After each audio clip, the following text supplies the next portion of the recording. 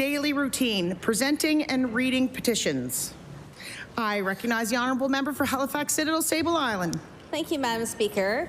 I beg leave to table a petition, the operative clause of which reads, "We, the undersigned, call on the Nova Scotia government to pass legislation that will lower people's power costs and protect people's private information." I have dozens of signatures from across Halifax. I have affixed my own as required by the rules of the House.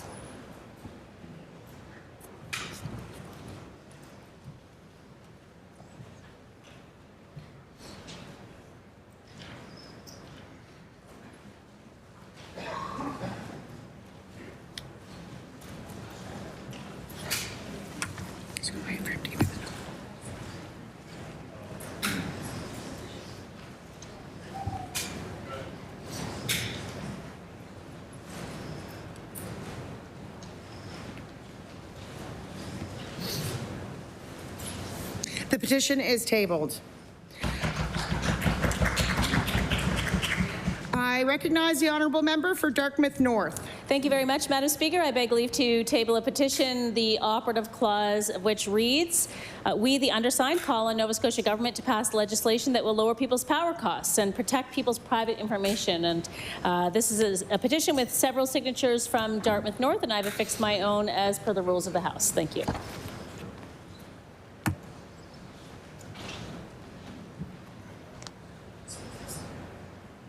The petition is tabled. I recognize the honourable member for Halifax-Chebucto. Thank you, Madam Speaker. I beg leave to introduce a petition with the operative clause being, "We, the undersigned, call on the Nova Scotia government to pass legislation to lower people's power costs and protect people's private information." There are approximately 30 signatures from Halifax-Chebucto, and I have affixed my name at the top as per rules of the House.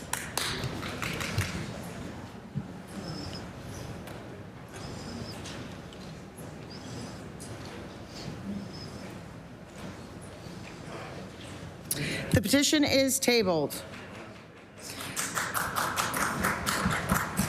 I recognize the honourable member for Halifax-Armdale. Madam Speaker, I beg leave to introduce a petition, the operative clause being, "We, the undersigned, call on the Nova Scotia government to pass legislation that will lower people's power costs and protect people's private information." I have affixed my name as per House rules, and I present 27 names on behalf of constituents of Halifax-Armdale.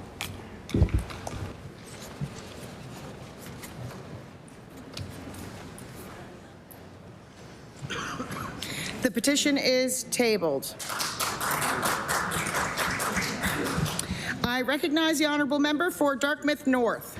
Thank you, Madam Speaker. I would like to table a second petition, which is slightly different, and the operative clause reads, "We, the undersigned, call on the Nova Scotia Legislature to pass legislation that will lower energy bills, support Made in Nova Scotia clean energy, and implement the recommendations of the Energy Poverty Task Force report." And there are many signatures here from across Dartmouth North, and I have affixed my name as per the rules. Thank you.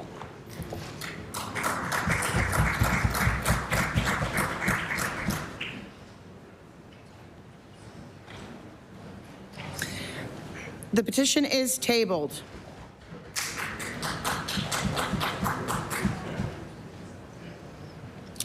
Presenting reports of committees. Tabling reports, regulations, and other papers. I recognize the Honourable Minister of Environment. Madam Speaker, I beg leave to introduce a report entitled "Powering the Transition, the Clean Economy, Climate Action, Sustainable Prosperity, the 2025 Annual Progress Report on the Environmental Goals and Climate Change Reduction Act, and Our Climate, Our Future, Nova Scotia's Climate Change Plan for Clean Growth." Thank you, Madam Speaker.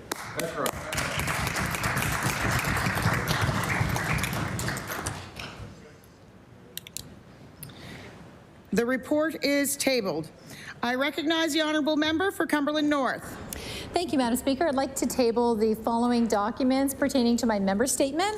It's the 80-20 rule for the Truckers Association, the truck rates for haulage of bulk material, and the truck safety and training documents from TANS. Thank you, Madam Speaker.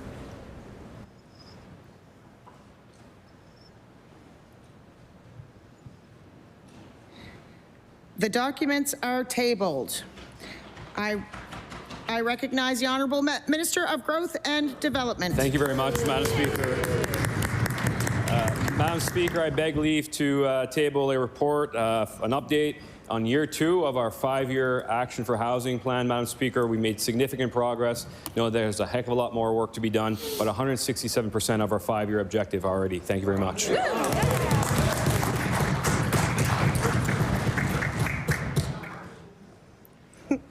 The report is tabled. Tabling reports, regulations, and other papers.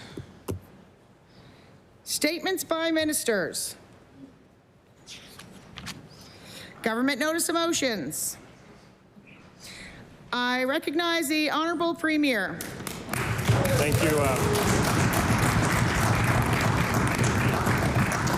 Thank you, Madam Speaker. Speaker, I hereby give notice that on a future day I shall move the adoption of the following resolution. Whereas this year Canada was reminded of the importance of our sovereignty and showing our pride as Canadians, and whereas Nova Scotia is a founding province and confederation with a strong ongoing history of contributing to our nation's culture, defense, and national identity, and whereas singing our national anthem, whereas in singing our national anthem, we honor the brave men and women who fought for our freedoms and reaffirm our true patriot love for our country, be it resolved that O Canada shall be played in this House every day on which the House sits, following the moment of quiet reflection and before the House is called to order by the Speaker to begin the sitting. Madam Speaker, I request waiver of notice and passage without debate. There has been a request for waiver. Is it agreed? Agreed. It is agreed. Would all those in favor of the motion please say aye? Aye. Contrary-minded, nay. The motion is carried.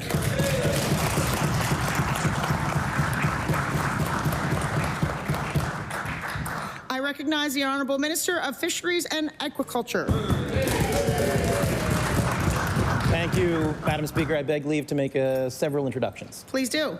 Madam Speaker, in the gallery opposite, we have 3 members of the DFA family. We have Executive Director of Policy Leslie O'Brien Latham. We have Special Advisor Kelly Corkery, and we have Deputy Minister Jason Hollett. And Madam Speaker, in your gallery, we have the subject of this notice of motion, Dr. Simone Legendre.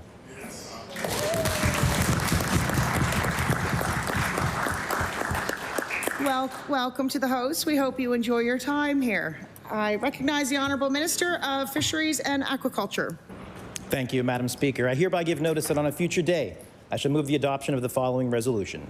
Whereas Dr. Simone Legendre, Director of Policy and Strategic Initiatives at the Department of Fisheries and Aquaculture, was recently awarded its inaugural Leadership Award by Edward Jones Canada at the 2025 Top Canadian Immigrants Gala Awards Night, and whereas the award honors immigrant leaders who demonstrate visionary leadership, break barriers, and create meaningful change through public service, education, or community development, and whereas Dr. Legendre, originally from Trinidad and Tobago, became the first immigrant black woman to serve as Provincial Director of Immigration and Settlement. I'm so proud that she is a part of our team, where she leads the province's Ocean Governance Secretariat, helping to shape marine policy and intergovernmental collaboration. Therefore, be it resolved that all members of the House of Assembly congratulate Dr. Simone Legendre on receiving the Leadership Award by Edward Jones Canada and thank her for her leadership and for inspiring others to lead with vision and courage. Madam Speaker, I request waiver of notice and passage without debate.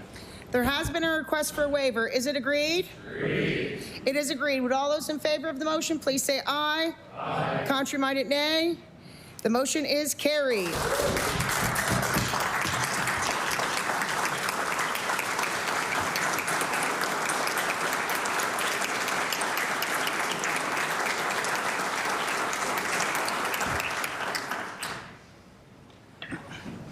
I recognize the Honourable Minister of Natural Resources. Thank you, Madam Speaker. Madam Speaker, I beg leave to make an introduction. Please do. Thank you, Madam Speaker. In your gallery, I am very honoured to introduce the recipient of this year's 2025 Woodlot of the Year Award, Erin Bremner, who is representing her family, and in memory of her father, Jim Bremner, helps manage her family's forest in Castle Frederick in Upper Falmouth. The family is advancing ecological forestry practices, old traditional land use opportunities, sustainable forestry, and also providing to the economy of her area and the province. But not only does Erin take care of the family forest, she also works for the department, Madam Speaker, and she organizes the Hunt Nova Scotia program for our department. But also, Madam Speaker, more recently, she was playing sort of a background role while supporting the firefighting efforts in our province. Also, Madam Speaker, I'd be worth noting that her family forest has been in the family for 250 years, and her father was the 7th generation. Joining Erin is Simon, a forester with our province. Erin, please stand and accept a warm welcome from the House of Assembly.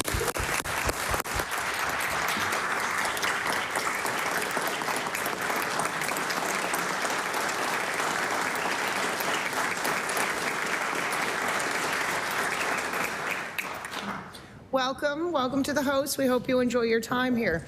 I recognize the Honourable Minister of Natural Resources. Thank you, Madam Speaker. Madam Speaker, I hereby give notice that on a future day, I shall move the adoption of the following resolution. Whereas most of Nova Scotia's woodlands are privately owned and managing them in a sustainable way is key for a healthy forest. Good jobs and strong forest sector and businesses actively that support our rural communities and the provincial economy. And whereas the Nova Scotia Woodlot of the Year Award recognizes private wood landowners who practice ecological forestry on their land and highlights how important they are to the forestry sector and sustainability of Nova Scotia. And whereas this year's provincial winner are the Bremner family of Castle Frederick, Upper Falmouth, Hants County, in memory of the late Jim Bremner, and the regional winners are Jane Ross McCachran and Brian McCachran of Antigonish County, and in the eastern region, Judy and Glenn Rosette of South Scots Bay, Kings County. Therefore, be it resolved that all members of the House join me in congratulating this year's winner and commending their outstanding work to support healthy, sustainable forest for today and generations to come. Madam Speaker, I ask for waiver of notice and passage without debate. There has been a request for a waiver. Is it agreed? Agreed. It is agreed. Would all those in favor of the motion please say aye? Aye. Contrary-minded, nay. The motion is carried. I recognize the Honourable Minister of Health and Wellness. Speaker, I hereby give notice that on a future day I shall move the adoption of the following resolution. Whereas sepsis is a life-threatening response to infection that affects millions worldwide and can lead to severe health complications, long-term impacts, or death. And whereas sepsis is one of Canada's leading causes of death and fatalities continue to rise, impacting over 30,000 people in Canada each year. And whereas Nova Scotia Health has made sepsis care a top priority with a strong commitment to early detection and timely treatment. Therefore, be it resolved that all members of this chamber recognize World Sepsis Day on September 13th and Sepsis Awareness Month in September as opportunities to raise awareness of this significantly overlooked condition and highlight the need for continued action and research. Speaker, I ask for a waiver of notice and passage without debate. There has been a request for a waiver. Is it agreed? Agreed. It is agreed. Would all those in favor of the motion please say aye? Aye. Contrary-minded, nay. The motion is carried.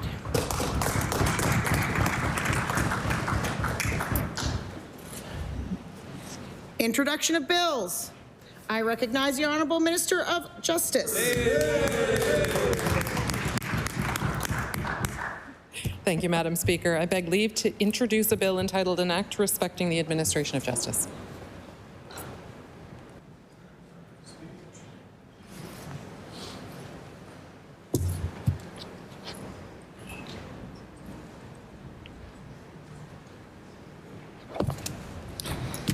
The Honourable Minister of Justice begs leave to introduce a bill entitled An Act Respecting the Administration of Justice.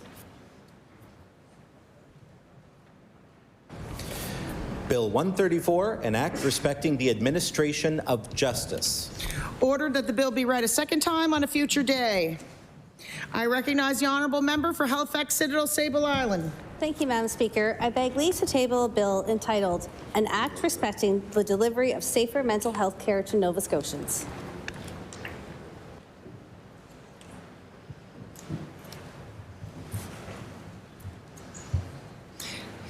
The honourable member of Halifax Citadel Sable Island begs leave to introduce a bill entitled An Act Respecting the Delivery of Safer Mental Health Care to Nova Scotians. Bill 135, an act respecting the delivery of safer mental health care to Nova Scotians. I recognize the honourable member for Sydney, member 2. Yeah, thank you, Madam Speaker. Madam Speaker, I beg leave to introduce a bill entitled An Act to Amend Chapter 93 of the Revised Statutes 1989, the Consumer Reporting Act.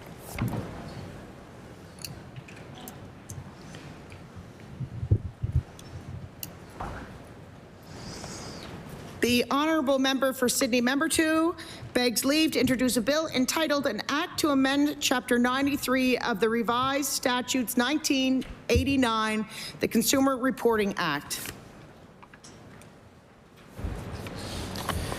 Bill 136, an act to amend Chapter 93 of the Revised Statutes 1989, the Consumer Reporting Act.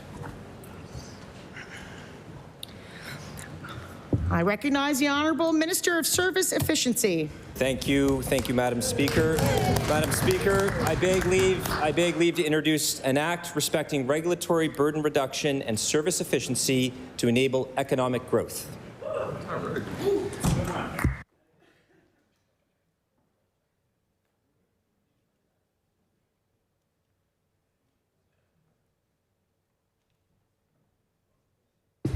The Honourable Minister of Service Efficiency begs leave to introduce a bill entitled An Act Respecting Regulatory Burden Reduction and Service Efficiency to Enable Economic Growth.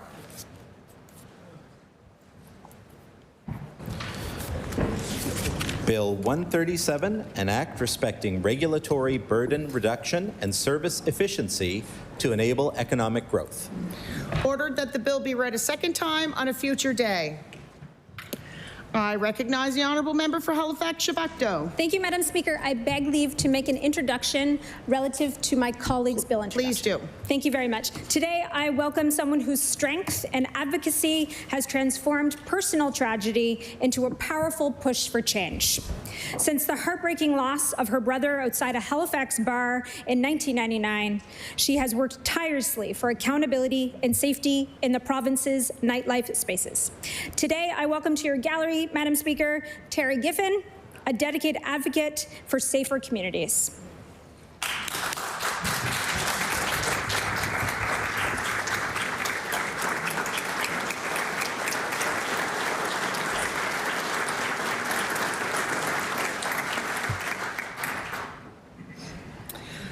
I recognize the honourable member for Fairview-Clayton Park. Speaker, I beg leave to introduce a bill entitled An Act Respecting the Provision of Security Services and Investigative Services.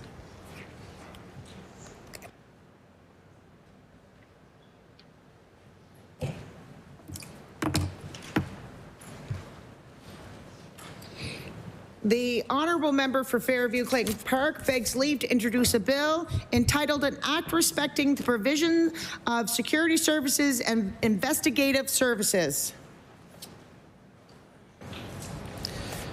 Bill 138, an act respecting the provision of security services and investigative services. Ordered that the bill be read a second time on a future date. I recognize the honourable member for Timberley Prospect. Thank you, Madam Speaker. I beg leave to table a bill entitled An Act to Ensure Transparency and Accountability in Cybersecurity at Nova Scotia Power.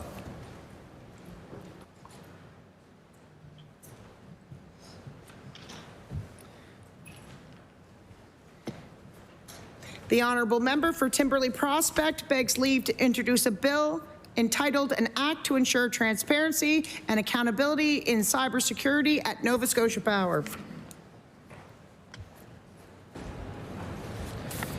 Bill 139, an act to ensure transparency and accountability in cybersecurity at Nova Scotia Power. Ordered that the bill be read a second time on a future day.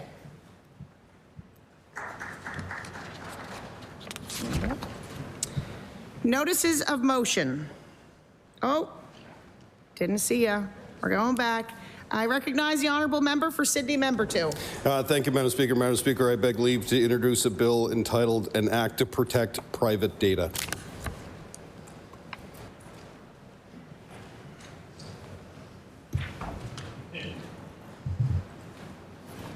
The honourable member for Sydney, member 2, begs leave to introduce a bill entitled An Act to Protect Private Data. Bill 140, an act to protect private data. Ordered that the bill be read a second time on a future day. Notices of motion. I recognize the honourable member for Cumberland North. Thank you, Madam Speaker. I give notice that on a future day, I shall move the adoption of the following resolution. Whereas the government has recently removed the 80-20 rule that has for decades ensured the fairness and transparency in the distribution of trucking work on provincial contracts, guaranteeing that local truckers have a fair opportunity for local work and work cooperatively with interprovincial contractors to supply trucks when needed, enabling contractors to bid on government contracts in Nova Scotia while still prioritizing fairness for local truckers. And whereas the Truckers Association of Nova Scotia, TANS, administers the 80-20 rule in a non-partisan manner and ensures that all dispatched members comply with the safety standards required by government contracts, protecting both workplace safety and public safety. And whereas the 80-20 rule not only secured work for Nova Scotia truckers, but also established a guaranteed rate, providing stability and predictability for truck owners who finance their vehicles and rely on this work to support their families.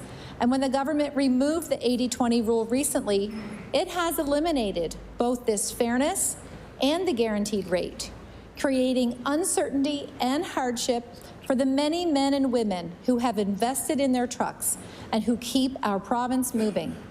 Therefore, be it resolved that on a future day, this House allocate 40 minutes for debate on the merits of reinstating the 80-20 rule. Thank you, Madam Speaker.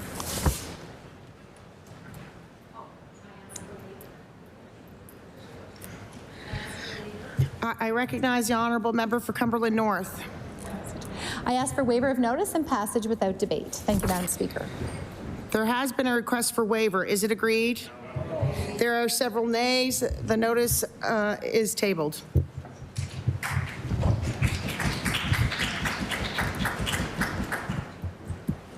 No. Statements by members. I recognize the Honourable Premier.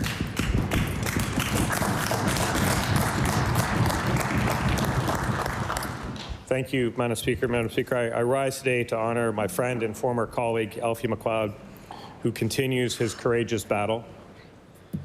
Alfie is a former Speaker of this House, a champion for Cape Breton, and especially a champion for healthcare in Cape Breton and for all Nova Scotians.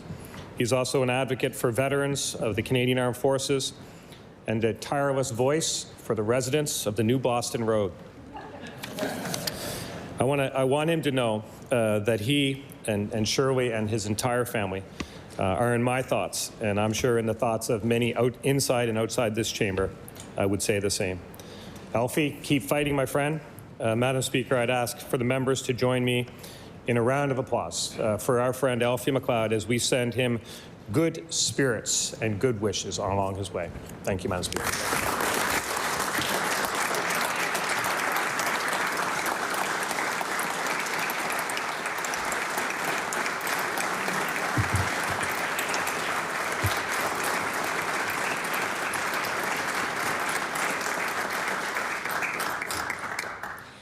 Before we move on, I am to understand that there are some members in the audience who was recording the honourable member for Cumberland North's notice of motion.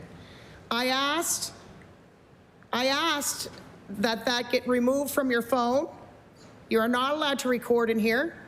It's on YouTube, it's on TV, you can get it from there. So there is to be no picture taking, no recording of this session. Next, I recognize the honourable member for Halifax Citadel Sable Island. Thank you, Madam Speaker. I beg leave to make an introduction. Please do. Joining us in the gallery today is Dr. Isabel Smith and William Hayes, and I will be telling you more about Dr. Smith in just a moment. So welcome to the legislature. Welcome to the host of the people, and we hope you enjoy your time here. I recognize the honourable member for Halifax Citadel, Sable Island. Madam Speaker, I ask all members to join me in congratulating Dr. Isabel Smith, who this past year received a Lifetime Award in Pediatric Disability Research from Bloorview Research Institute. Dr. Smith is a clinical developmental psychologist and researcher slowly retiring from the IWK's Autism Research Center, and has also recently retired as the Joan and Jack Craig Chair in Autism Research. She has dedicated her extensive career to advancing our understanding and treatment of autism spectrum disorder and developmental disabilities in children and youth. She has consistently championed evidence-based approach in the identification, diagnosis, and treatment of autism. Her advocacy and professional expertise have shaped provincial and national frameworks, contributing significantly to improvements in care delivery. She is a compassionate clinician who has supported hundreds of autistic Nova Scotians and their families. Madam Speaker, I ask all members to join me in extending our congratulations for Dr. Smith and for her ongoing contributions to making life better for autistic Nova Scotians.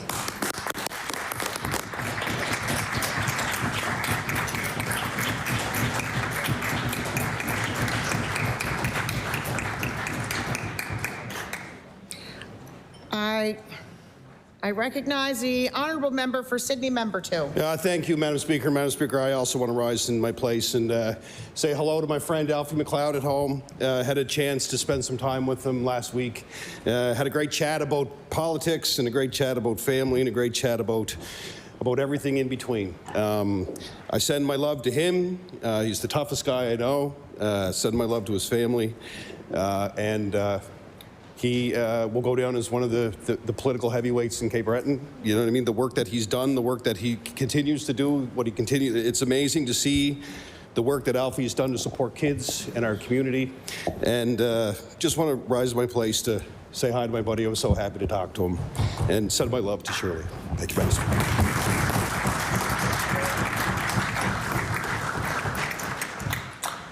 I recognize the honourable member for Colchester North. Thank you, Madam Speaker. Madam Speaker, as we mark the 3rd annual National Legion Week, we celebrate the remarkable impact our Legion branches have on communities across Canada. For nearly a century, the Royal Canadian Legion has served veterans, serving military, RCMP, and their families while building strong communities. These 1,350 branches represent one of Canada's largest volunteer networks, and here in Nova Scotia, our 102 branches exemplify the Legion spirit through dedicated service seen in supporting veterans, assisting seniors, funding youth programs, and providing community gathering place. This week allows us to not only show support for our Legions, but to also celebrate the incredible work they do. So let's use this week to commit to supporting our veterans and the Legion branches across the country in the important work they continue to do for our province and our country. Thank you, Madam Speaker. I recognize the honourable member for Dartmouth South. Thank you, Madam Speaker. I rise today to celebrate an historic piece of legislation that is passed into law in the United Kingdom, an amendment to their Employment Rights Bill banning the use of non-disclosure agreements to silence victims of workplace sexual misconduct or discrimination. This is due to the active leadership and dogged perseverance of the Can't Buy My Silence advocacy group, founded by Harvey Weinstein accuser Zelda Perkins and Canadian law professor Dr. Julie McFarlane. Speaking on the bill, Angela Rayner, the Deputy Prime Minister of the UK, said, quote, "The use of NDAs to cover up abuse and harassment is growing, and sadly, amongst those in low-income or insecure employment across multiple industries and workplaces. This cannot go on." This puts the UK in the same category as Ireland, the United States, and here in Canada, PEI. Madam Speaker, it's my hope that this government will upgrade their jurisdictional scan, keep their campaign promise, and ban NDAs in Nova Scotia.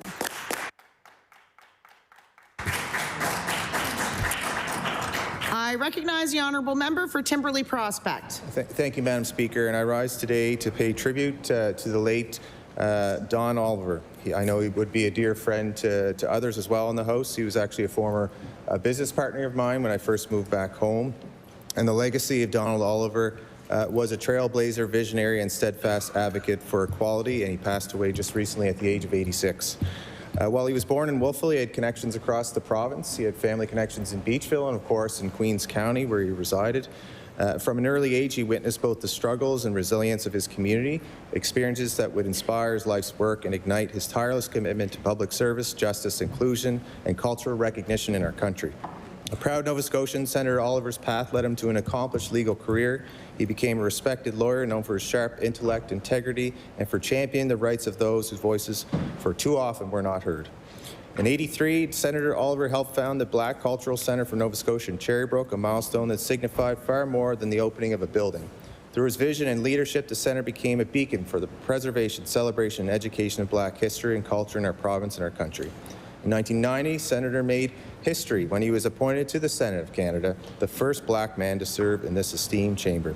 I'll miss our chats about forestry and other topics of the day at his farm, and I ask the members here today to join me in a moment of silence to honour Senator Oliver's legacy, leadership, and courage to make positive change for not only Nova Scotia, but our entire country. Please stand.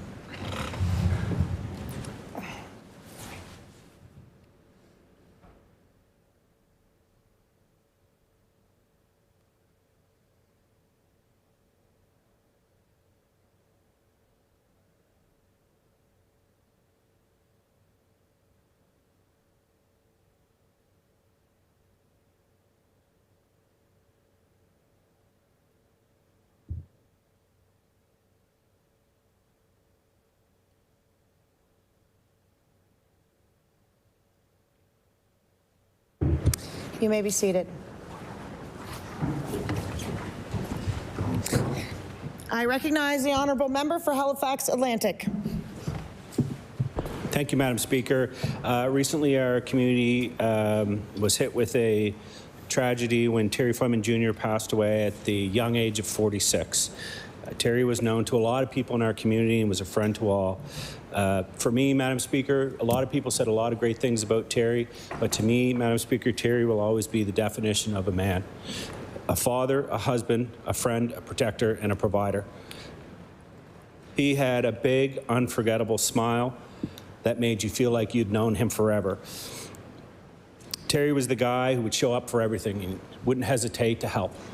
Madam Speaker, he was a family man, and he was fiercely protective of his family, as I am too. He raised two beautiful girls, one of them who looks after my children, looked after my own children. At 46 years old, Terry achieved a lot in life, and I just wanted to say to Dorothy, his wife Dorothy, to his two daughters, your dad won't be forgotten. We love him to death. To Maureen and Terry Sr., you raise a hell of a man. And to his sister, just remember that Terry has left an incredible mark on our community, and a lot of us mourn with you. Thank you, Madam Speaker.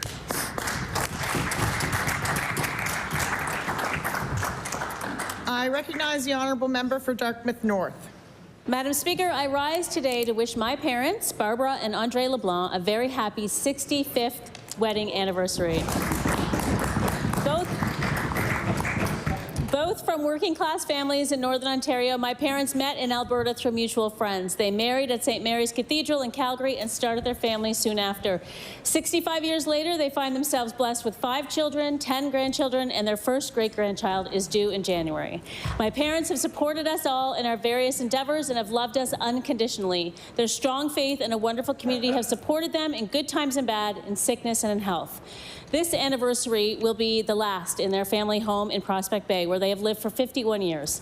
As Andy and Barb are moving in October, it is a bittersweet occasion, and as they will be sad to say goodbye to their home full of rich memories and a beautiful ocean view, and start a new chapter in a retirement residence where they will meet new neighbors and join a new community.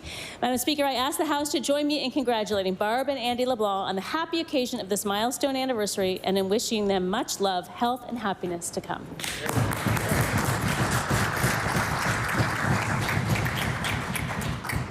I I recognize the honourable member for Sydney, member 2. Yeah, thank you, Madam Speaker. Madam Speaker, I rise in my place to recognize a great guy in our community, Joey Haddad, who was just promoted to president of the Cape Breton Eagles hockey organization. Many people would know Joey from his hockey career, very successful hockey career in major junior as well as internationally. He's a big role model in the community, and to see him get promoted to president is great news, and many people in the community are very happy for him. So I rise to my place to recognize my friend Joey. He's, as I said, he's a role model in our community, and I want to congratulate him on now becoming the president of the Cape Breton Eagles. Thank you, Madam Speaker. I recognize the honourable member for Waverley Fall River Beaverbank. Thank you, Madam Speaker. Madam Speaker, today I rise to celebrate the conclusion of Rosh Hashanah at nightfall this evening. Rosh Hashanah, the Jewish New Year, makes the beginning of the High Holy Days, initiating 10 days of repentance that accumulate in Yom Kippur, the Day of Atonement. This is a time of spiritual reflection and renewal for Jewish communities here in Nova Scotia and worldwide. During this two-day celebration, families come together to share meals that represent hope for a sweet new year. From apples dipped in honey to pomegranates symbolizing abundance, these ancient customs connect generations through tradition. Beyond simply spiritual significance, Rosh Hashanah commemorates the traditional anniversary of creation according to Jewish teaching, marking humanity's role in the divine plan. As we celebrate this sacred time, we recognize the importance of faith and traditions that strengthen our diverse communities. May this new year bring peace, prosperity, and renewed hope to all who celebrate. Thank you, Madam Speaker. I recognize the honourable member for Cape Breton Centre, Whitney Pier. Madam Speaker, summers are usually a time for relaxing by a campfire, camping, hiking, enjoying all summer outdoor activities, but this summer was different. Due to drought conditions, firefighters and first responders spent their summer battling wildfires across the province. Many community members spent the summer worried about the damage being done by those wildfires and the fear of the unknown. In areas where wildfires had not yet broken out, firefighters and first responders stood at the ready for the call. It has been a tense and anxious summer for so many Nova Scotians. Speaker, please join me in thanking all the firefighters, first responders, community members who answered the call for help, giving of themselves and of their summers. We must do more to protect our environment and the residents from the effects of climate change. Thank you.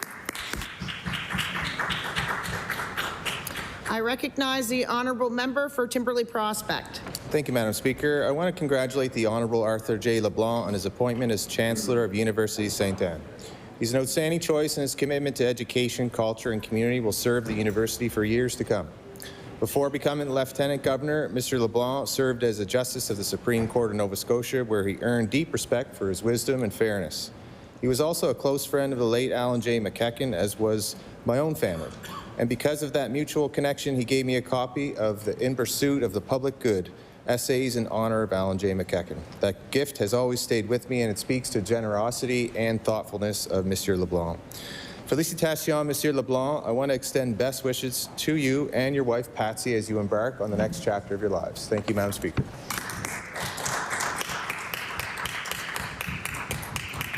I recognize the honourable member for Hammonds Plains, Lucasville.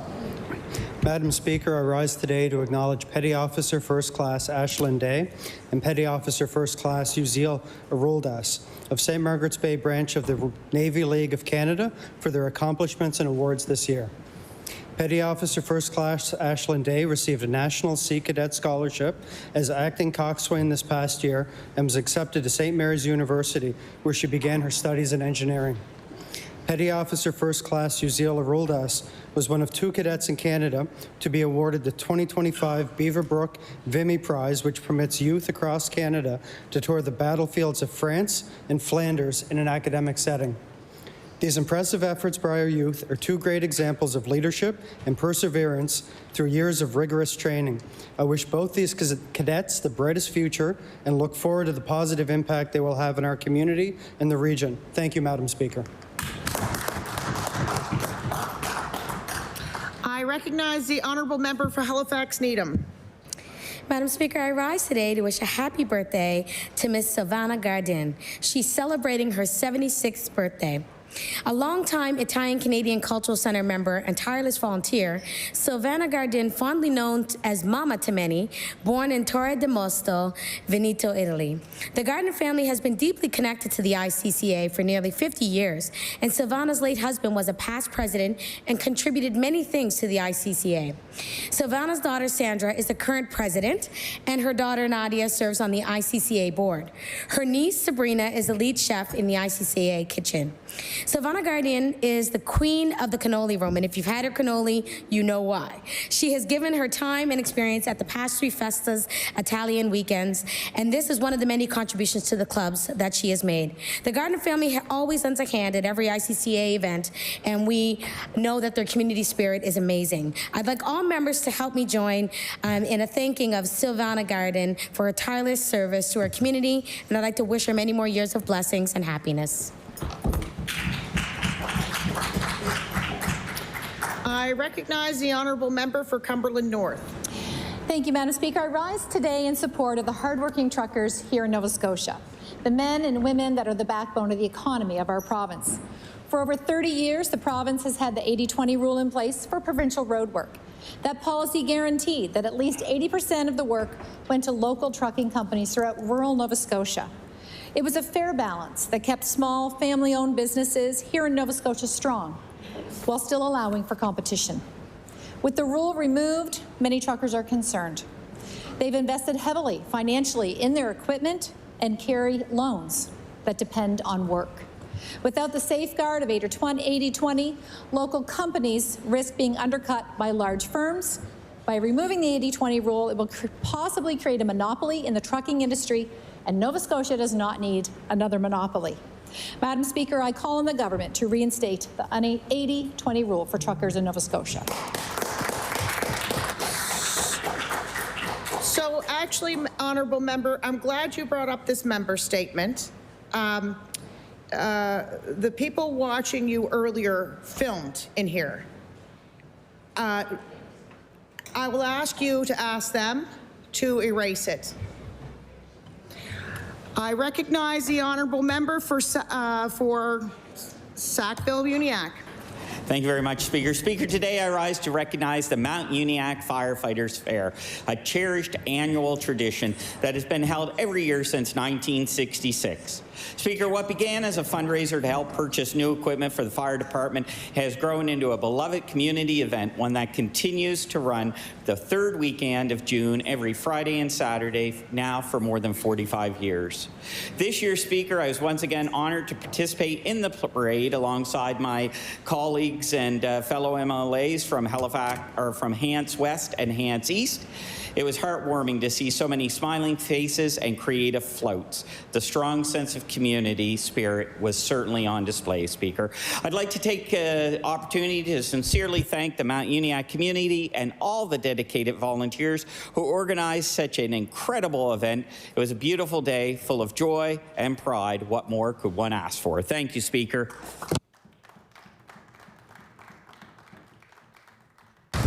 I recognize the honourable member of Sackville-Cobequid. Thank you, Speaker. I rise today to express sympathy to the residents of Sackville who suffered a great loss, and to thank those in our community who brought them solace and safety. Just over a week ago, a great tragedy befell Sackville.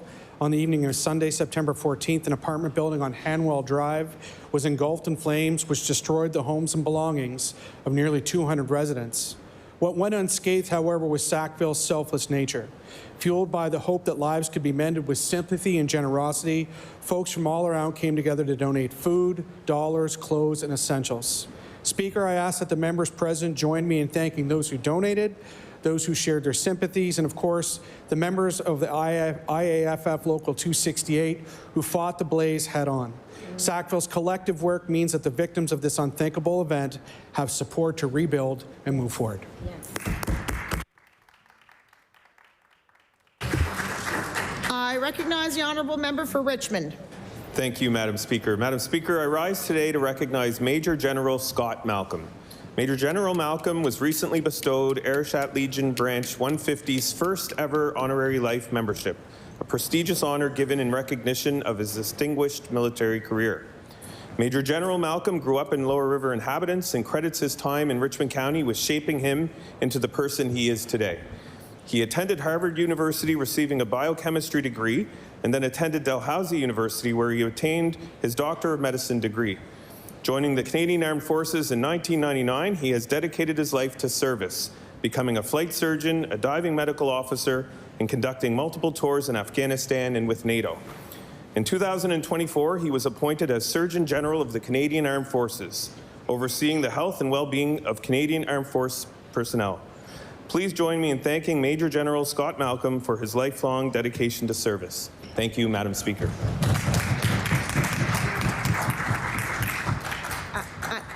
I recognize the honourable member for Cumberland North. Thank you, Madam Speaker. Madam Speaker, I rise today to recognize the vital role of the Truckers Association of Nova Scotia, known as TANS. TANS represents more than 475 members across our province and places safety above all else. Every member must provide documented proof of first aid certification, WHMIS training, transportation of dangerous goods certification where required. They must carry workers' compensation coverage and valid liability insurance, and undergo an independent annual safety audit to maintain their certificate of recognition. TANS also requires that every truck be properly equipped from asphalt tarps, backup beepers, to 360-degree amber lamps, and certified protective equipment for operators. These safeguards ensure not only fairness in roadwork contracts, but also public safety on Nova Scotia highways. Madam Speaker, these standards matter. We all remember Humboldt, and we don't need another tragedy like that happening here in Nova Scotia. I recognize the honourable member for Halifax-Chebucto. Thank you, Madam Speaker. Madam Speaker, I rise today to recognize the Truckers Association of Nova Scotia, or TANS, as we've heard, a dedicated team of truckers that support Nova Scotia government in the building, repair, and maintenance of our roads and bridges through Nova Scotia.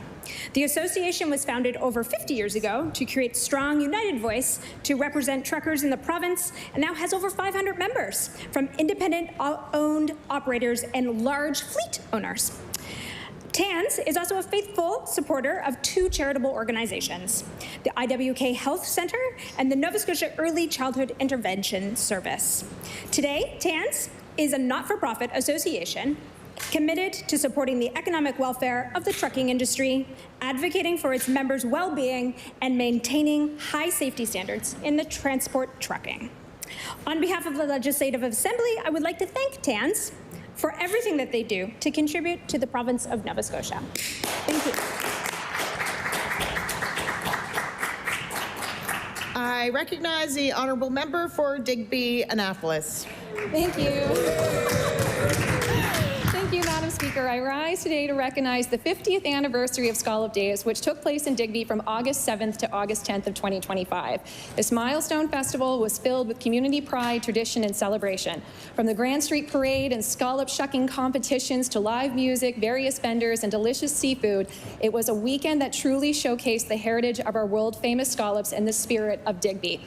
I want to sincerely thank the organizing committee, volunteers, sponsors, participants, and everyone who came out to make this year's event such a success. A special highlight for me this year was the Children's Parade, where this year's theme, Then and Now, was beautifully represented by the then MLA Joe Casey from 1975 and me as the now MLA of 2025. Clara and Indy McCormick Young, thank you so much for your great costumes, and Indy, you looked just like me. Madam Speaker, I ask all members of this House to join me in congratulating the Digby Scallop Days Association on the success of the 50th Scallop Days Festival and thanking everyone who made this year's celebration such an unforgettable milestone for our community's history. Thank you, Madam Speaker.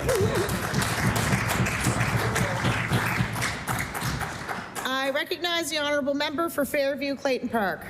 Speaker, I rise today to celebrate the outstanding achievements of all the young athletes from Fairview Clayton Park who represented Nova Scotia in the 2025 Canada Games in St. John's. I want to specifically highlight one of Fairview's own, Gracie Downing, a multi-talented athlete who played first base on Nova Scotia's women's baseball team. This year marks the very first time that women's baseball was included in Canada Games. And Team Nova Scotia achieved an incredible result, 4th place in the country. During the tournament, Gracie made history and put Nova Scotia on the map by hitting the first Grand Slam in the history of women's Canada Games. Well done, Gracie. This accomplishment reflects Gracie's skills and dedication on the field and the receipt of the 2024 Junior Volunteer Award with the Halifax Minor Baseball. She has shown her commitment of having a positive impact off the field as well. I ask all members to join me in extending a huge congratulations to Gracie and all the Team Nova Scotia. You have made us all very proud. I recognize the honourable member for Lunenburg. Thank you, Madam Speaker. Madam Speaker, there's a new sentinel keeping watch over Lunenburg Harbour these days and guarding the entrance to the Bluenose Golf Course. Earlier this year, property owners Ron and Shelley Colback and the club's board of directors commissioned an extraordinarily talented artist from your neck of the woods, Jay McKay of Da Vinci and Wood Chainsaw Carvings, to create a life-sized wooden statue of our most legendary skipper, Captain Angus Walters of Bluenose racing fame. A fitting tribute, this monument stands tall, reminding golfers and all visitors about Lunenburg's iconic captain and his queen as they overlook our historic harbour. Madam Speaker, I'd like to extend my sincere thanks to Mr. and Mrs. Colback for their continued stewardship of the golf course property and the commitment to sharing Lunenburg's storied past. Thank you, Madam Speaker. I recognize the honourable member for Dartmouth South. Thank you, Madam Speaker. I rise to recognize the North Woodside Community Centre, its director, Gordon Harward, the centre manager, Debbie Meyer, and their hard-working team. Recently celebrating their 30th anniversary allows us to reflect on all that they have done for North Woodside and the surrounding communities of Dartmouth South.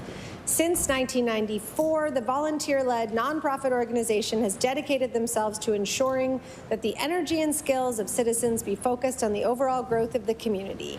The North Woodside Community Centre works to facilitate connections within an inclusive space that they have created.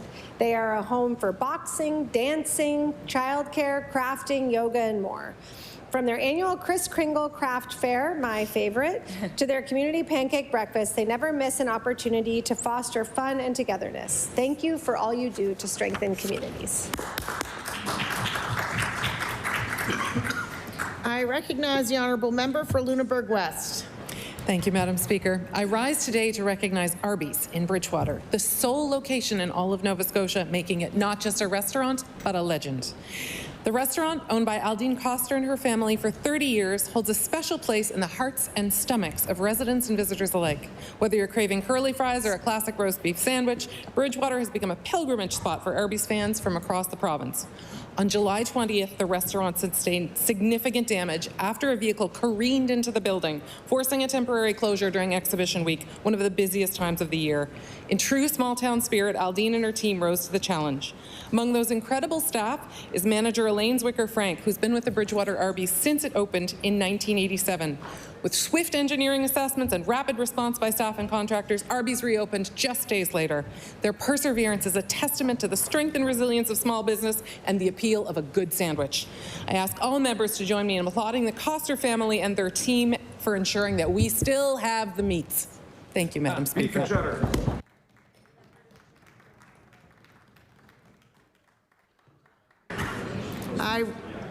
I recognize the honourable member for Halifax Citadel Sable Island. Madam Speaker, I rise to acknowledge the great work of the Scotian Shore Cleanup Project. Nova Scotians are passionate about protecting their coastlines. Since 2020, Scotian Shores has supported grassroots efforts of communities to gather together and collect debris off of coastlines, removing garbage and items dangerous to sea life and to the ecosystem. If you are on their website, you can check out an interactive map of everywhere that coastal cleanups have been hosted and what has been found. There have been cleanups across Nova Scotia. In fact, thanks to the support and organizing of Scotia Squares, over 1.5 million pounds of debris have been removed from our coastlines. Despite challenges presented by permitting delays and ongoing advocacy to protect our coastline, the volunteers at Scotia Shores continue to inspire many Nova Scotians to pick up their garbage and debris that they see along the coastline. Madam Speaker, I ask all members to extend their gratitude to the volunteers at Scotian Shores and to all those who take care of our coastlines.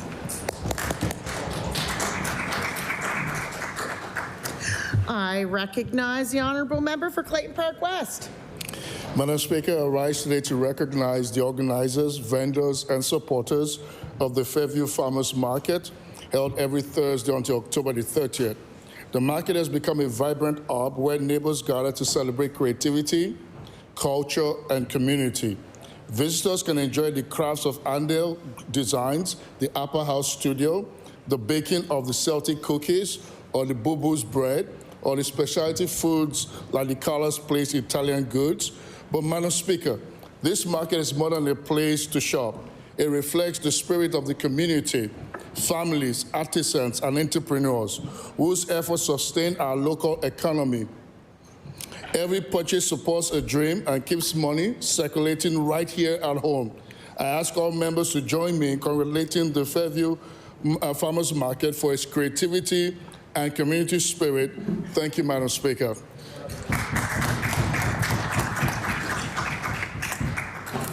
I recognize the honourable member for Dartmouth North. Madam Speaker, I rise today to recognize and congratulate the athletes from Dartmouth North who recently attended the 2025 Canada Games. From August 8th to 25th, athletes from across the country traveled to Newfoundland and Labrador to compete in this year's Games. With a wide representation in age and skill, this year's athletes showed why Nova Scotians are so proud of their talent and dedication. Specifically, I would like to recognize Dartmouth North's own Canada Games medalists, canoe kayakers Duncan Giles and Nick Lapierre, cyclist Julia Snellgrove, and soccer player Emily Hall. The dedication, strength, and discipline that these athletes continue to demonstrate while representing our beautiful province is beyond worthy of recognition and applause. I ask the House to join me in congratulating these talented athletes and all the athletes on Team Nova Scotia at their performance at the Canada Games. Thank you. I recognize the honourable member for Preston. Thank you, Madam Speaker. Madam Speaker, I rise to recognize Ruth Riley from the historic African Nova Scotian community of Lake Loon. Ruth embodies the values of service, leadership, and purpose. A devoted volunteer, she has given her time generously to her church and community, contributing through her involvement on numerous boards and committees. Inspired by elders' teachings on land and water conservation, she developed a passion for science. Ruth earned a Bachelor of Science in Biology in 2022 and a Master's in Marine Management from Dalhousie University in 2025. She leads science workshops to inspire Black youth in STEM fields. Ruth is a recipient of the Queen Elizabeth II Platinum Jubilee Medal and the HRM Volunteer Award. Speaker, I ask all members to join me in congratulating Ruth Riley, an accomplished scholar, inspiring mentor, and true game changer. Thank you, Madam Speaker.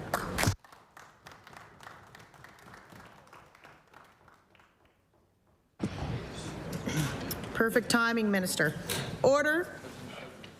Orders of the day. Oral questions put by members to ministers. The time is currently 2 o'clock.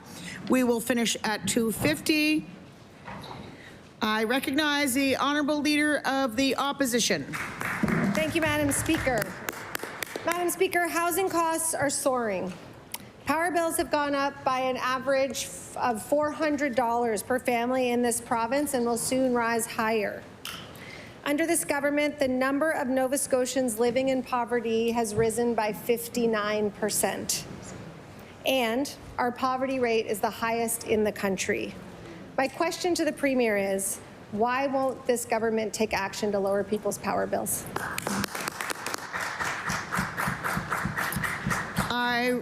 I recognize the Honourable Premier.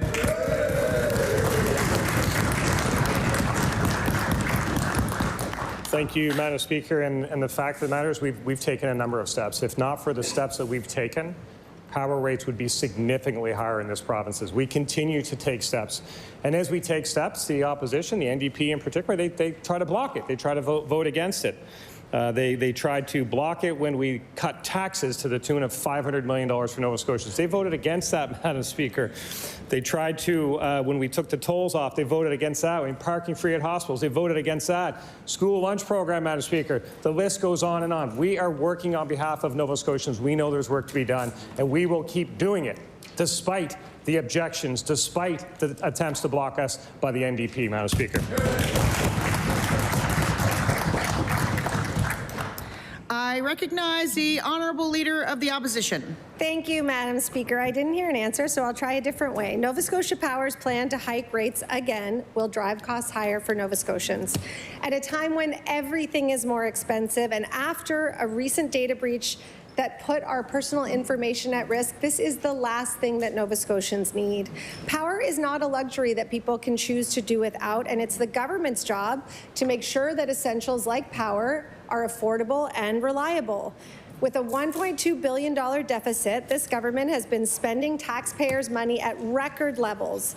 Why won't they help families afford their heat this winter?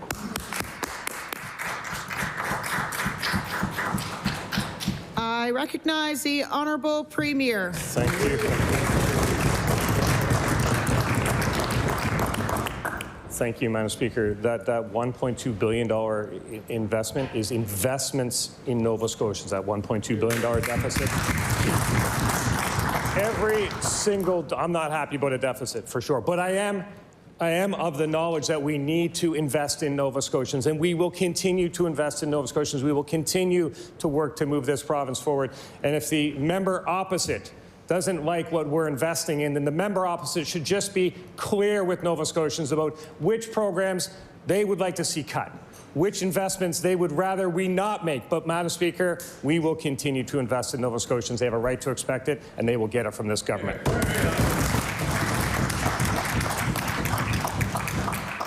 I recognize the Honourable Leader of the Official Opposition. Thank you, Madam Speaker. $1.2 billion of debt and a 59% rise in poverty doesn't sound like it's doing very well for many Nova Scotians. We have proposed regulatory changes, a low-income power rate, a utility ownership study to make power more affordable for Nova Scotians, and none of this has happened. Now we are calling for a 10% rebate to give people a break on rising costs. Other provinces have stopped corporations from keeping private information for no reason and have given people more protection under the law if data has stolen and it has not caused chaos. Why does this government think that Nova Scotians deserve the bare minimum and not the solutions that are on the table? I recognize the Honourable Premier.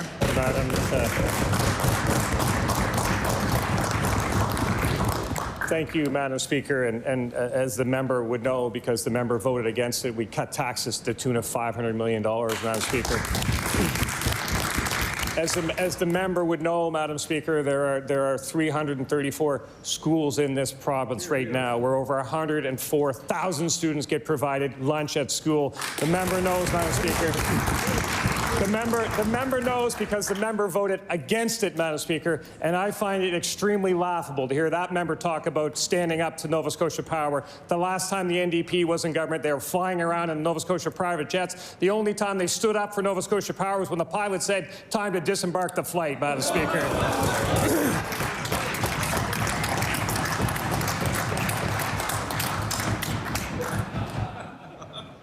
I recognize the Honourable Leader of the Liberal Party. Everybody's worked up today. Madam Speaker, Nova Scotia Power recently released its 10-year outlook, and I'll table the document because it contains several startling revelations that this government is going to need to confront. For example, Nova Scotia Power is projecting that energy use will decrease over the next 2 years, even as our population grows. Yet, despite this projected decrease, the company still does not believe that we'll have enough generating capacity in January of 2026 to comfortably meet demand. We can't afford rolling blackouts. My question to the Premier, what urgent action will he take to ensure that Nova Scotia Power can meet the energy needs of Nova Scotians?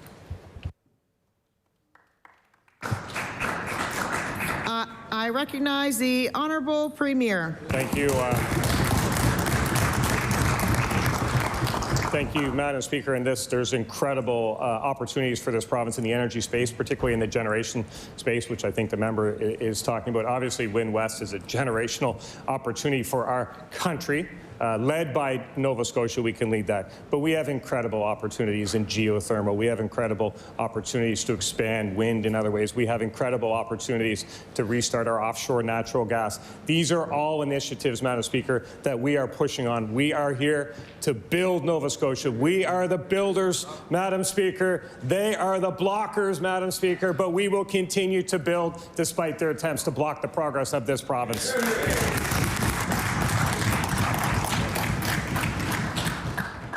I recognize the Honourable Leader of the Liberal Party. Thank you, Madam Speaker. Madam Speaker, in the same report, it makes it clear that our goal to phase out coal by 2030 will depend heavily on burning significant amounts of heavy fuel oil. Achieving the goal of 80% renewable energy by 2030 seems out of reach and would require massive investments in fast-acting generation. Nova Scotia Power is already facing delays and huge cost increases on these projects. Can the Premier still guarantee that we will meet our target of 80% renewable energy generation by 2030?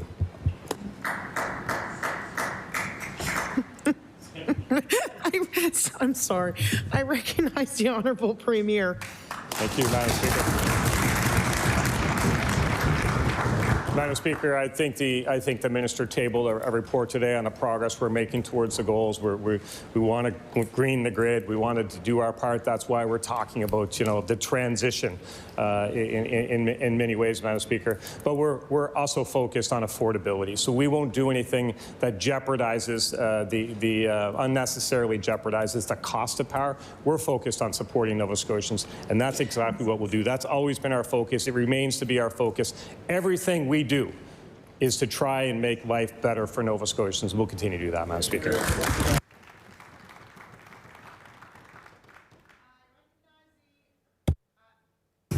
I recognize the Honourable Leader of the Liberal Party. Thank you, Madam Speaker. Madam Speaker, we support the federal government's push for offshore wind in Nova Scotia, but we need to be realistic about the timelines on these projects. It will take a lot more than 5 years for offshore wind to deliver power to our grid. To meet our climate and affordability goals, we need major investments today in onshore wind, solar, and transmission to connect to other provinces. But in the 4 years under this government, we've seen little movement on onshore wind, cuts to our solar programs, and not a single coal plant closed. Madam Speaker, Nova Scotians need a clean, reliable, and affordable energy now, not vague PR campaigns. How can the Premier claim we'll meet our targets when his record shows he's not even getting the basics done? I recognize the Honourable Premier. Thank you. Thank you.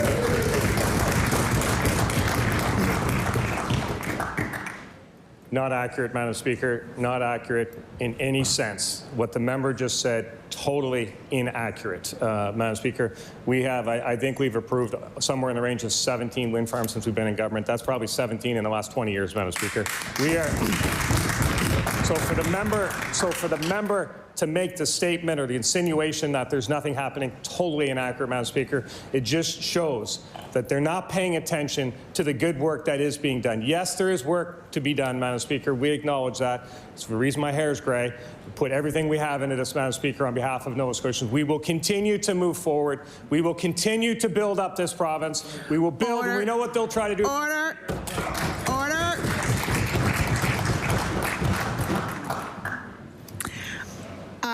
I recognize the Honourable Leader of the Official Opposition.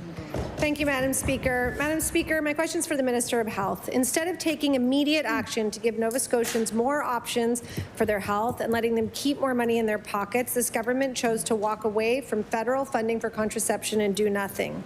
Their inaction is costing Nova Scotians $300 a year on birth control alone. For months, women and gender-diverse people in British Columbia and Manitoba have been saving hundreds of dollars and accessing the health care they deserve with free birth control.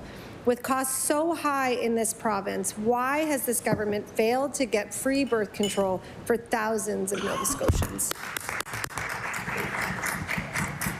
I recognize the Honourable Minister of Health and Wellness.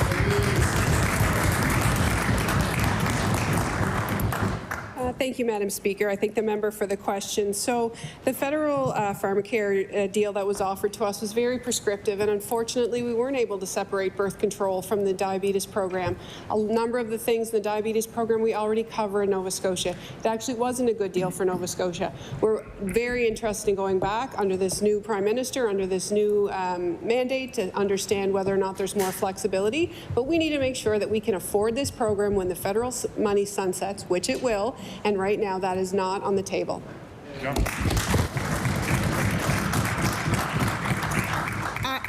I recognize the honourable leader of the official opposition. Madam Speaker, we've heard this answer several times, and with respect, other provinces have decided that investing in women's health care is worth it and have actually gone it alone. That's right. Women and gender diverse people across this province tell me they're worried about health care they're not getting. Provinces like British Columbia recognize that covering contraception is an important investment in health care, and they went forward with no federal funding. Nova Scotians who rely on contraception for health care, for birth control, and for autonomy over their own lives deserve an answer. Why won't this government cover this basic need? I recognize the Honourable Minister of Health and Wellness. Thank you, Madam Speaker. So currently, birth control is covered under family pharmacare in Nova Scotia. There's also a number of Nova Scotians throughout the province who have private health care coverage through their employment or their family members' employment. And there's also people who are living at low income, who are receiving income assistance, can qualify at no charge. So there is options for people across this province to access birth control. We continue to invest in women's health. Next month is menopause month. We'll have more to say about that, but we're very keen on making sure that women have access to the care they require, and we'll continue to do so.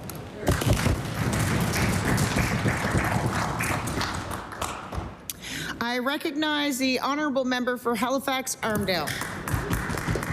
Madam Speaker, this government gave itself the power to retain the personal health information of all Nova Scotians. This has raised serious concerns among healthcare professionals in Nova Scotians about what exactly is being collected and who has access to their personal information.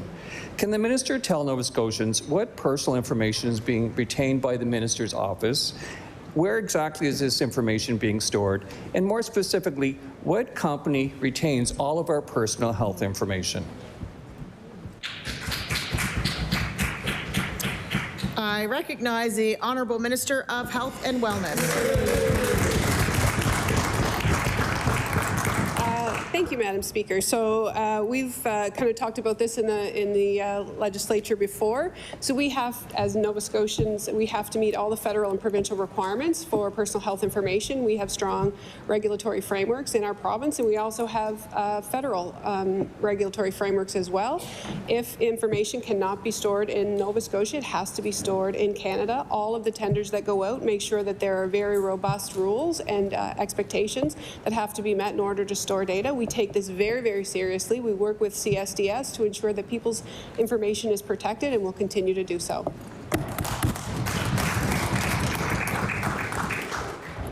I recognize the honourable member for Halifax-Armdale.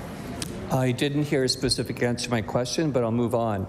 Nova Scotians have good reason to be anxious about their personal information. This year, personal data of thousands of Nova Scotians was exposed in a major breach at Nova Scotia Power.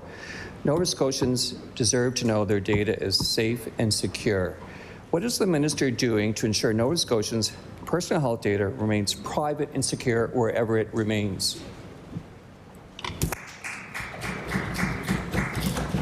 I recognize the Honourable Minister of Health and Wellness.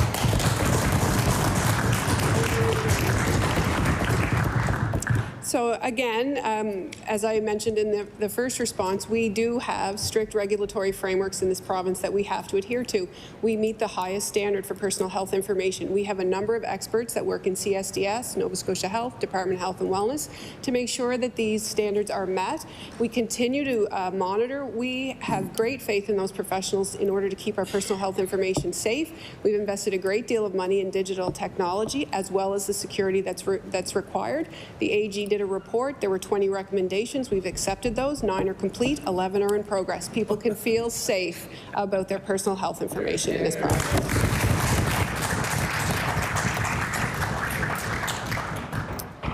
recognize the honourable member for Halifax Needham. Madam Speaker, renters across Nova Scotia are already struggling to make ends meet.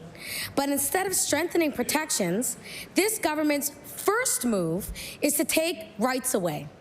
Families who rent rooms in someone's home could now lose the few rights that they have.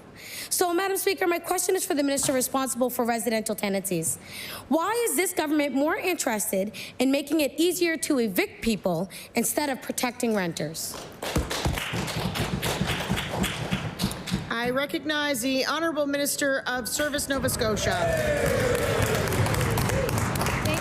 Thank you, Madam Speaker, and I want to thank the member opposite for the important question. Madam Speaker, our focus is, of course, on making sure that tenants feel safe and protected in this province, and that is why our focus is continuing to be on looking at our housing supply. The minister also tabled a report now that we are exceeding our housing goals, which is incredible, Madam Speaker.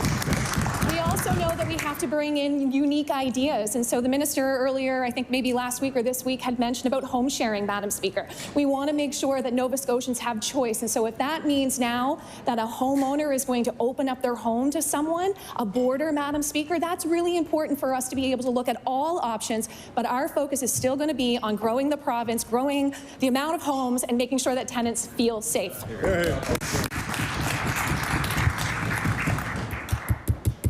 I recognize the honourable member for Halifax Needham. Thank you, Madam Speaker. And I'm just not sure that mentioning home sharing and then taking away the rights of boarders is really something that's workable. It doesn't make any sense, actually.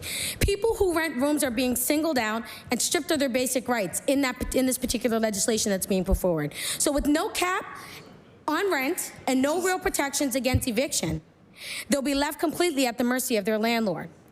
Why won't this government stand up for renters rather than make life even harder for the people who can least afford it?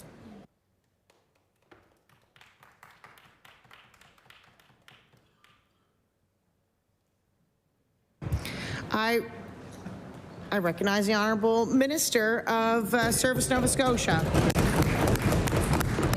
Thank you, Madam Speaker, and I want to thank the member again for the important question, and so that Nova Scotians know that we are a government that's looking at all options when it comes to the rights and supports for tenants, but we are also focused on making sure that we have a balanced program in the residential tenancies program, Madam Speaker. So that remains a focus for the Service Nova Scotia team. But Madam Speaker, as we mentioned, we want to make sure that we have flexible options and more options for Nova Scotians that we hadn't necessarily been talking about before. So making sure that boarders now have options to be able to rent a room in someone's home, that's opening up a whole new conversation that we hadn't had before, Madam Speaker. So making sure, again, that we stay focused on building the supply that is required. Again, I am very proud of the Minister of Growth and Development for the announcements in public housing. So we're going to continue to grow the province the way that we need to, Madam Speaker.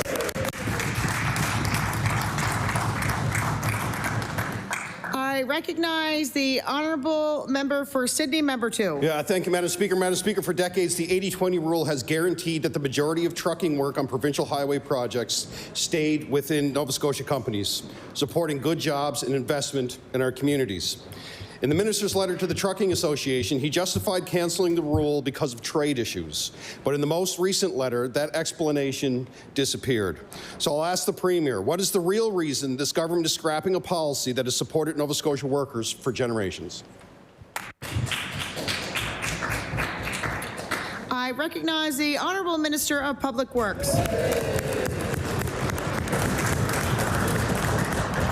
Thank you, Madam Speaker. And this is an interesting question coming from the leader of the third party. In 2017, Madam Speaker, it was that government that removed the exemption from local trucking from SIFTA. That's one of the major things that's put us in this case today. Thank you, Madam Speaker.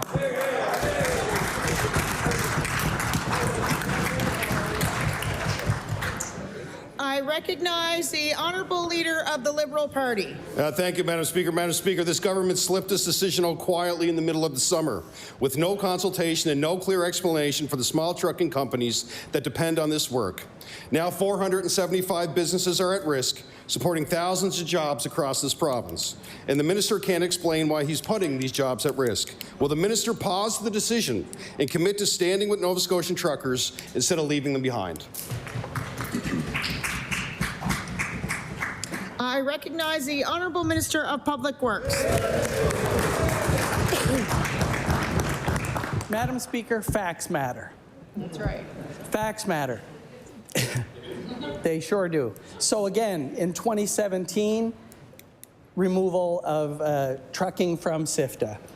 Against all of the purchasing agreements, the Atlantic Purchasing Agreement, the Sustainable Procurement Agreement, and our own procurement policies. And with regards to quietly through the night, I personally have met with over 60 truckers around this province to discuss this issue. We're working with TANs, we're working with road builders to make sure that this works. Thank you, Madam Speaker.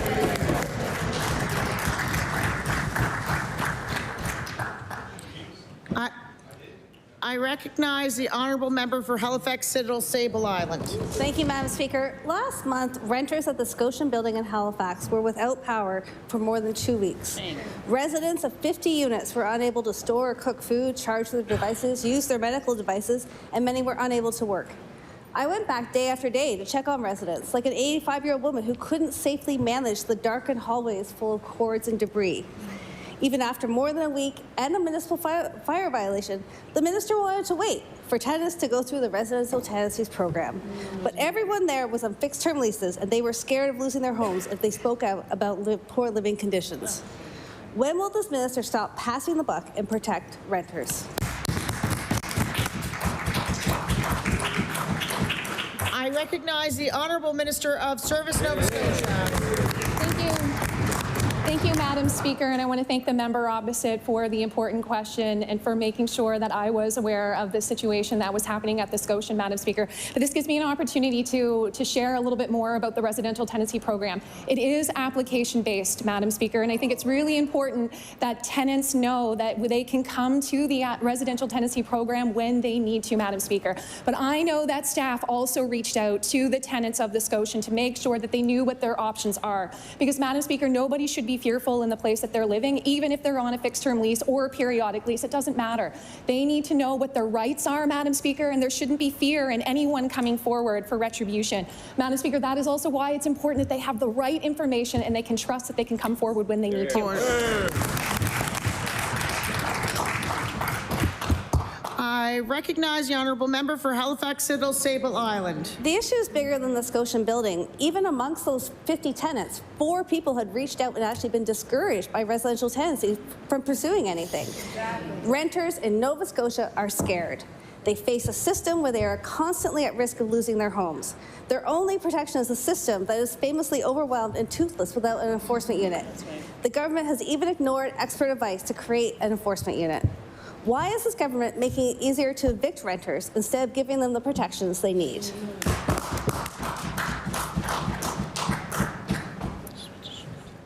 I recognize the Honourable Minister of Service, Nova Scotia. Thank you, Madam Speaker. And I also want to thank the team for making sure that the tenants knew that any application that did come forward was going to be expedited in an emergency circumstances, Madam Speaker. And I think that also speaks to the positive attributes of the program, that the team can be flexible and nimble in a time of an emergency. So yes, we know that we had about 4 applicants that came forward, and I'm very appreciative of the fact that they took the time to do that, Madam Speaker. But if the member also said that the team had shared information or discouraged anybody from coming forward, I'd love to be able to have that conversation to know if and what was shared specifically. But Madam Speaker, I think it's important again that tenants get accurate information and that they know that this is a program that they can come to in their time of need. The team will be responsive. In this case, we expedited applications and we will make sure to support tenants always. Sure. I recognize the honourable member for Fairview Clayton Park. Almost 3 years ago, a young man tragically lost his life after an altercation with a bouncer. His family has been very clear. Half measures will not keep people safe. Why is this government refusing to bring in stronger protections to regulate the entire industry?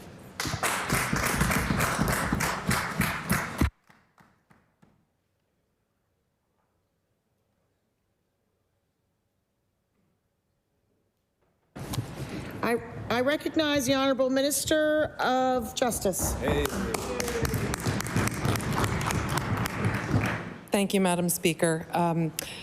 We acknowledge the tragic circumstances that have led to this discussion in this House, and we've had many conversations about the need for change and the need for support to ensure that we have safe spaces and that the tragedies that have occurred previously are prevented from happening again. Madam Speaker, this is currently a new bill on the floor of the House, which I generally expect is subject to debate and not question period, but we take this issue very seriously, and we look forward to having further conversations about it.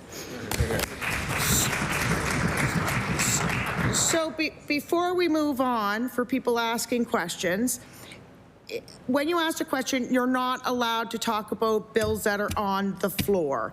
If there's something a little bit in the preamble, that's fine, but we are not allowed to ask questions about any bills that are on the floor. I'm just stating this for information.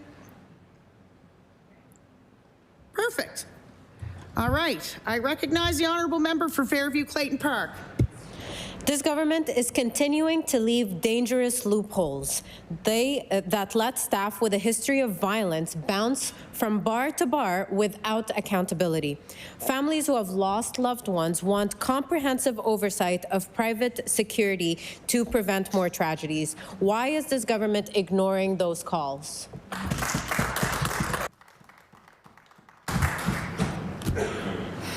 I recognize the Honourable Minister of Justice.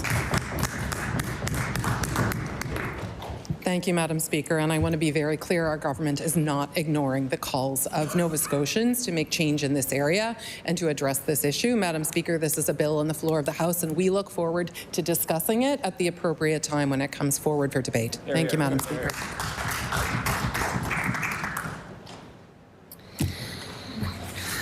I recognize the honourable member for Halifax-Chebucto.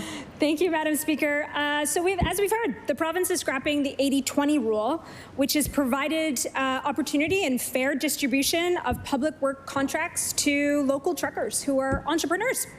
For 30 years, this rule has stopped big come-from-away corporations from undercutting prices and safety standards. It helped stop local truckers from being driven out of business. When will this government admit that they aren't on the side of the little guy?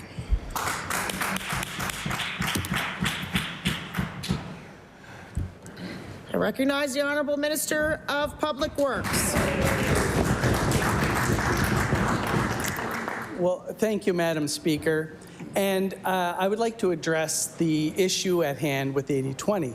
Again, in 2017, removed from SIFTA, opens the government to potential fines of $2 million and potential lawsuits for breaking trade rules.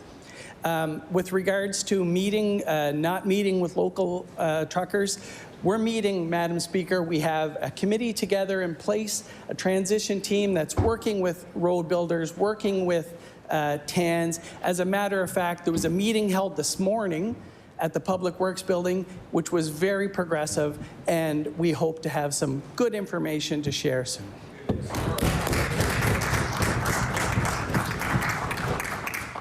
I recognize the honourable member for Chebucto. Thank you, Madam. Halifax-Chebucto. Yeah, thank you, Madam Speaker. I'm happy to hear of the meeting this morning. I am curious why the flopping back and forth. We're reinstating it. We're not. It's on. It's off. Question. Thank you very much. My question to the minister is, why the on and off of the 80-20 rule? Did I get that?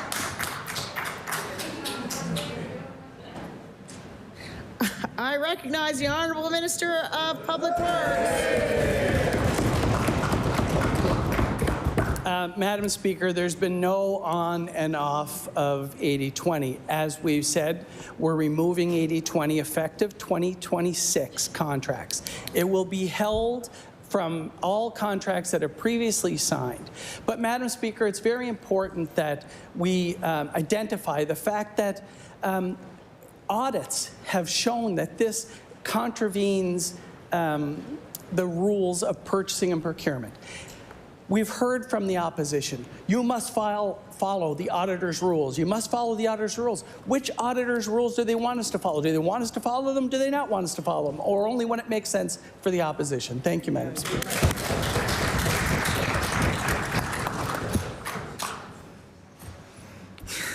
recognize the honourable member for Cumberland North.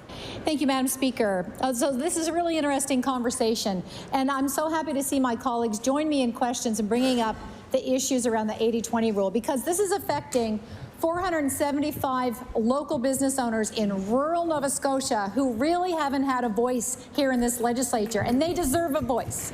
They represent over 1,000 families.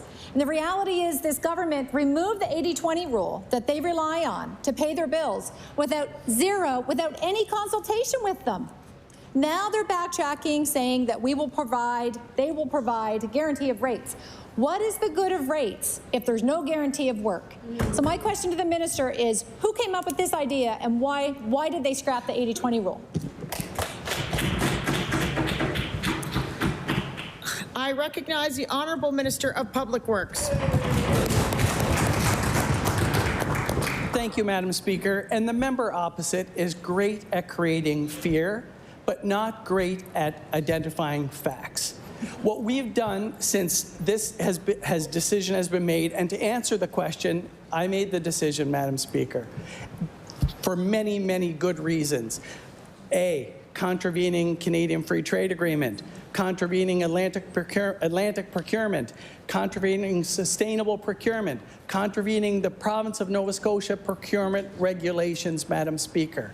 We are committed to small business in this province. We are working with TANs. We are working with road builders. We are going to make this work, Madam Speaker, and we are putting out $500 million a year in work.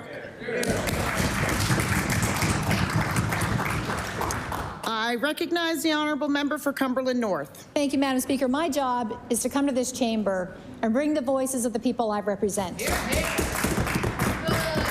And if I'm bringing forth fear, then that's because the truckers that have mortgage payments and financial obligations to banks to pay off their trucks are fearful. And they deserve the respect in this province to have the minister give a real answer of who's behind this, because we've seen documentation, we've seen some letters.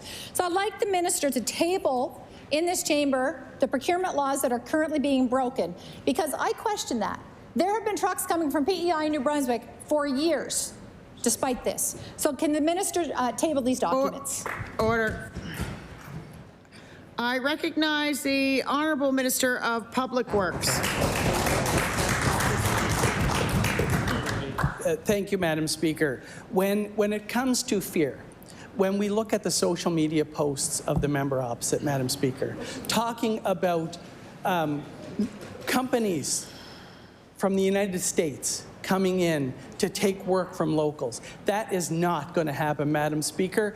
The road builders in this province need the members, all the independent trucks. Madam Speaker, we're putting out $500 million worth of work. There's so much work, Madam Speaker, that there's not enough trucks to go around. But we're going to continue, Madam Speaker, to support small business. We've actually cut the small business tax from 2.5 to 1.5 this year, Madam Speaker. Small business is the backbone of Nova Scotia, and we will continue to support it. I recognize the honourable member for Dartmouth North. Madam Speaker, after repeated calls from frontline organizations, yesterday, this government finally offered some support to survivors of gender-based violence, and it's about time. Now, survivors who are renters can remain in their homes without signing a new lease or facing skyrocketing rents. And this is long overdue and familiar. The NDP suggested this move in the spring session, but back then the minister refused to budge. Gender-based violence is an epidemic. Why did the government leave survivors waiting so long to make this life-saving change?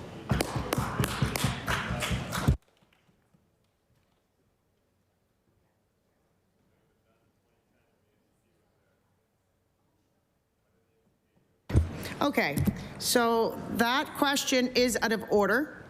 There is a bill. I'm going to say it again. There's bills on the table. I ask if you're going to ask questions to read the bills before you ask your questions. Okay? Okay. Let's try another question. I recognize the honourable member for Dartmouth North. Great. Here's a new question. When gender-based violence survivors are ready to move on from a shelter, a major barrier is the severe lack of housing, specifically second-stage housing, where they have some supports and services from organizations. The demand is very high. Shelters are too full because survivors have nowhere to go when they're ready to move on.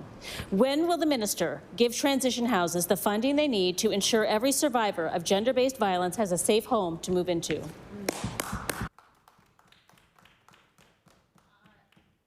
I recognize the honourable minister for Status of Women.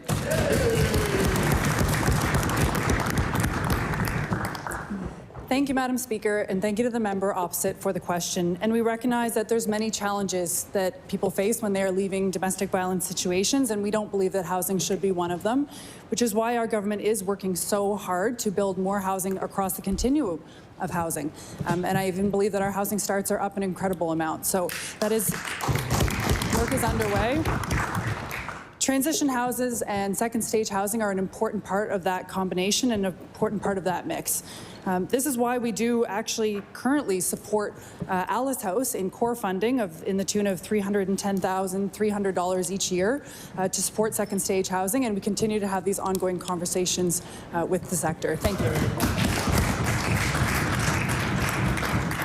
I recognize the honourable member for Cape Breton Centre, Whitney Pier. Speaker, this government is finally committed to letting municipalities set their own speed limits. New Democrats and community leaders have been calling on this for years. It may have taken too long, but better late than never. Can the Minister of Public Works tell us, will this government finally start trusting municipalities to make their own decisions, or will they continue their pattern of overreach with regards to municipal affairs?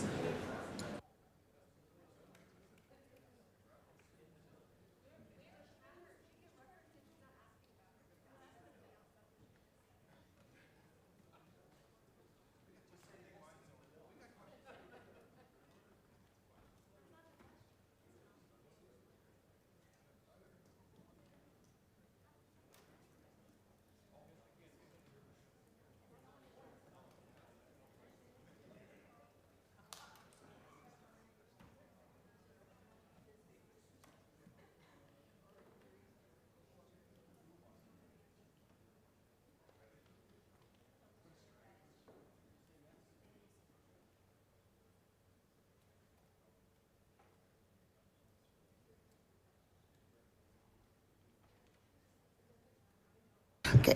Could the honourable member of Cape Breton Centre, Whitney Pier, rephrase that because it's very close to what's in the bill? So I recognize the honourable member from Cape Breton Centre, Whitney Pier. Thank you, Madam Speaker. Very close but not over the line. I'm assuming that's what you meant. Just assuming, sorry. This week, we're seeing the government taking steps to finally listen to municipal and community leaders about important issues in their community. And it may have taken too long, but better late than never. Can the Minister of Public Works tell us, will this government finally start trusting municipalities to make their own decisions, or will they continue their pattern of overreach into municipal affairs?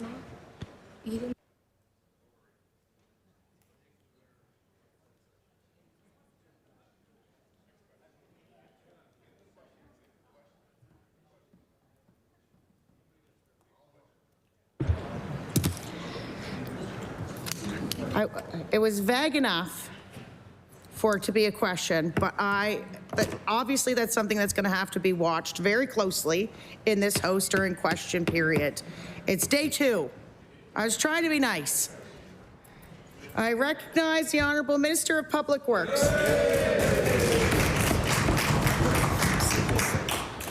Madam Speaker, it's clear with all the debate around the questions around bills on the floor that we're doing everything, so it's hard to come up with good questions.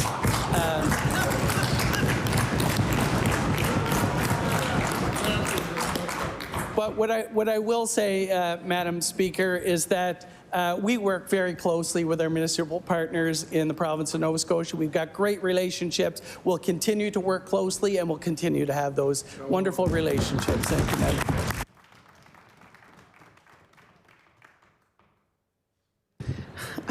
I recognize the Honourable Member of Cape Breton Centre, Whitney Pier.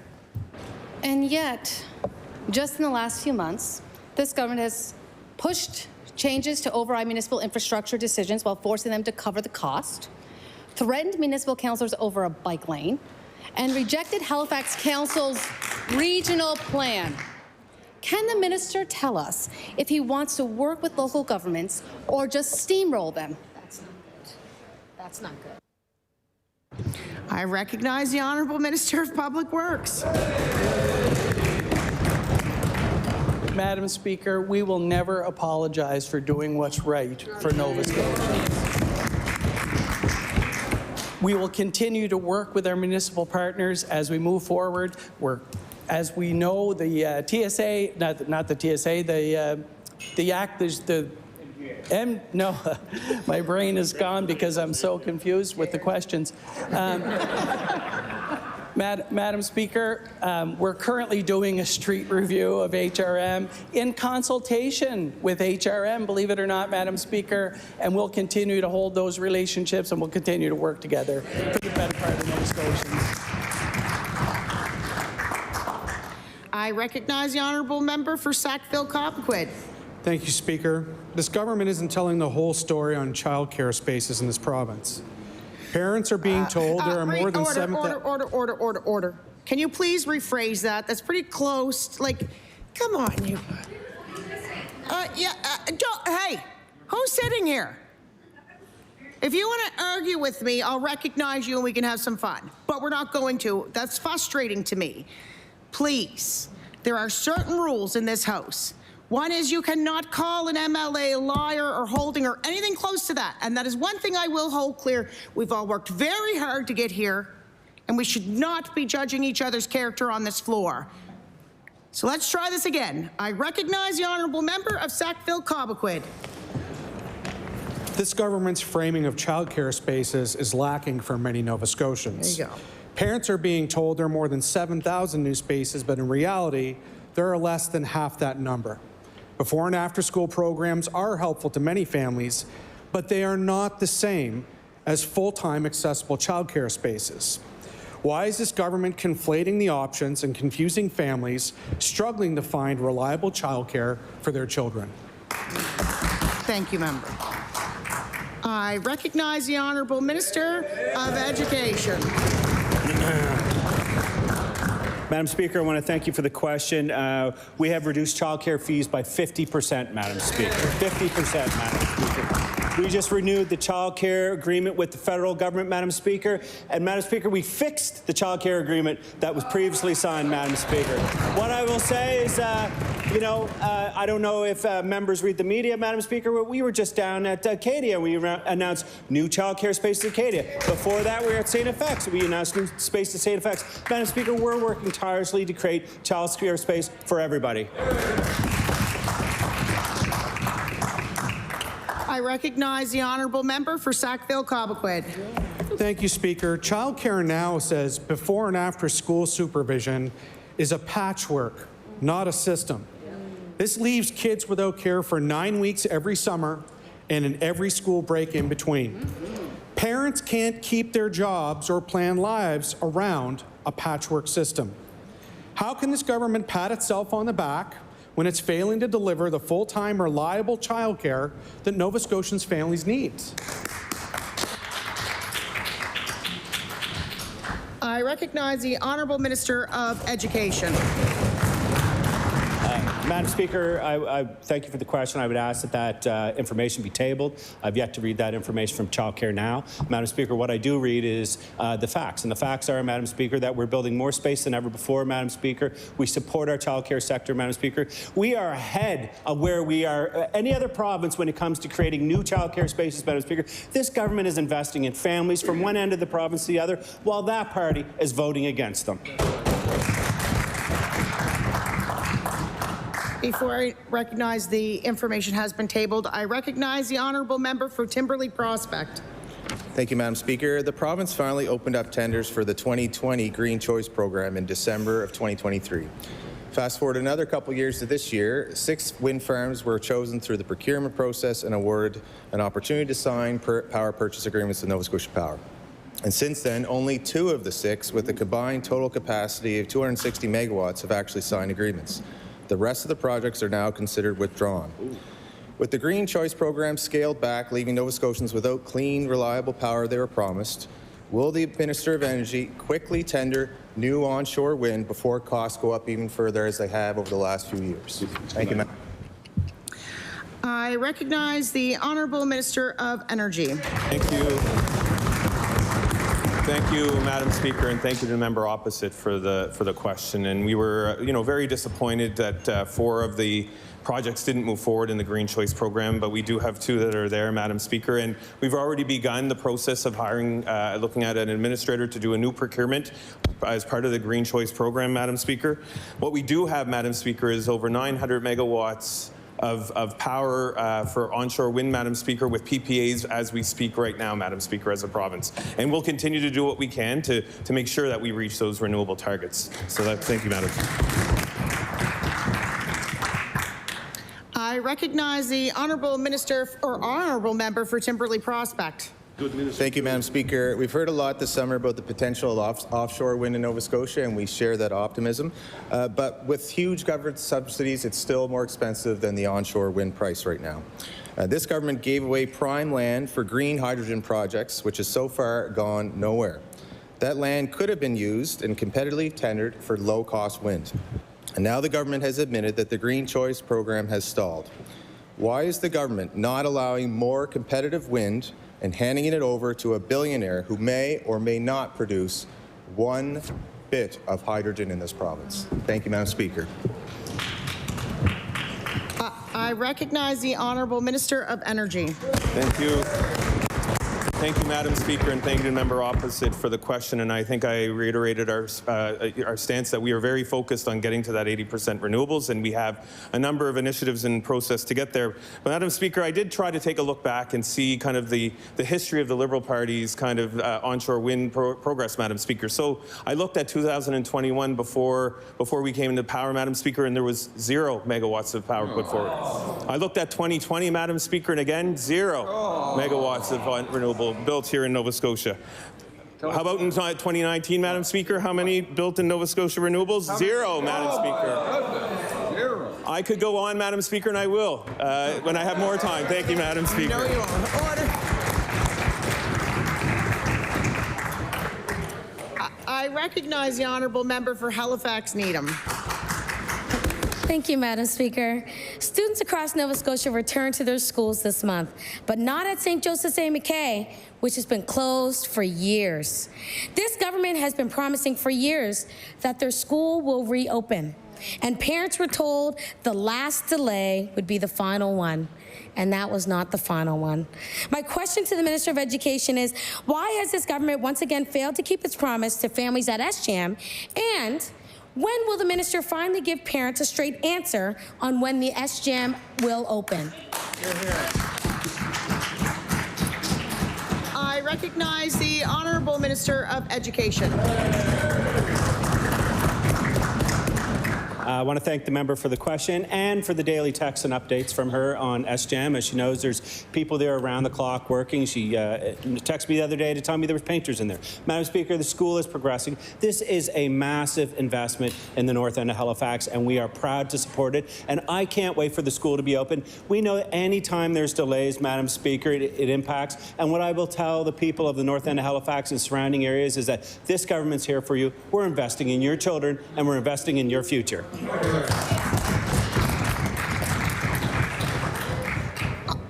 I recognize the Honourable Member for Halifax Needham. So, Madam Speaker, is there an answer or an update for our parents? Order.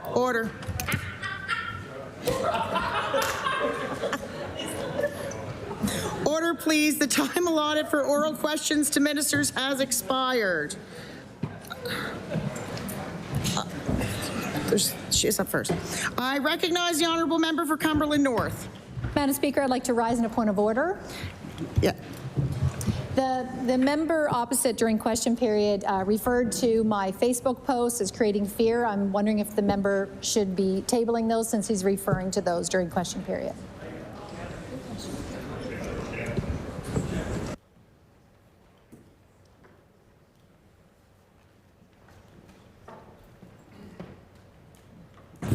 There's no requirement to table documents unless there's a direct quote. I recognize the Honorable House Leader. Madam Speaker, clarification. During her notice of motion, the member from Cumberland North, in reference to the removal of the 80-20 rule, said, "We all remember Humboldt, and we don't need a tragedy like that here in Nova Scotia." Madam Speaker, I'm seeking clarification from the member as to whether she's implying that truck drivers from other provinces are not adequately qualified to drive in Nova Scotia, or is she implying that because the driver in Humboldt was an immigrant, that immigrants pose an additional risk while driving? It also calls into question the competence of all professional truckers and the integrity of our safety and enforcement branch. I would ask the member to retract the statement and apologize.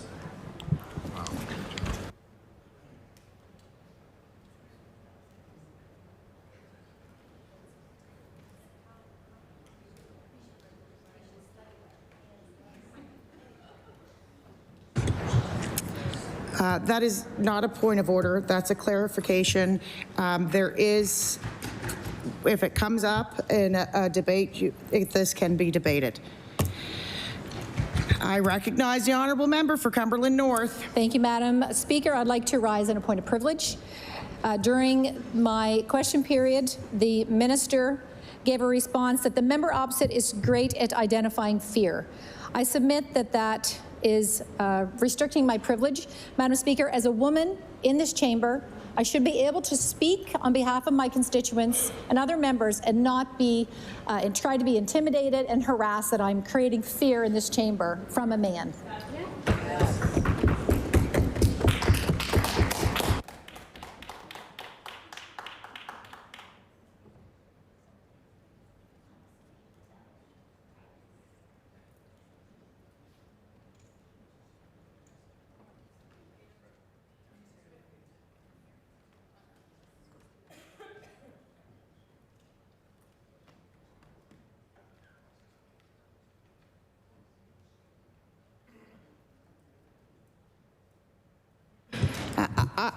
I don't see any infringement of the member here. We have free speech in this House. We will now move on. Opposition business. I recognize the honourable member for Timberley Prospect. Thank you, Madam Speaker. Will you please call Bill 133, the Social Media Responsibility Act? Public bills for second reading. Bill 133. I'm going to find it.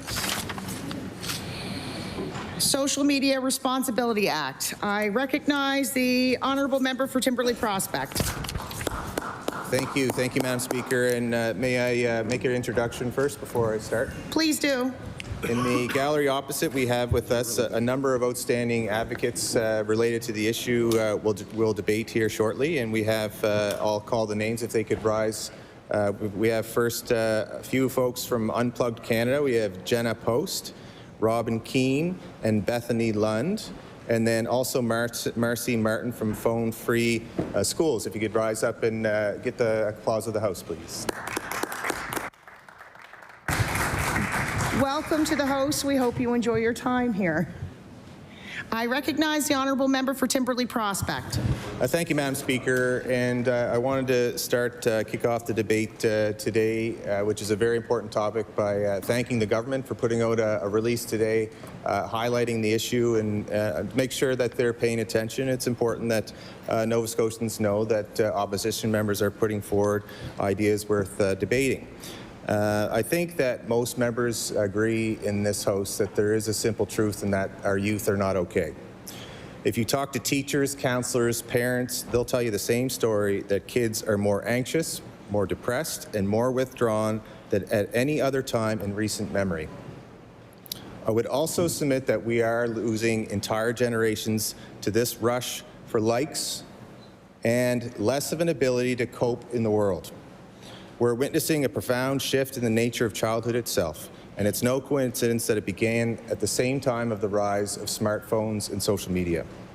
Psychologists refer to this as the great rewiring of childhood, and it has come at a devastating cost. So I want to talk about the mental health emergency with a few facts. That since around 2012, roughly when social media became ubiquitous and embedded in everyday life, mental health of teens has declined dramatically. Suicide rates among children aged 10 to 14 have more than doubled. Emergency room visits for self-harm have skyrocketed. And surveys consistently show record levels of loneliness, sadness, and despair. These are the same patterns you see throughout the Western world, in Canada here, in the United States, in the UK, and other nations. And what has changed is that childhood has moved online. And think about what childhood used to be.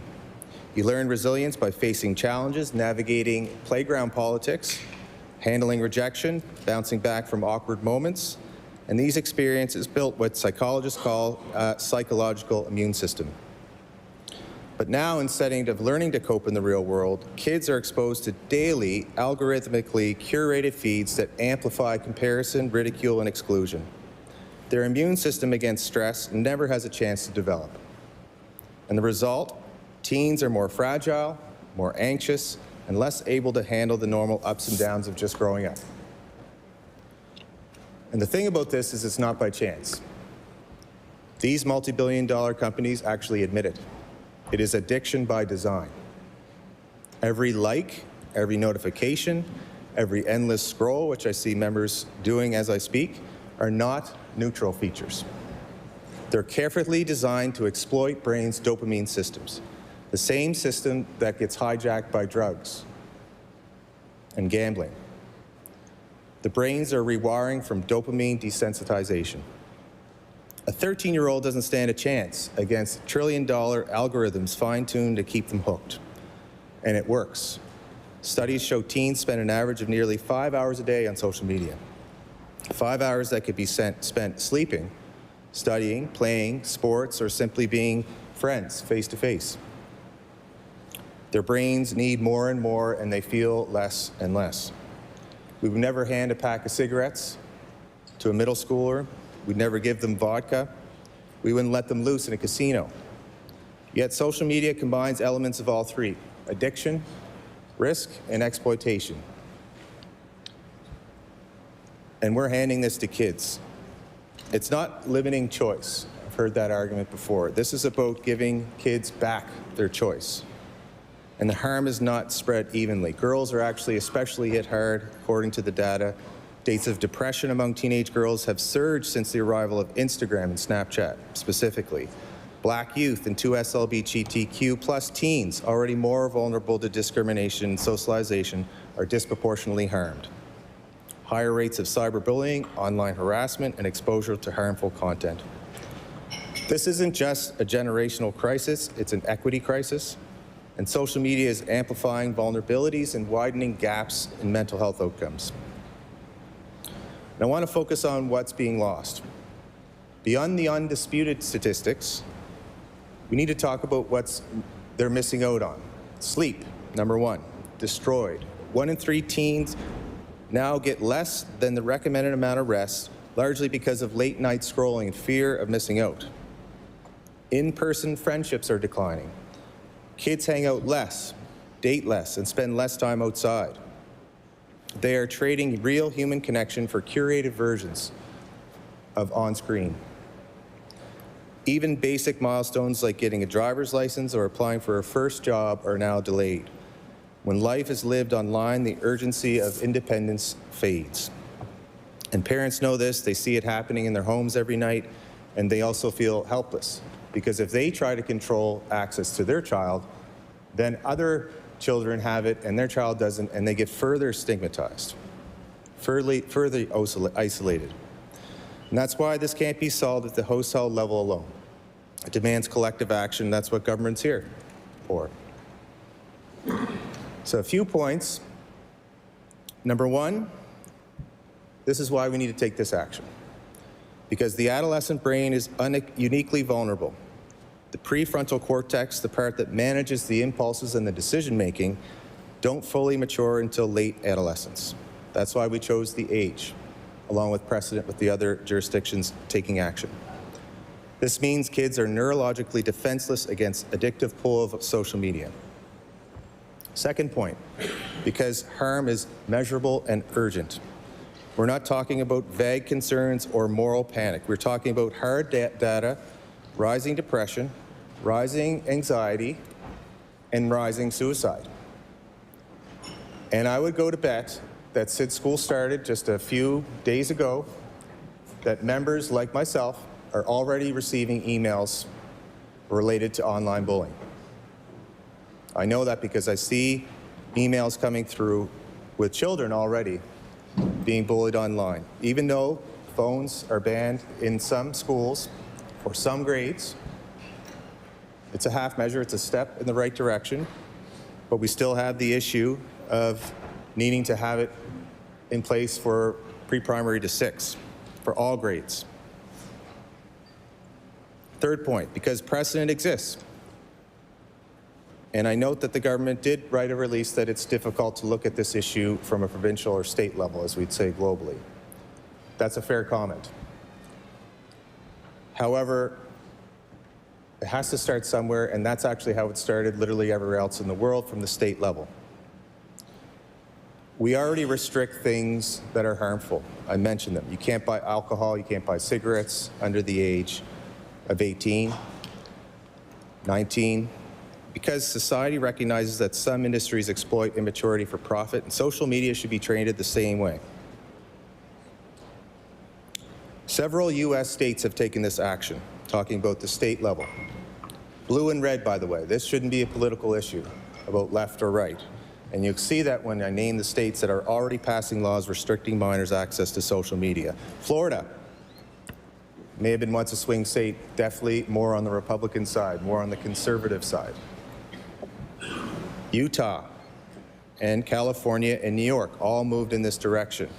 Australia is where we've seen a premier who wanted to take leadership and actually bring this idea forward. Then it went to the national level. Australia, who follows the same parliamentary democracy that we do. And this is being debated across Europe in many different countries and subnational governments. The urgency's there, and I believe it will happen in Canada at some point, and somebody needs to start speaking up. I want Nova Scotia to lead in the way we did for banning smoking inside bars. Or more recently, when some members were in the House that are still here, when we banned flavored tobacco. The same arguments could and actually were made then about why not to act on the evidence. So we can continue to allow trillion-dollar corporations to dictate the terms of childhood, or we step in and find a way for kids to get their childhood back without the algorithmic manipulation. So we can wait for the federal government, as the government release seems to want to do, or we can support this bill. At the very least, we're talking about it today. So we, as a third party, only get so many opposition days. This isn't something that it was an impulse reaction to bring a bill forward. I've been thinking about this for at least a year. And I've never been one to shy from issues that are difficult to talk about and take a stand on issues. It's not about rejecting technology. It's about responsibility. Just as we protect kids from alcohol, tobacco, and gambling, we must protect them from social media. Because at the end of the day, this is not about politics for myself and my colleague, or profit or convenience. It's about protecting children's lives, their future, and their ability to thrive. So let's give them back their sleep, their friendships, their resilience, their joy. Let's take the step that's required as a province who's responsible in the jurisdiction of education, of healthcare, mental health, justice. Let's take that step and move forward and support a bill as we await the petition going to the House of Commons from a Liberal member, but I understand members from all parties in that House support moving forward on this. Let's support banning Silicon Valley from controlling the lives of our children. Thank you, Mr. Speaker. Before I recognize the next speaker, I'd ask the member to formally call the bill for second reading. I recognize the member for Timberley Prospect. Okay, I'll move second reading for Bill 133. Bill 133, Social Media Responsibility Act. I recognize the member for Halifax, Little Sable Island. Thank you very much, Mr. Speaker. I'm always pleased to rise and talk about how to support the well-being and mental health of Nova Scotian children and youth. The impacts of social media are faced by youth, families, teachers, and all those who work with young people around the world. We have enough access to enough research to know the harms are real. I will table this, but looking at an editorial piece from the Canadian Medical Association Journal talks about, they summarize by saying evidence from a variety of cross-sectional, longitudinal, and empirical studies indicates smartphone and social media use in the increase of mental distress, self-interest behavior, and suicidality amongst youth. There's a dose-responsive relationship, which means more the worse, and the effects appear to be greatest among girls. And along with the Canadian Medical Association, as well as the Canadian Pediatric Association has also issued a call to action, again, really recognizing the negative effects of social media on young people. And this isn't the first time that, as a legislature, we have grappled with this. Under the previous NDP government, we tried to address situations around cyberbullying with a legislative solution, and it proved to be really tricky, actually. So we know that things need to be done. We also know it's hard to do. And as my colleague outlined, and as we've heard from experts, we know about the harm of online bullying, the potential for sexual exploitation, encouragement of eating disorders and self-harm. The list goes on and on. And then as well, the developmental effects on young people. At the same time, we live in a world where communicating through social media is the norm for most young people, whether it's to find community, connect across the globe, or mobilize people to a cause. So on one hand, while queer and trans young people are extremely vulnerable in our schools and online, it's also a way for folks to connect with other people if they don't have that safety in their home or they don't have people to connect to in their community. I also think of Indigenous youth who access social media and online forums to learn language, that it's a way for young people who are scattered across territory to be able to come together and learn about their culture from each other. So I think that the question of how to manage social media and young people's well-being will be an ongoing issue, and it's an urgent issue. Social media will continue to evolve, and I think our ways of trying to control it are in development. Some of the things that the CMA had to say, the Canadian Medical Association, they talked about things like there's a need for public awareness campaigns. So these are the types of things that we can do now. There's a need for public awareness campaigns and social policy initiatives that promote nurturing home and school environments. The Canadian Pediatric Society, in their call to action, also offered a number of recommendations for policymakers. Strengthen the standards for age verification within social media apps. Fund continued research on the impact of social media. Require that information on engaged and critical use of social media be included in both teacher training and in the school curricula. Restrict access to harmful advertising that target youth. And so, and they also call upon noting that a hallmark of adolescent health is respect for youth autonomy. And so also calling upon a system that includes youth in the conversations about what's harmful and how to address it. So I think that there's lots that we could be doing right now to support the well-being of Nova Scotia children and youth. I would say that Nova Scotia children and youth are still not getting the mental health services that they need. For last spring, for the period ending June 30th, the IWK and Nova Scotia Health continued to report long wait times for most of Nova Scotia, exceeding their goal times for non-urgent care. And so just to give an example of that, from April to June of 2025, 50% of waiting young people had their first appointment through mental health in the CBRM within 77 days, and within the IWK within 52 days. So that's 50% of people get in within 77 days. I think that's too long for young people. That's a semester at school, that's a year, that's potentially a year loss. And that's another month for 50% to have had their first treatment. So, I mean, obviously those are statistics. We could game them out in terms of like what are the outer ends of the spectrum. But the simple matter of the fact is that young people in Nova Scotia who reach out for help and support don't get the help they need within the right time frames. And across the province, the mental health wait times, and I'll table these, continue to be all over the map. So the system has not stabilized at all. In some regions, the wait time will go down, it'll crash back up in the next quarter. And so there's lots to be done in this area. We also have questions about how the rollout for the program that's paying private practitioners to provide public services is helping young people, and we're looking forward to an update on that. We also had recently the first child death review for Nova Scotia, and I would encourage all members to read it. You know, the majority of children's deaths are preventable. The majority of children's deaths are due to accidents, and accidents are preventable. I mean, this is a huge campaign the IWK has led before. And other vulnerabilities, again, where we could do better. So for instance, trans and gender diverse children and youth who died by suicide were overrepresented in the review by a factor of 4. So we still have a long way to go in supporting queer and trans youth in this province. You know, I think we need to see more from this government to stand up to bullying and to be an exemplary government. I've invited the Premier on a number of occasions to condemn homophobia and transphobia in this House, not trying to score a political point, but because I know it's important for people to hear. And I know it's important for young people to hear. And yet, that hasn't happened yet.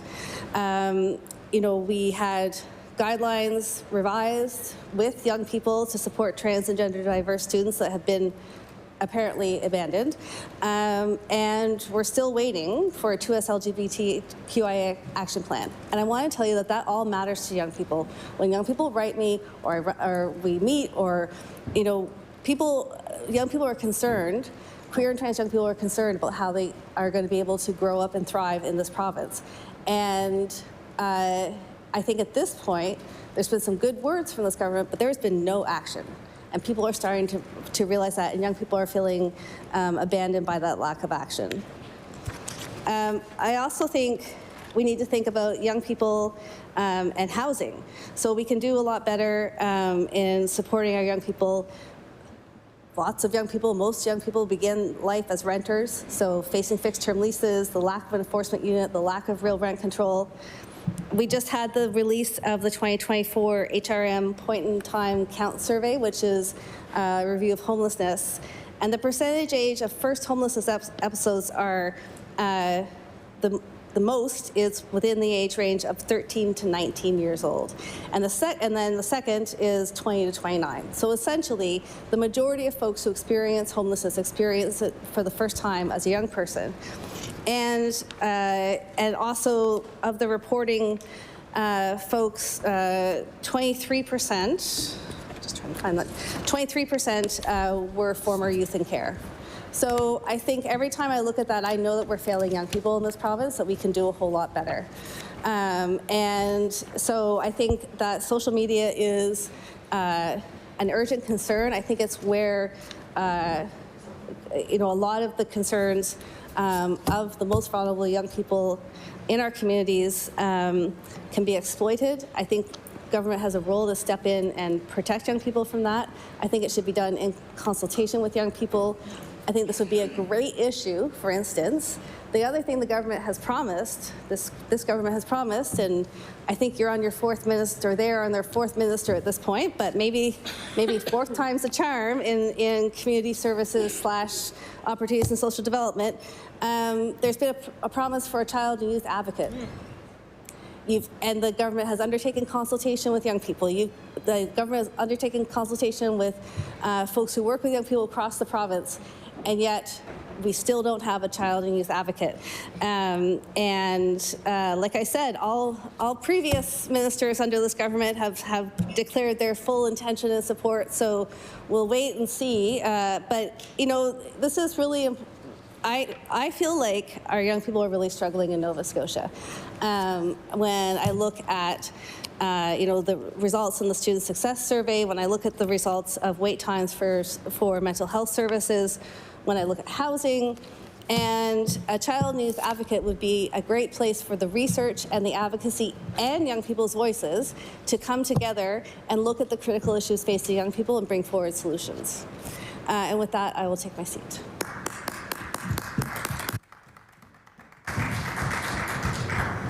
I recognize the honourable member for Cole Harbour-Dartmouth. Thank you. I appreciate the opportunity to rise and speak to this bill. We recognize the challenges confronting young people, and we continue to focus through public health to provide support and through all departments of government, actually. I am very familiar with this, in particular as a dad and as somebody who was in the education system for 30 years as a principal and a school supervisor. And so this is an issue that is very important to me. And quite frankly, I agree with much of what the member across the aisle had to share on this topic. I am, however, concerned that this bill simply misses the mark and is more of a headline than a policy. The reality is that there was a study in 2022 from Media Smarts that found that 86% of youth between the ages of 9 and 11 have social media accounts and are on at least one platform. Nearly 77% of youth have their own smartphones, with most being given between the ages of 11 and 13.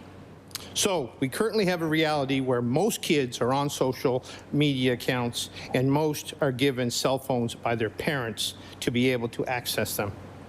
Absolutely, there have been numerous studies over the years that show a connection between poor youth health and social media. This has been an issue over a decade now, and is especially problematic because of the cell phones and computers that we have access to. I do not, however, believe that this bill will address this issue. Some parents may be allowing their children to have limited access to social media. Some may want to know about ways to better limit access, but don't know how. There is an opportunity to help better explain to parents how they can limit access to social media other than simply taking it away. But this bill would take that away from parents, while also failing to be effective at actually limiting access to social media. We all know how kids operate. They'll find a workaround. And as soon as one child in a school finds a workaround, everybody that they know will have access to it. The reality is that this bill will be thwarted on day one. It could be as simple as getting a VPN to get around the limitations of this bill, create an account, and be able to access moving forward. The simple prohibition of social media access through this bill will simply be circumvented. This bill also ignores the larger conversation that is being had and must continue to be had regarding the dangers of the internet and the need to be on guard while online. Just like in all aspects of the lives of youth, they must keep an eye out for concerning characters online. This conversation we need to be having with our youth as we give them the tools to safely navigate social media. Something not captured in this bill is other methods of communication online, including video games. You have games like Fortnite and Roblox and Minecraft that have large audiences with young people, and they are communicating with other players. While this has an inherent risk that comes along with it, the best way to fix this is through education, not legislation. The Liberals point to Australia and Norway as examples where this bill is in effect and how they're following their lead. There are a few points I'd like to touch on. The obvious is that this is a national jurisdiction and they are attempting to mimic it with a provincial level bill. I would argue that legislation regulating internet access is best addressed at a national rather than a provincial level. The Liberals said that the lead started at a sub-national level in Australia, but what they failed to admit is that there is no subnational law in Australia ever passed. And in fact, this law is not yet in effect in Australia, even on a national level. It would come into effect it won't come into effect for a number of months, and it is unclear how this will be implemented, and I'll come back to that point. Regarding Norway, Norway also has not brought into effect a social media ban. In fact, on a government website, they write, developing effective enforcement mechanisms for an absolute age limit is both a legal and technological frontier. Currently, there are no fully effective solutions for age verification, and I can table that document as well.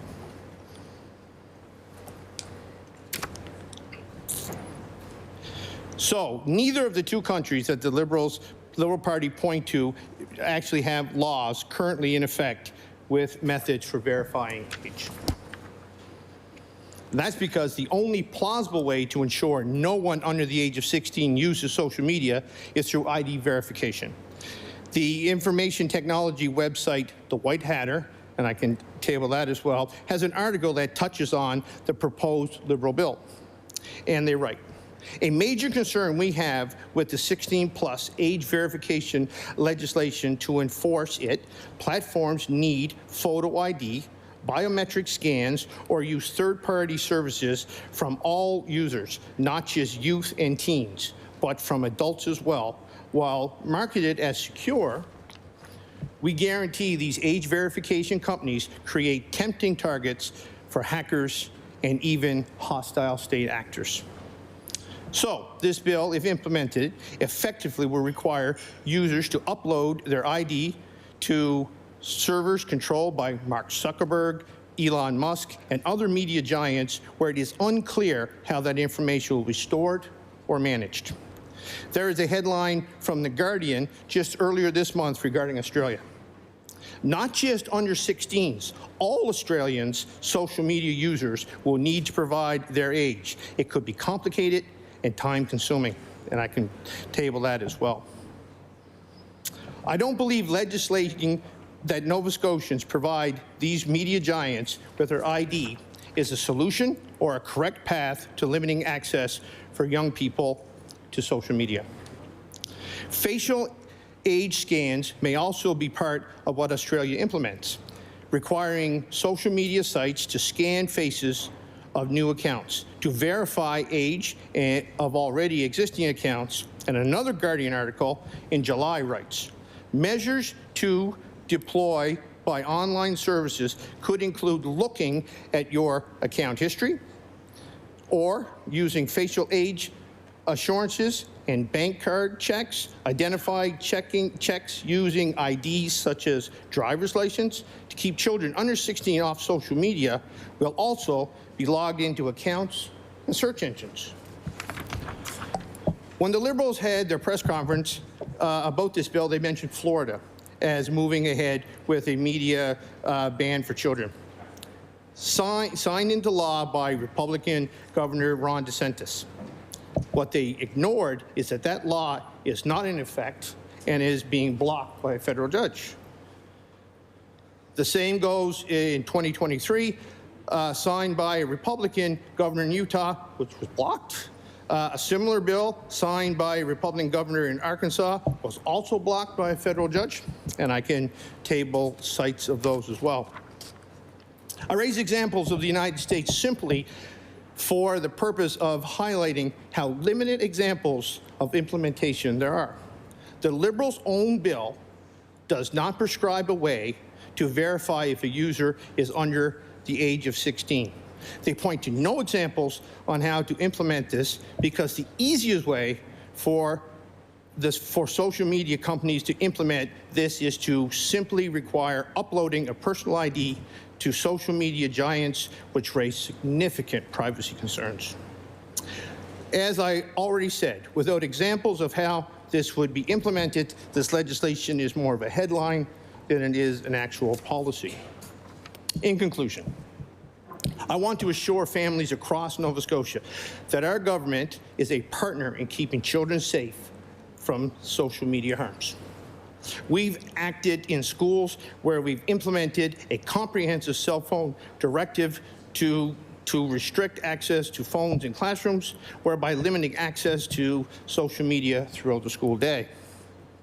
We have a curriculum to educate students age-appropriate lessons on healthy online relationships, privacy, disinformation, and ethics. We've expanded options for mental health support for kids at no cost through universal mental health care, and addictions care.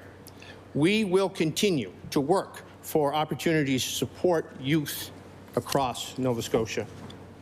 We support holding high-tech giants accountable, building stronger online safeguards, but this proposal would be best implemented at a national level.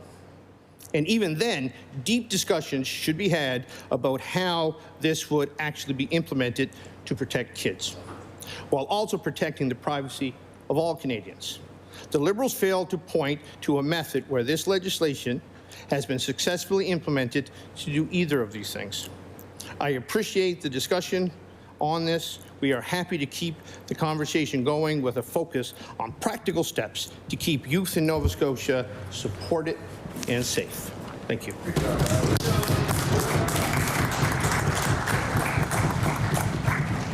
I recognize the honourable member for Sydney, member 2. No, thank you, Madam Speaker. I'm really honored to rise in my place to join the debate on such an important conversation to have across this province and really around the world.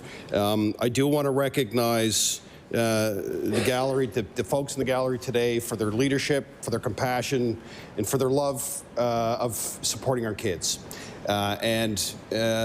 Obviously the government has indicated they're not going to support the legislation, but the goal was first and foremost to have the conversation. And I can tell you from traveling around Nova Scotia, we talk about a lot of issues, Madam Speaker. Great response, just a great way to get around and just gauge what people are saying. But there was one conversation in particular for me that I had with a grade 11 student in Halifax. And this conversation around social media came up. And she laid it out for me, Madam Speaker, the dangers, the anxiety, the stress that her friends feel if they're not on social media. That's where this has become. Social media has become such a avenue for everything in our life, and to hear the stories of the impacts that her friends had early on in their life as a result of being on social media, it's heartbreaking. It is, and as I said, I want to thank the people in the gallery and advocates around our province and really around the world who are opening up about this conversation around social media and how fast social media is, the evolution of social media, and how we really need to have this conversation about age limits to ensure that we're doing whatever we can to help our kids be kids. I do want to table, Madam Speaker, a letter from Jonathan Hatt, who is the author of The Anxious Generation. And I thank him for his letter, because in his letter he says, by putting this bill forward, Nova Scotia can spark a broader conversation across Canada and signal to parents everywhere that their concerns are being taken seriously. This legislation builds on Nova Scotia's history of leading on public policy, on public safety, from banning cell phones while driving to removing them from classrooms, and once again puts children's well-being at the center of policy. Establishing minimum age for social media is a sensible and necessary step that we hope the current Nova Scotia government will give strong consideration. So I'll table that, Madam Speaker. And I can say in my over 10 years as MLA, I've seen a lot of issues come across my desk. We've tabled a lot of bills in this House on the government side and on the opposition side, but this was one that completely engaged families across the province, because finally somebody was going to have a conversation about this, and I think it gave a lot of thought for people who started coming forward and telling their stories. And to the member opposite, the national level plays a big part in this. It does. This is something that we're talking to our federal colleagues about with the national government. I would hope, you know, the government today put out an op-ed. I'm not sure if it was tabled or not, Madam Speaker. If I'm not going to reference the letter directly, but I will say that the best thing the government could do is send a letter to the federal government to ask for their dialogue. That could be the best takeaway from this debate today. If they're not going to support this bill, instead of an op-ed, let's spark that conversation at a federal level, because we've seen it in other jurisdictions where this conversation is actually started at a state level and then made it to the national level. So that would be my ask for the government today. If you're not going to support the bill, at least send the correspondence. Let's and let's all have a conversation. Politics and partisan parties aside. And let's have a debate, and let's have a chat about, let's have a talk with our federal colleagues who are very interested in this too as well. We had the opportunity to talk to many of our federal colleagues this weekend at our AGM.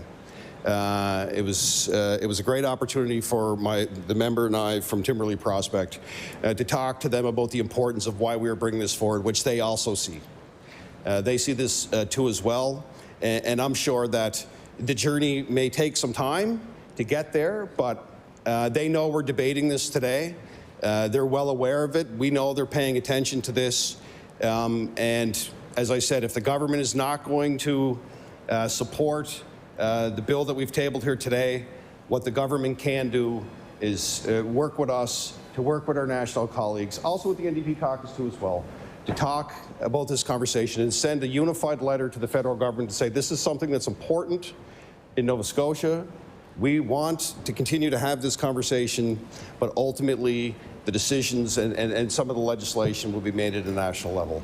So if I could move a motion to do that, I know you can't, but that would be my goal from today, is that we, as three parties and as our independent, that we all say, you know what, we're not going to let this conversation die today because we're not going to support a bill. We're going to continue this conversation, united as 55 MLAs to say, let's have a conversation with our federal colleagues. This matters to all of us. You know, whether you believe in the bill or, you know, we can sit here and debate this particular bill. It's not going to pass today. But I know, in my experience with all of you in here, at some level, at a professional, personal level, we all care about our kids. There's no question. We all want the best for our kids. That's why governments come in and they pass policies around making sure that our kids can have a healthy breakfast or have a healthy lunch, or in the government's case, issues around cell phones in the classroom. That was a good move. It was a very good move, and that student in grade 11 that I talked about that, and it was a transition. It was a transition for students, but they got used to it. They did. They got used to it, and they actually, this student in particular, said it's meant a lot. It has. It's meant a lot around, you know, just putting it down and having a conversation with their friends and just learning to not take a break from it. And I think that's a great example of what this government has done that we support. Now we're into this conversation. And I fundamentally believe, as my colleague does, and I do want to thank him now that he's back, I want to thank him on the record on the floor of the legislature for the work and the advocacy that he did around this. You know, this is a big conversation for him and I. We both have young children, right? We both have young children that are, you know, he has really young children. But this is a conversation for us. I have two daughters, and you know, one's 11 and one's 9, and they're in that realm where they start hearing from their friends, and you know, we make decisions as families not to at this point, of course, because we have some concerns. You know, that's really kind of the message that I wanted to put out today, is that you know, you're hopeful that the government will support a bill if it comes forward. You know, it doesn't happen often, but sometimes it does. But I don't think anybody on the floor of this legislature disagrees with the principle of this. Nobody disagrees with the foundation of this, but how do we get there? We wanted to start this conversation, and we all have families.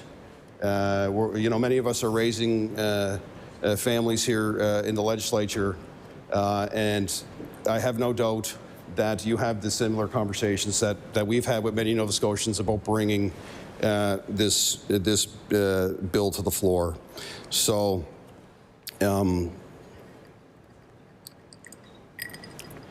I just that would be my hope today, that all 55 of us could send a letter, or whomever in government, with the support of all of us, indicating that every MLA supports the idea of extending this conversation around what we can do to look at legislation specific to this, where we're limiting age before access, but also to continue the conversation around the challenges and the stories that we're hearing from kids that are being impacted by social media. And we all have examples. It is unfortunately, all of our offices have had many conversations with families about what is taking place online, social media.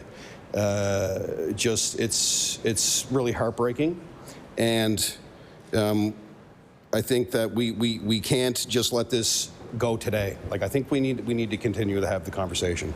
So I really want to thank again. I really want to thank the Nova Scotians that have come forward and really give credit to Jenna Post is in the gallery today, who did a ton of work helping us on this. I really can't thank her enough for her advocacy on this, and it was an honor to stand with her when we did the announcement a few weeks ago. So it's as I said, this is one of those bills where we debate lots of topics in here. Some get more heated than others. Some die on the floor here very quickly. But we don't want this to stop today. We want to continue to have this conversation today, and I think the government, that's the one thing that they can do today, is just, you're not going to support this bill, but I fundamentally believe that everybody in this House supports what needs to happen. And I think we can all stand united as MLAs here in the legislature to send a letter to Ottawa, who I also said I know who's paying attention, to say we want to have this conversation about supporting our kids. And I've said it multiple times, letting our kids be kids. That's really, I'm very hopeful for that. So, Madam Speaker, with that, again, thank you for the opportunity to talk on this bill. I appreciate the comments from all over Nova Scotia. We received thousands of them. I appreciate the love and the support and the compassion from the advocates all around this province and beyond, who have applauded my colleague and applauded the advocates for bringing this forward. Nova Scotia has been a leader when it comes to, as in the letter that I tabled, there's lists, there's a vast list of this province being progressive, being first out of the gate on you look at smoking, flavored tobacco. You look at some of the policies that we've already put in place to support our kids around ensuring that they have mental health supports, national programs that have been recognized nationally to ensure that our kids have the safest environment possible in the school system. As I said, most recently, the phone ban, which was a huge success. This can be one of them too. That we can be a leader in this. We can really lead the way nationally on this. When it comes to doing whatever we can to ensure that our kids can be kids, but also beyond that age limit, informing our kids and educating our kids around, social media, the negative impacts it can have on social media that have affected so many families that I've talked to across the province. So, with that, Madam Speaker, I will adjourn debate on Bill 133. The motion is to adjourn debate on Bill 133. Would all those in favor of the motion please say aye? Contrary-minded, nay. The motion is carried. I recognize the Honorable House Leader for the Liberal Party. Thank you, Madam Speaker. Appreciate the comments from my colleagues. I want to please call Bill 129, the Electric Utility Reliability Standards Act. Public bills for second reading. Bill 129, Electric Utility Reliability Standards Act. I recognize the honourable member for Sydney, member 2. Thank you, Madam Speaker. So I move second reading. Just for process, I move second reading of Bill 129, the Electric Utility Standards Act. And Madam Speaker, as you've seen, a big part of the theme around what we've been tabling, talking about in the first 2 days of the legislature is accountability for Nova Scotia Power.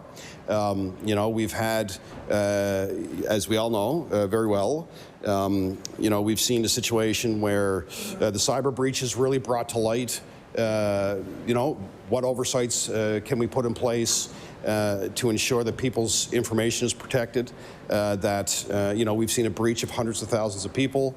We've seen personal information of customers and former customers taken, and that's a big part of the narrative that we've been talking about over the last number of weeks. This bill in particular, Madam Speaker, ensures that Nova Scotia Power is there's various aspects of that Nova Scotia Power is publicly reporting information on reliability standards. It will mandate that Nova Scotia Power provides Nova Scotians with outage information every quarter, because we've seen some massive outages happen in the last little while. I use the example of the western side of Cape Breton Island this summer. It was a beautiful sunny day and the lights went out and nobody knew what was happening. So we want Nova Scotia Power to be providing more reporting from their perspective on any outages. It will also require Nova Scotia Power to file plans with the Energy Board on 3 important areas that we all hear about, Madam Speaker: vegetation management, storm hardening, and emergency response. And the board will also be required to amend and approve these plans. So, Mr. Chair, you know this very well in Glace Bay. You know what I mean? You had your own concerns around outages out there. We've seen some on the western side of the island too as well. And we want to make sure that we're all aware of the plans that Nova Scotia Power have in place to deal with various aspects of ensuring that we're doing whatever we can to stop those outages. Also, Mr. Chair, the emergency response plan will include written procedures on mutual aid, procedures for emergency management collaboration between levels of government, and prompt response to power restoration of critical infrastructure. Excuse me. So we know that really we know Nova Scotia Power is doing some of this work now, but really for us, it's really about transparency and clarity so that all Nova Scotians can see that plan and that it's more frequent. Also within the bill, Mr. Chair, the storm hardening plan will report capital investments and timelines for hardening measures, including pole replacements, undergrounding, flood protection, and smart grid enhancements to ensure Nova Scotia Power is prepared for our worsening weather. We all know that, Mr. Chair, that the climate has changed drastically. We're actually, I think today is the day, Mr. Chair, that it's the anniversary of Fiona. I saw that on social media, that there was one of the reporters at home had a picture on it. This was actually, this is the anniversary of it. So that's a big part of it too as well. Nova Scotia Power also will be held responsible for improving their telephone, text messaging, and online portal customer notification services. As technology continues to evolve, we want Nova Scotia Power providing more up-to-date, reliable information when it comes to using that technology to get information out to people in the result of a power outage. In their area. Ideally, if there's going to be a power turn off, if there's going to be some sort of service work that's going to be done, ideally people in the area could receive a notification from Nova Scotia Power directly to their phone that indicates that that's happening. So we know that Nova Scotians are facing increasing outages, and I have a number of examples that I can provide. And this also goes to the reliability standards. Clearly, year after year, Nova Scotia Power has missed its reliability standards and faces fines. And clearly, it's time for the Energy Board to have more power to intervene to ensure that Nova Scotia Power becomes more reliable as outages become less frequent. Mr. Chair, the bill also highlights 3 areas of reliability standards must be strengthened. As I've said, emergency response, vegetation management, and storm hardening. And, you know, we're putting this forward because the utility has boasted about the tens of millions of dollars that they spend on vegetation management each year, but do not publicly report on it. So if they're going to do the work, I think it's in the best interest of Nova Scotians that Nova Scotians can see it and they can report on it and indicate where the resources are going to do that. Also, there's no standard for how often lines should be inspected. That's something else that's part of this bill that we would want Nova Scotia Power to do more often. So, Mr. Chair, ultimately, as I said, we want to make sure that we hold the utility to account as much as we can. This bill outlines a number of steps to do that. To strengthen what you know we all see and what we all hear from our residents when it comes to reliability, when it comes to why my power has gone out, why we've seen these massive outages in the last number of months. And as our climate changes, we want to ensure that we can get as much up-to-date information, that Nova Scotia Power uses every ability to communicate with residents, and I urge all parties to support this bill. Thank you, Mr. Chair. I recognize the member for Dartmouth North. Thank you very much, Mr. Speaker, and I'm happy to stand and speak to Bill 129 about reliability and Nova Scotia Power. Unfortunately, as my colleague has said, it's universally known in Nova Scotia that Nova Scotia Power is unreliable, or the power part is unreliable. In some cases, in some cases, when there's bad weather, when there's big storms, power can go for days, sometimes weeks at a time, depending on where you live. But we also know that it doesn't take a big, large storm to knock out power. It seems like a slight wind or a salty fog can disrupt the grid. And as my colleague just said, sometimes it's a beautiful sunny day that disrupts the grid. And it's troubling. That's why storm chips are so popular, Mr. Speaker, because we know that if the power goes out, we might have to hunker down and we need to make sure we have food in. But all joking aside, it's time to get those storm kits ready, and with healthier food than just storm chips. Power is not a luxury, Mr. Speaker. It's a necessity in our province. We have cold winters and we are getting increasingly hot summers, and so people rely on power in a very real way most days of the year. Nova Scotians rely on the grid to keep them warm, obviously to make food, to keep food frozen or good in the fridge, to run medical devices, and increasingly even to drive cars, Mr. Speaker, with electric cars becoming more and more popular and available. So power isn't a luxury. We should be able to depend on it, and yet we can't depend on it, and it's coming with a luxury price tag these days. A luxury price tag. This bill is great. This bill is fine, Mr. Speaker. This bill, it requires, I'm pretty sure with all of the meetings I've had with Nova Scotia Power over the years, community meetings, but also critic meetings, that Nova Scotia Power is, as the member from Sydney, Member 2 said, doing most of this work. And so this bill seems to just be asking them to officialize it, to put it up online so it can be tracked. And the usefulness of that is to follow when things are not going well. And so that we have a tool to say, oh, well, Nova Scotia Power wants to raise the power rates 8%, And yet, they're not meeting their reliability standards again. And so that's fine. If this bill came to a vote, I would say, sure, let's vote for it. But let's just talk about the underlying issues for a moment. This would not be a bill that's been brought forward to the legislature if things were going well in the realm of power in Nova Scotia right now.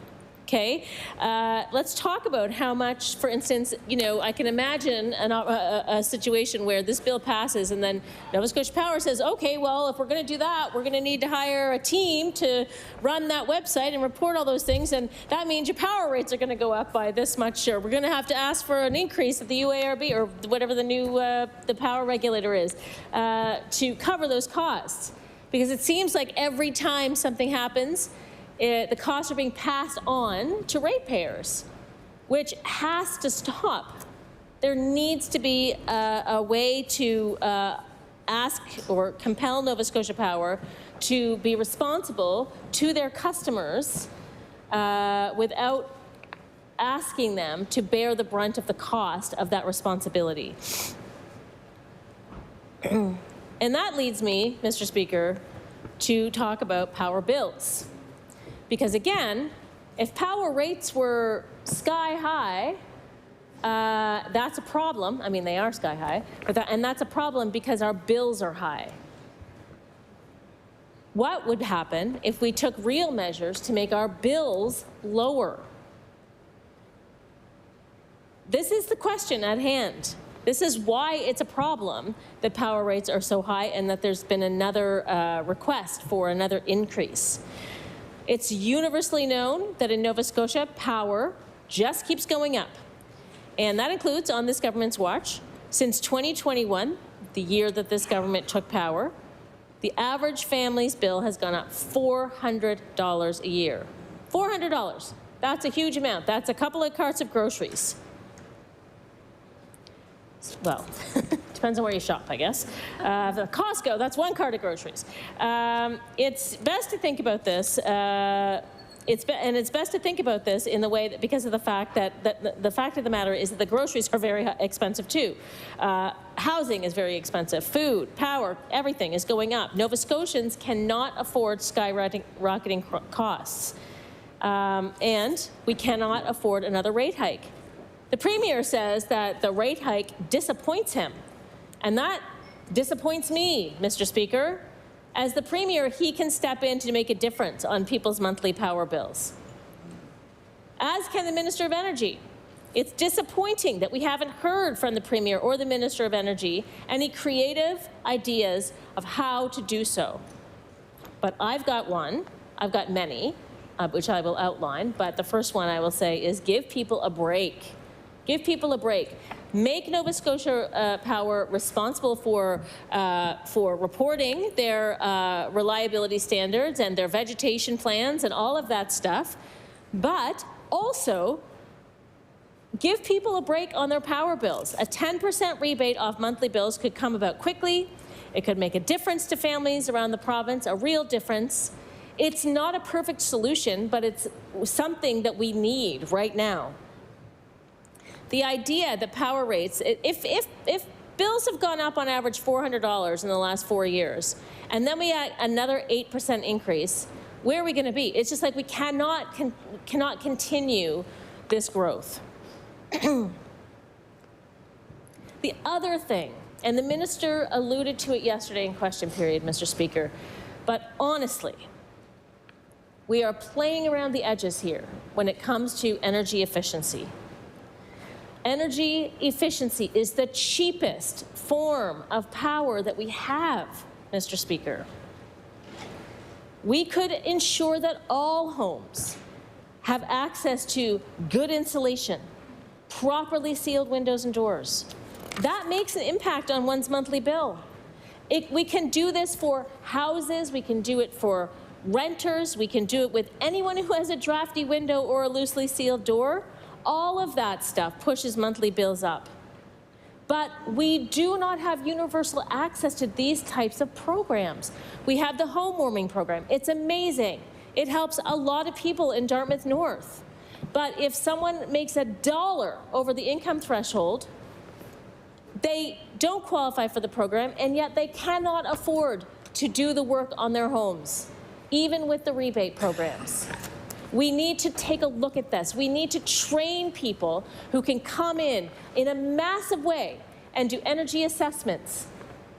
We don't have enough energy assessors right now to be able to even if we wanted to fund a program where every person in every home in the province got an energy assessment. We couldn't do it because there's not enough people. We could train those guys and girls and people. And then they could do that work. And then we could train more people doing insulation and installation and heat pump installation. These are green jobs. These are jobs. We don't even have to call them green jobs. They're jobs, which the Premier, and rightly so, says we need in this province. We do need jobs, but we need jobs that are actually going to be good jobs and also make sure, putting people working at things that are going to help Nova Scotians in a variety of ways and meet our greenhouse gas goals, reduction goals. We talk about efficiency, the minister mentions efficiency, but I still have not seen a real push, a real massive push to energy efficiency. As our energy demand grows from population growth or increased demand from electric vehicles, demand is also going to increase on the grid. We keep hearing about this. If we use less power, we'll be able to deal with our grid issues later. And it will contribute to reliability issues. Installing heat pumps is another good efficiency project. The rest of the country is still catching on to that. Some folks don't see the need because they have cheaper power, so there's no incentive. But we've known for some time out east that it is a good way to reduce power bills and also to reduce greenhouse gas emissions. But we need to make sure everyone has the tools, has the access to these tools. They aren't free, we know that. Families are already finding power bills stretching their monthly budgets.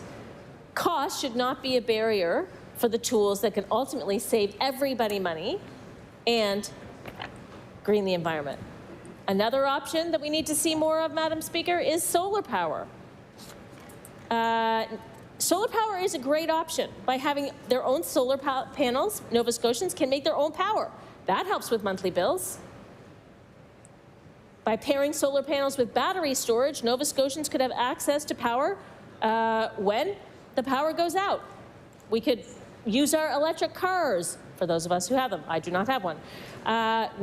People could use their electric cars to power their homes when the grid goes down, when the grid fails.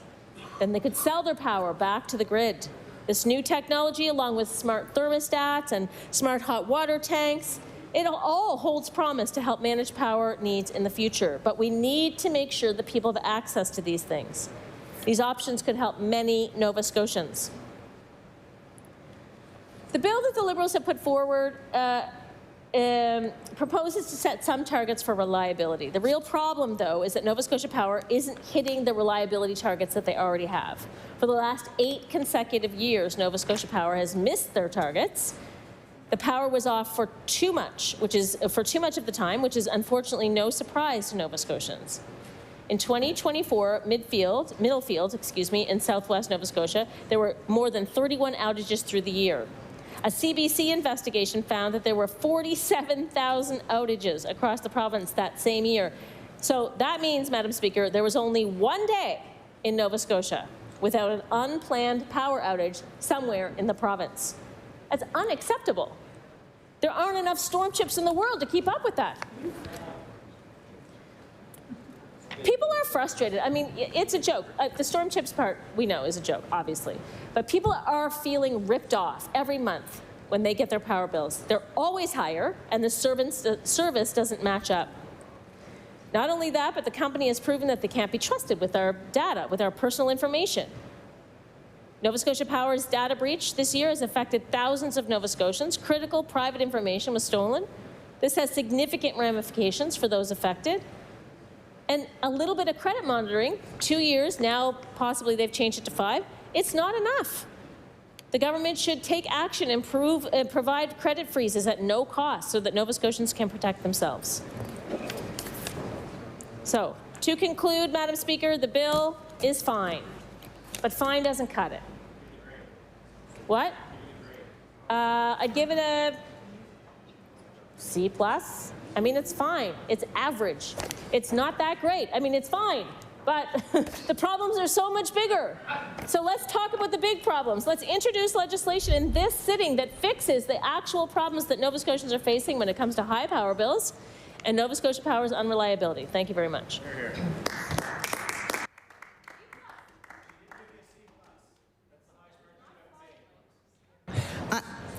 I recognize the honourable member for Inverness.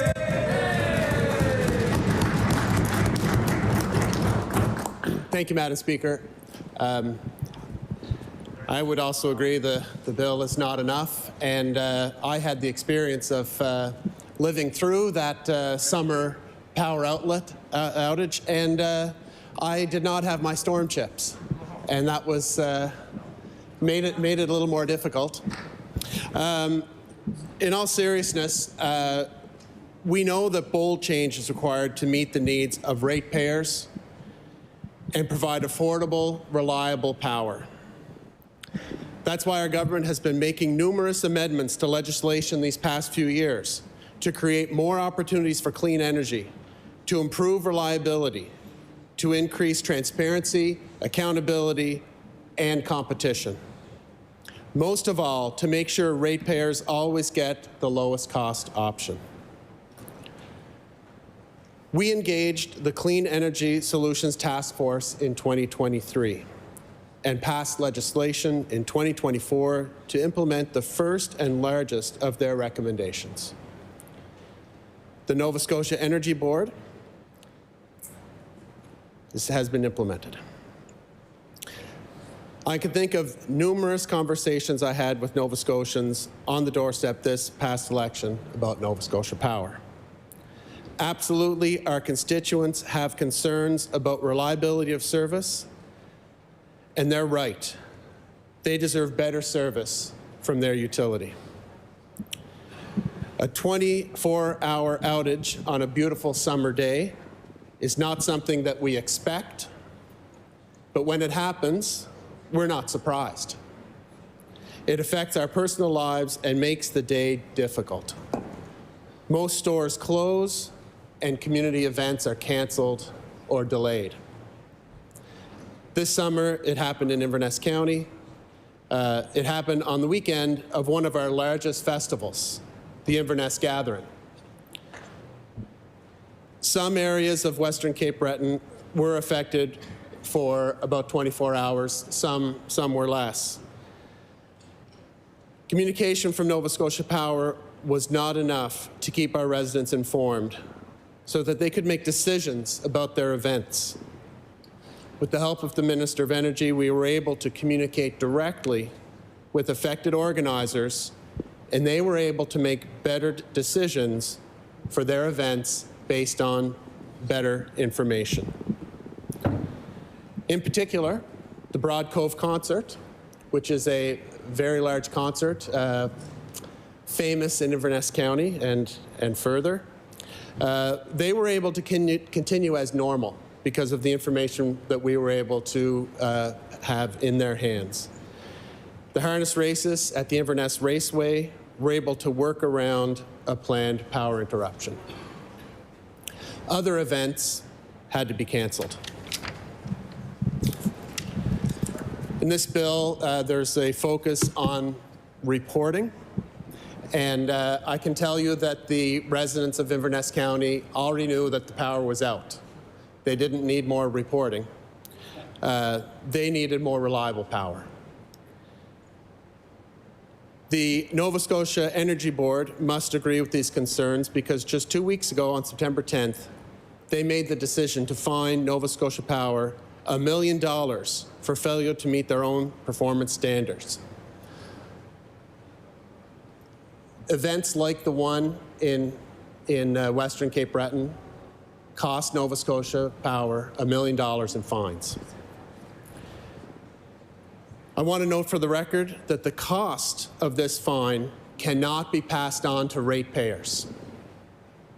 Nova Scotia Power shareholders are responsible for paying this fine. And I'm sure they're asking the same questions we are. What is the utility going to do to ensure that this doesn't happen again? That's for Nova Scotia Power to answer. But it's clear that more reporting is less effective than serious consequences for meeting performance standards. That's why in 2022, we made changes to the Public Utilities Act to dramatically expand the scope of what areas of performance the Energy Board can regulate. Right now, the Energy Board is considering which new areas of performance are important to customers and where Nova Scotia Power should be held accountable. At the same time, we further modified the Public Utilities Act to increase the allowable amount of a fine from $1 million to $25 million.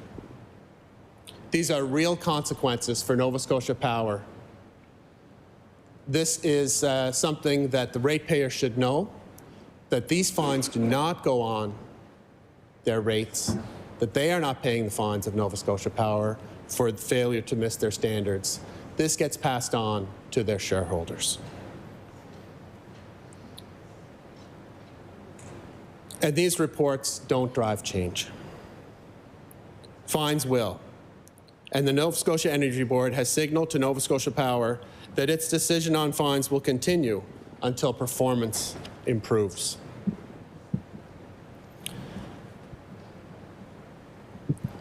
During the power outage, people aren't happy. And I wasn't happy, it was, my power was out at my home.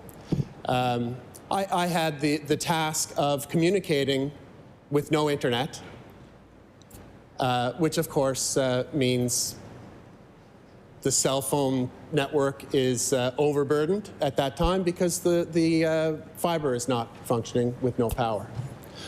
It's not a good situation, and I can understand how people felt at that time because I was struggling to communicate with my constituents to provide them good information. I was driving to areas where there was power to do so.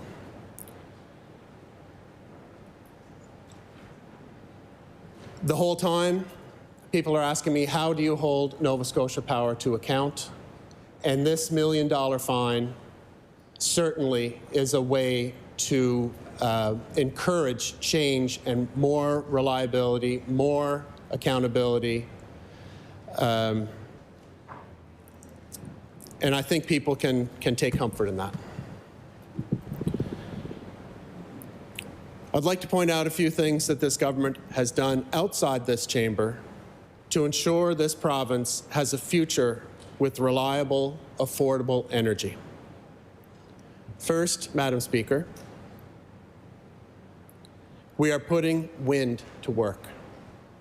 Our government has lined up almost 900 megawatts of onshore wind energy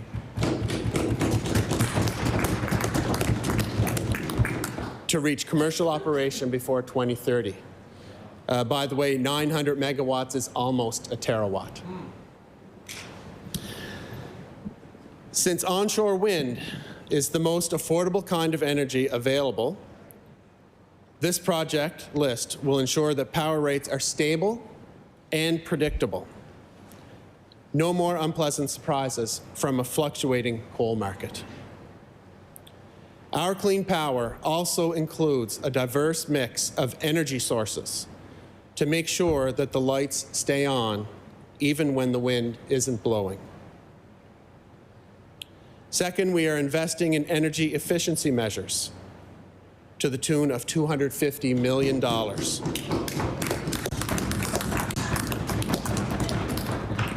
If we can reduce the amount of energy used on our grid, we can better utilize the resources we have and get Nova Scotians more bang for their buck.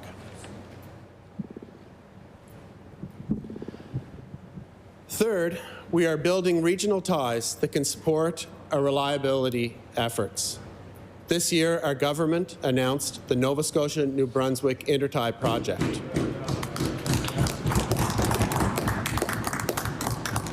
Which will strengthen our connection to the rest of North America. This project will enable us to bring in energy when we need it, and even better, to sell energy when we have an excess. And we're going to have a lot of excess. We made sure to help save ratepayers money on that project too, by allowing project partnership through Public Utilities Act with the Mi'kmaq, through WMA, as well as the Canada Infrastructure Bank. Ratepayers benefited from $200 million in savings because of that partnership.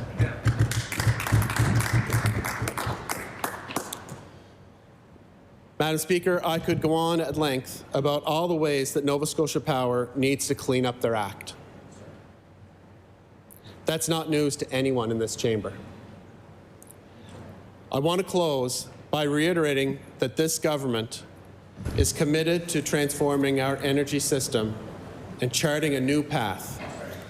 Negativity on the other side of the aisle is not going to slow us down. Thank you, Madam Speaker.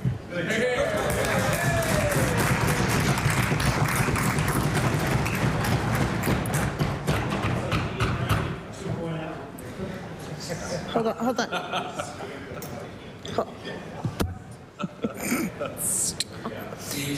Before I recognize the honourable member, there is a member on the left side of this room that has a phone that keeps dinging. Can you please turn off your ringer? It's been constant. You're all looking at me like I know who it is. I don't know who it is. So check your phones and turn off your ringer. Thank you. Sounds like liberals to me.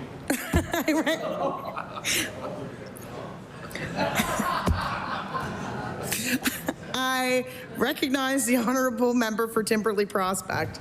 Thank you, Madam Speaker, and I appreciate the comments from the member from Inverness. It's, I think, appropriate that the member got up to speak as he represents one of the many areas across the province that had to go through over a 24-hour period in his place, but lots of places across the province had to endure long periods without power.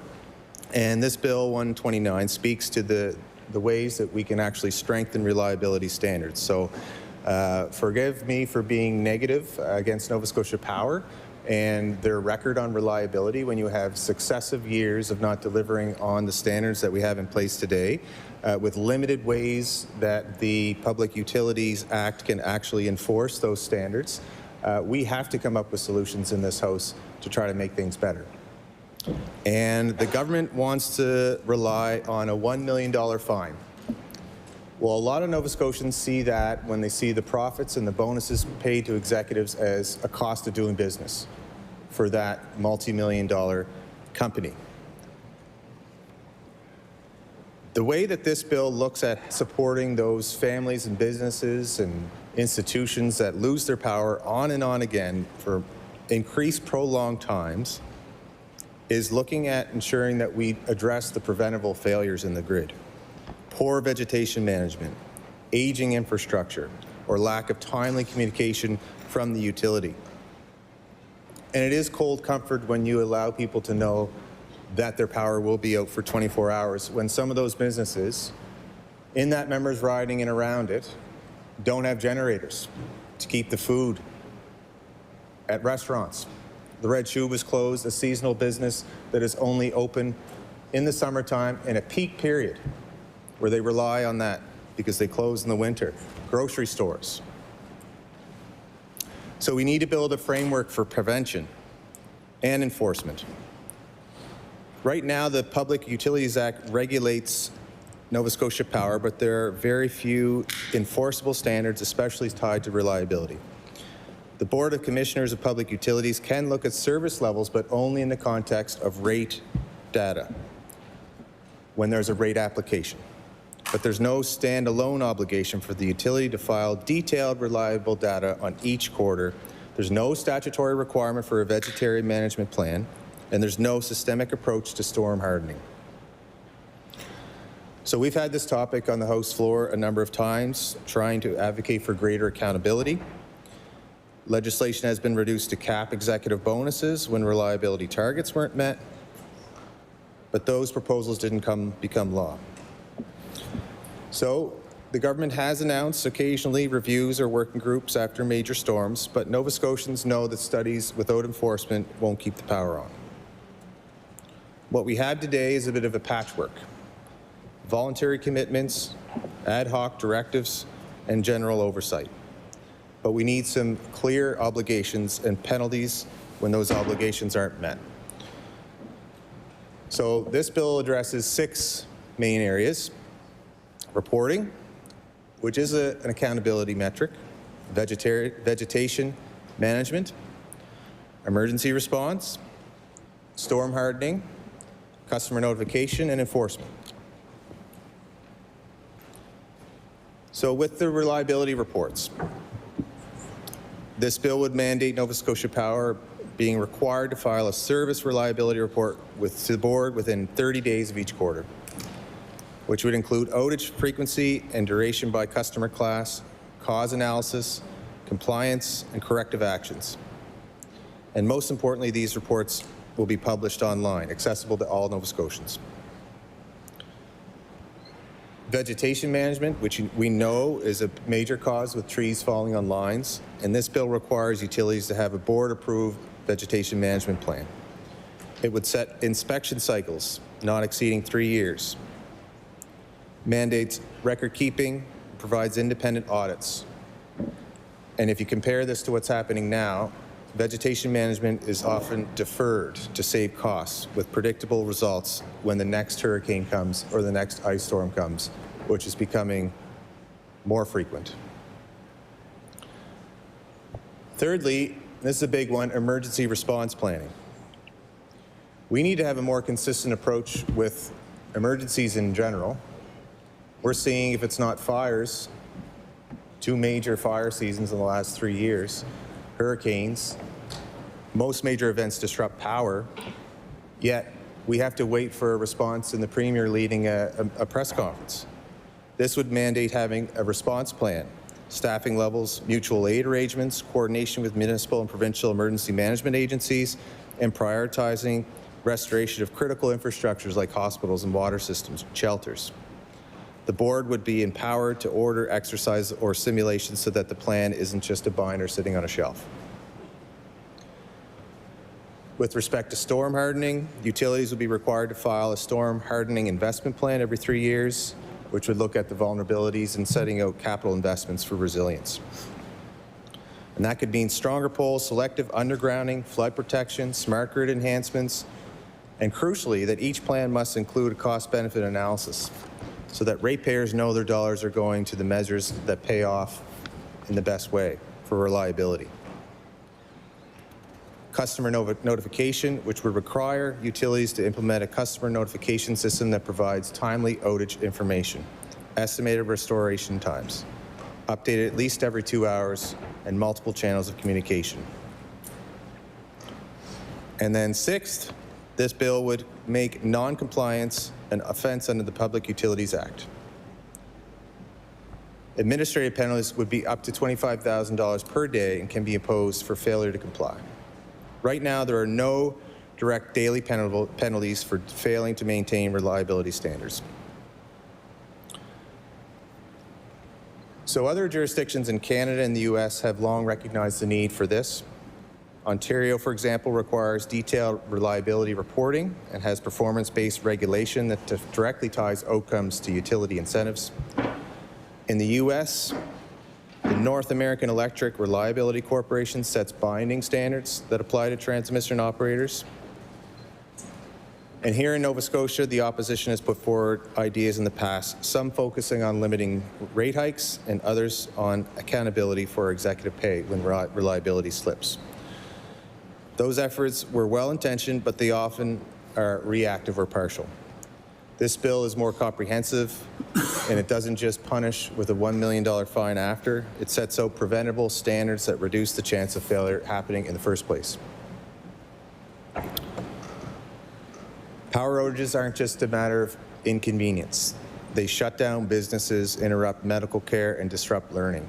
They spoil food for families who cannot afford to replace a week's groceries. They impose costs that never show up on utilities books, but are real to households and communities. So we have some of the highest power rates in the country. We should at least guarantee them that a utility meets clean, enforceable standards of reliability as we try to harness those increases year after year, record increases. And this bill would deliver that guarantee. So this would move us beyond vague commitments and after-the-fact excuses and puts in place real obligations and consequences.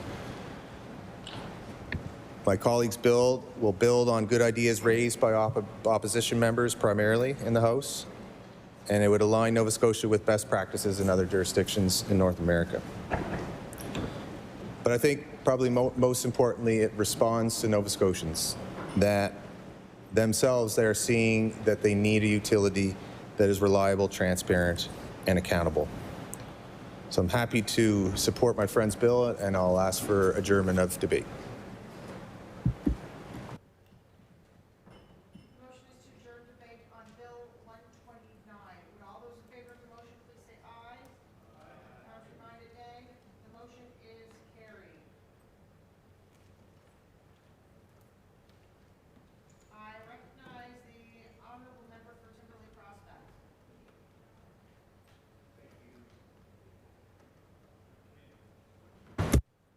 I recognize the honourable minister, or the honourable member for Timberley Prospect. You can say minister. You can say minister. Thank you. I think that maybe up there they're tired of hearing from me. I'd like to call Bill 132, please, for second reading.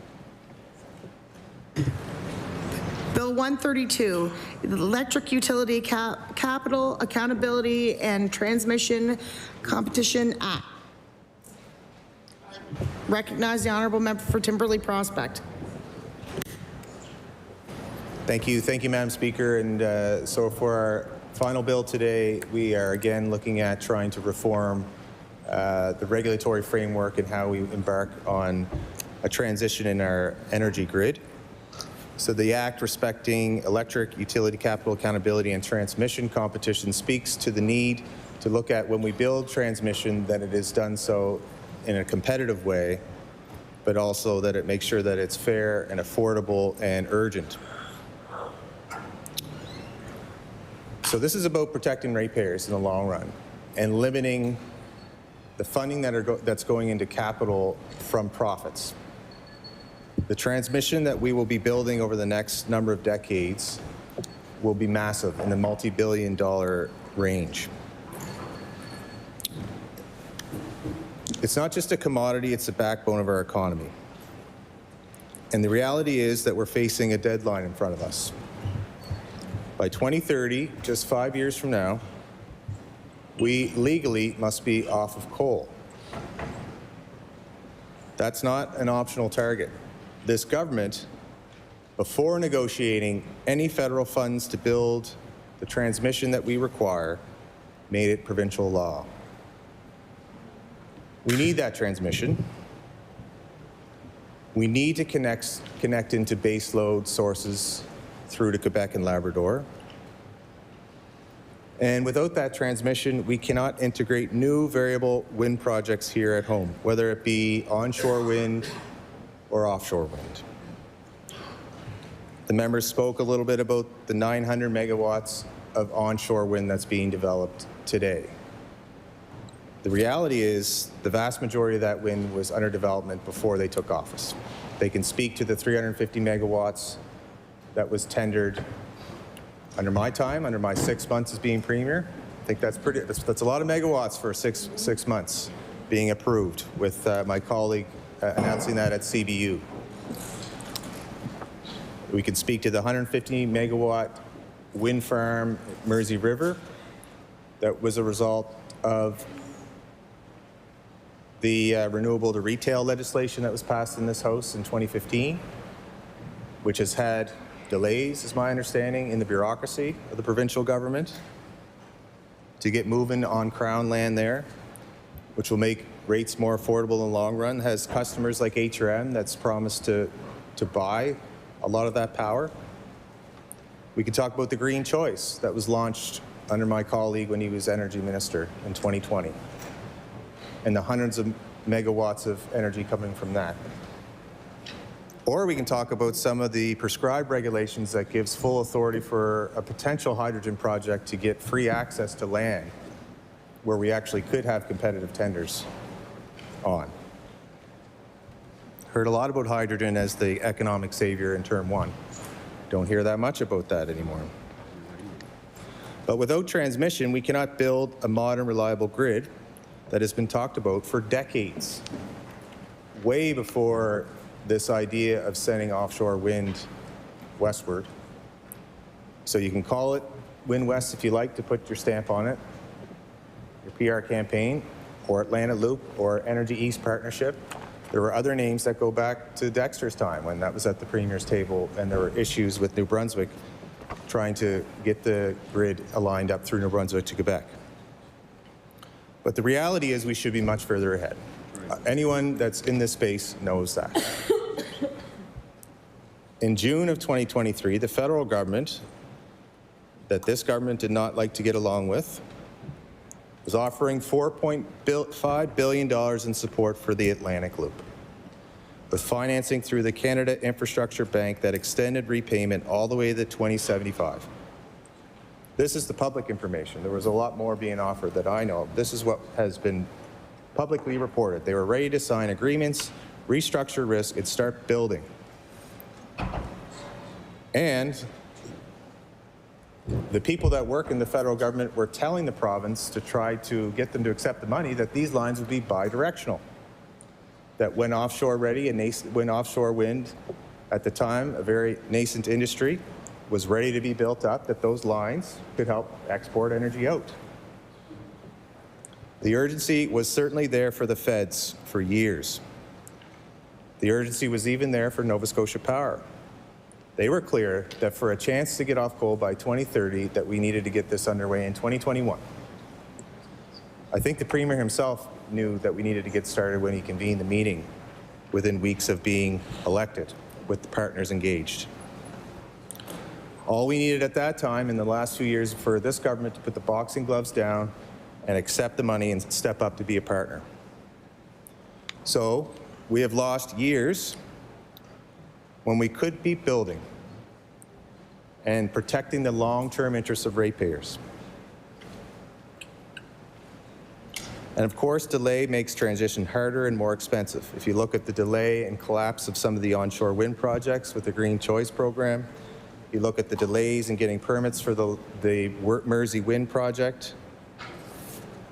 And that's why this legislation that I'm asking the government to look at is considered, which would set clear, practical rules so that when we do finally build the transmission that should be underway, I'm not even sure there's shovels in the ground for the intertie, by the way, that we have open, fair competition in the best interest of Nova Scotia.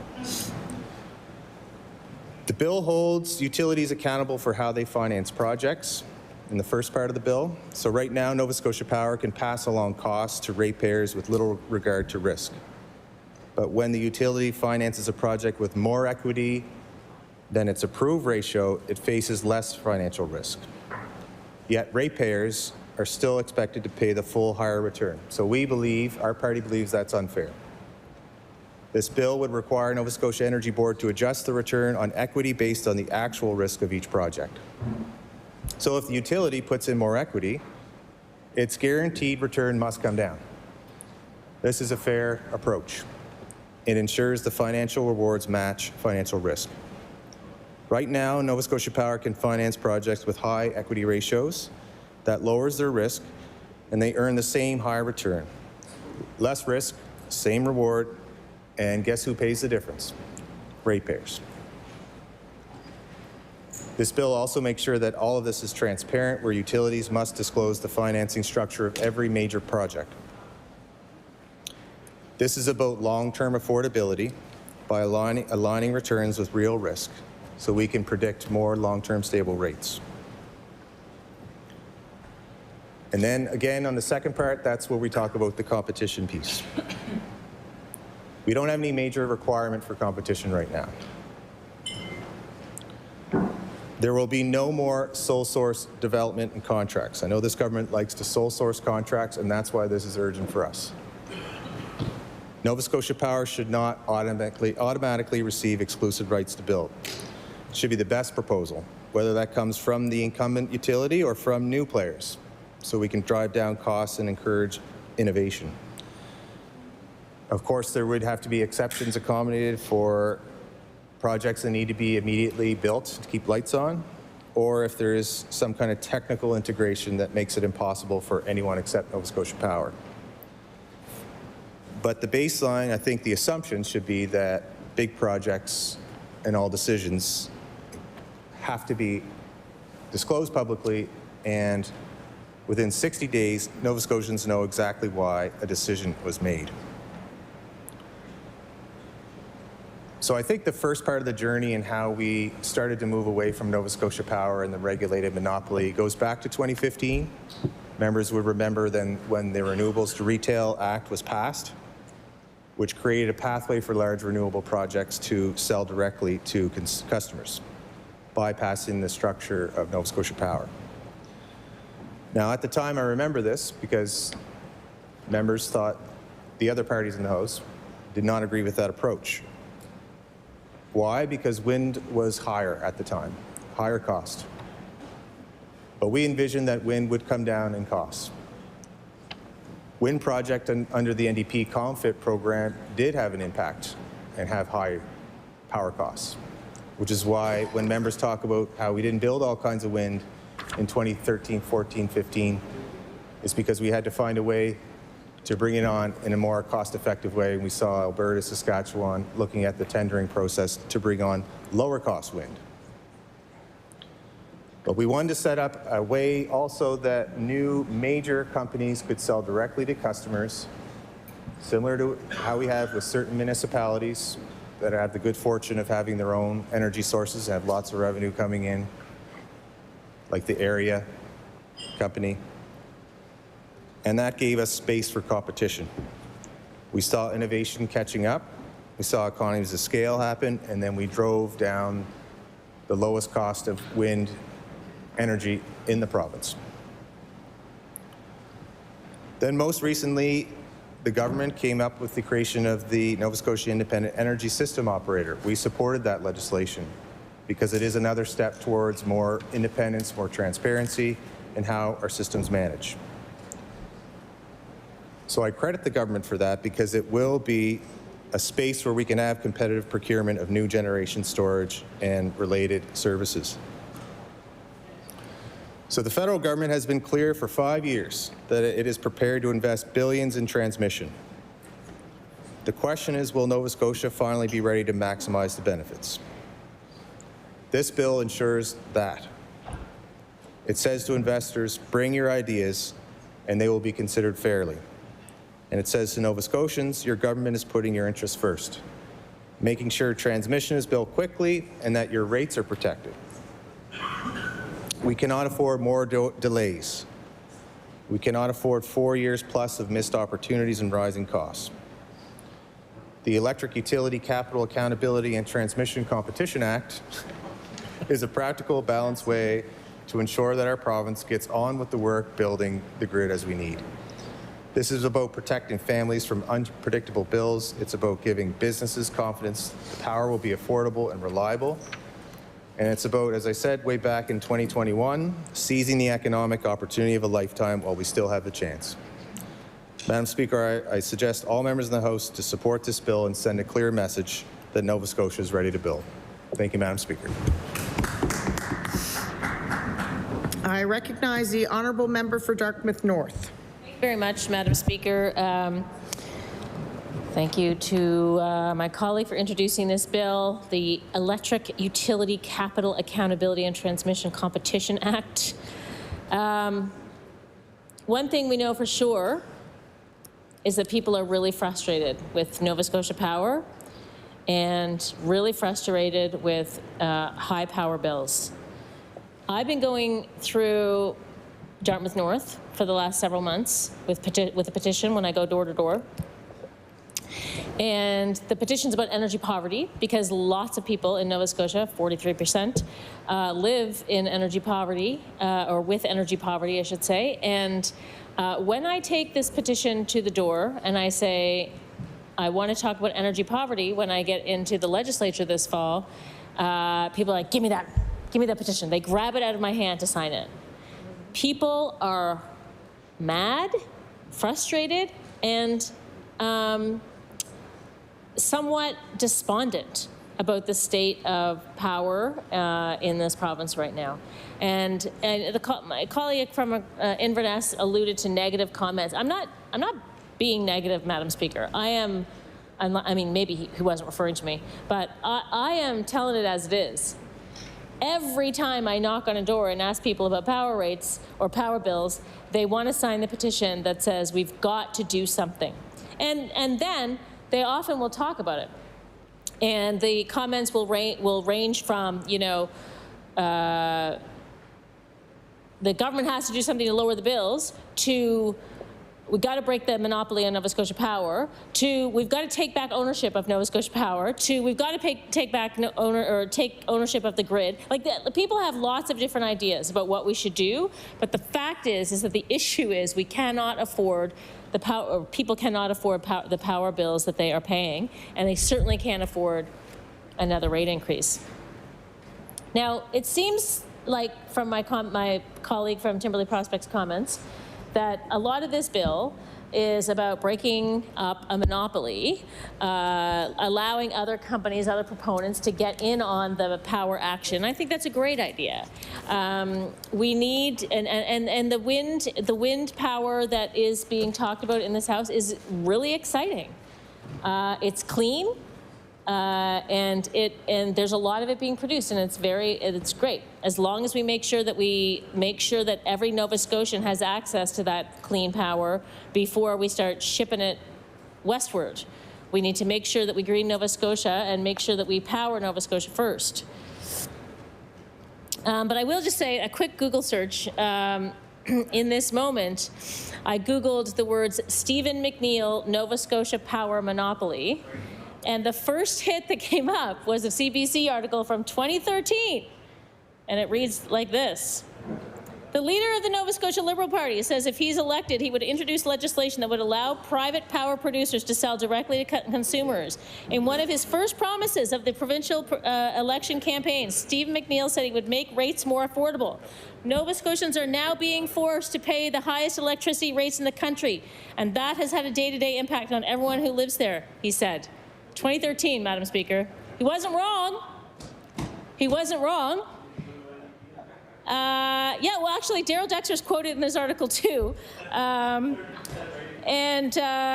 He said, the Liberals have voted 8 times to put the HST back on home energy. We think that's a bad plan. Mr. McNeil said that taking HST off home energy was a bad public policy. I don't see where giving seniors and ordinary, everyday families a break on power rates is a bad thing. I'll table it. Yeah, okay, good. Not the computer. Well, just the article.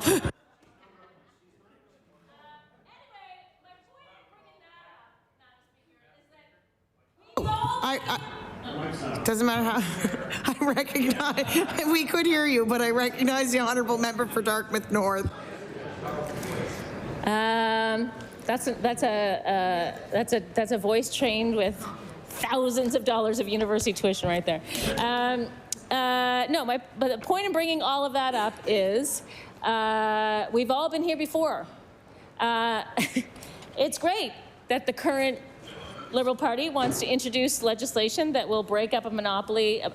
I just have to say, on the record, they had 2013 to 27, how many years? 9 years? 8 years to do it, and they didn't do it. They didn't do it, Madam Speaker. They didn't do it. But what the former NDP Premier says about giving everyday families a break, that still is happening, and could happen even more with the bills that we have introduced this year, this week. So We know, I'm going to go back to my notes now. We know that bills are getting higher. We know that Nova Scotia Power makes a profit on bills and capital projects. We know that bills that people are already struggling to pay high power bills. We have the highest power rates, or among the highest power rates in Canada, of people who pay more than they can afford for each. Sorry, I'm going to say that one again. That was wrong. We have among the highest rates of Canadians who pay more than they can afford for power each month. I see them in my office all the time. I hear about it on the doorsteps. As I told you, I go out weekly talking about poverty, energy poverty and solutions to it in Dartmouth North. But last weekend, New Democrats were out all over the province, in Truro, in Sydney, the Valley, Hants County. And we were talking to people about Nova Scotia Power. And again, with that petition, which is a different one, I tabled 2 of them today, they were grabbing the petition at the door. They were so eager to lend their names to making changes to Nova Scotia Power. And especially, Madam Speaker, with winter coming, people are deeply worried. This government has said that they want to do things, to do more things faster. Well, here is a great way to do that. Give people a break on their power bills. Real relief for Nova Scotians on their power bills must come now and not in the future. People cannot wait. It's clear that the government seems to think they can. They haven't brought down monthly power bills. They continue to rise. Stephen McNeil had 8 or 9 years to do what he could. Nothing happened. Bills went up. This government has, well, they didn't go, yes, bills went up, I'm sure. Rates went up, Sorry, I'm sorry. Anyway, I have the floor, but the monopoly wasn't broken. And this government's been in power, and since they've been in power, bills have risen by $400, and they're about to rise more if Nova Scotia Power gets the 8% increase. So, people cannot afford another increase. Families across this province are paying more for groceries, for rent, for essentials, and power is an essential. It's not a luxury that you can skip every once in a while when you can't afford it. We need it to keep us warm and to keep us cool, to prepare our food, to run medical devices. These are basic needs, and we need to do something now. This bill won't do it. Thank you, Madam Speaker. I recognize the honourable member for Pictou West.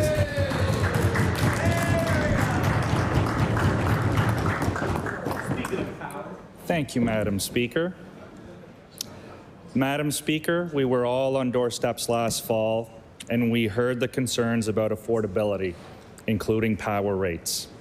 And we also heard about the optimism folks have for the future of power in our province, including our transition to clean energy. We are 25 years into the 21st century, and it is time to bring our power system into the 21st century. So during the last spring session, our government brought legislation to set us on a course to modernize our system here in Nova Scotia, to be able to effectively manage our evolving energy mix, to get Nova Scotians the best value for their money. The Energy Board and the IESO will help us do this.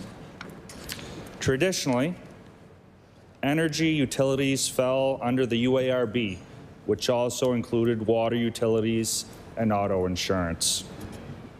Energy is important to Nova Scotians, so our government created the Energy Board in order to effectively regulate the energy sector with full focus.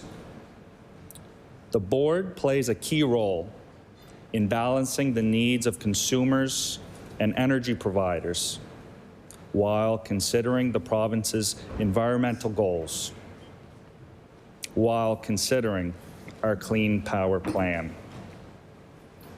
Mr. Speaker, maybe a quick refresher about our clean power plan.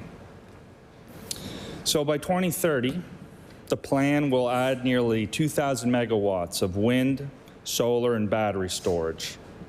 We'll strengthen reliability by expanding our transmission connection to New Brunswick.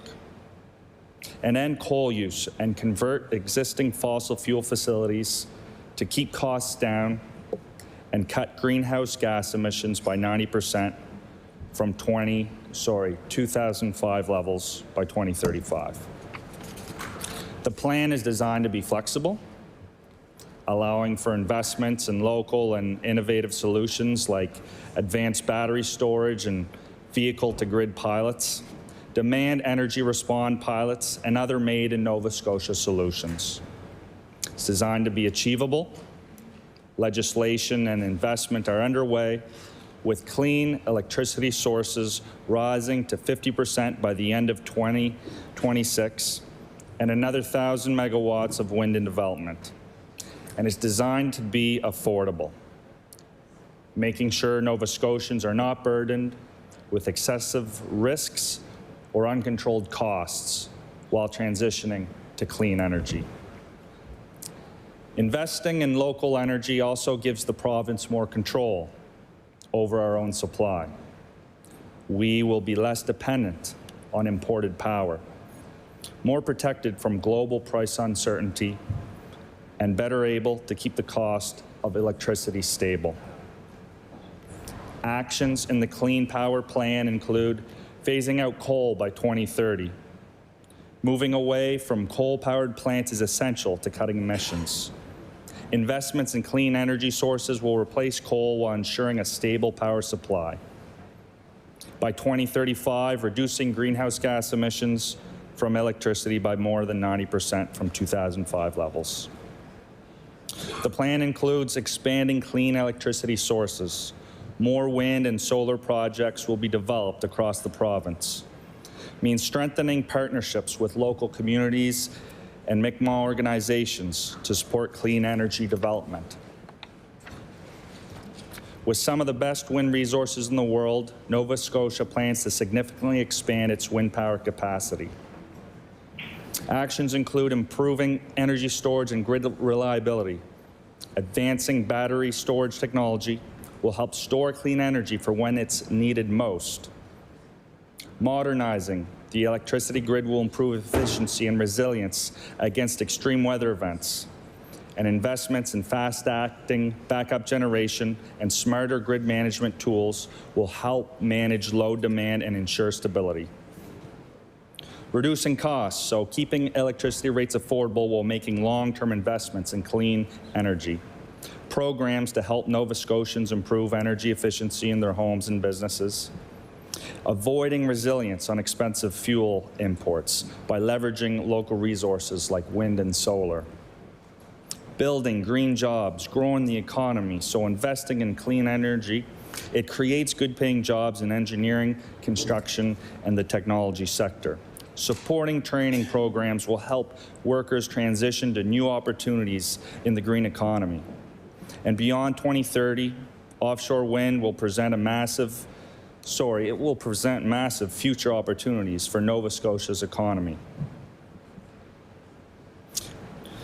We need to act on challenges and solutions. So energy security and reliability.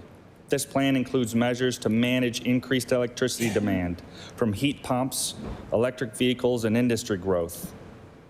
Rising costs and market uncertainty by investing in local, clean energy rather than costly imports. Prices can be stabilized. Impacts of climate change. Nova Scotia has experienced more frequent and intense weather events like hurricanes, flooding, and wildfires. The plan will improve grid resilience against these increasing climate challenges. We have ambitious goals for our province. The Energy Board will be playing a big role. So I'm grateful that the board is stacked with folks much smarter than I am, whose names end with a KC, LLB, MBA, CPA, PEng. These folks have been appointed for their professional caliber and experience. This board will ensure accountability, transparency, and regulatory fairness for Nova Scotians. The Energy Board regulates the IESO, which was able to be created with legislation introduced by our government. The IESO, Independent Energy Systems Operator, was created in April of this year, and they will act as the air traffic controller for electricity in our province. They are responsible for maintaining a reliable supply of electricity and monitoring energy needs and demands in real time.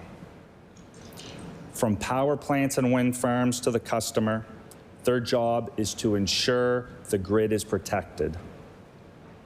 They are responsible to buy and sell, to drive competition, to ensure electricity costs are affordable. The IESO will be ramping up to their full duties over the next 2 years, and this work is already well underway. In fact, the IESO just issued an update on their website from their new CEO, and I'd like to share it if I could. Here's the message.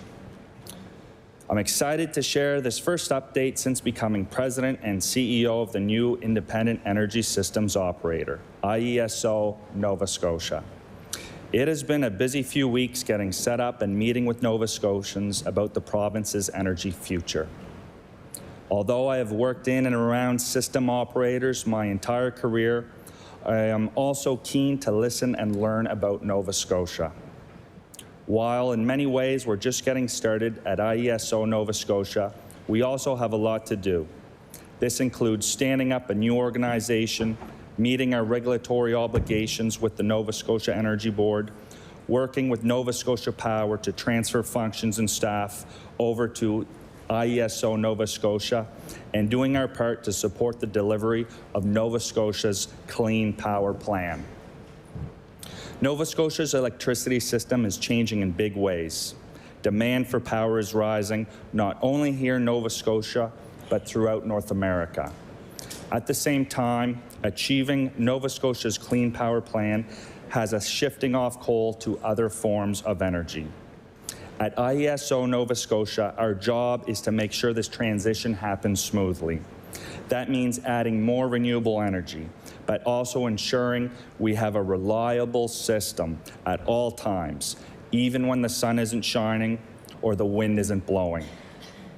As an independent, not-for-profit organization, our structure will allow us to engage more effectively with external markets to buy and sell power.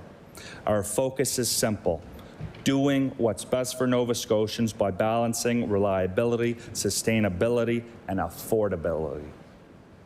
One of our first priorities is making sure we are building our new energy system on a firm foundation, meaning we have the necessary fast-acting, firm, and dispatchable generation to support a border deployment of renewables. These foundational initiatives will be critical to meeting the Clean Power Plan targets and creating a more resilient system.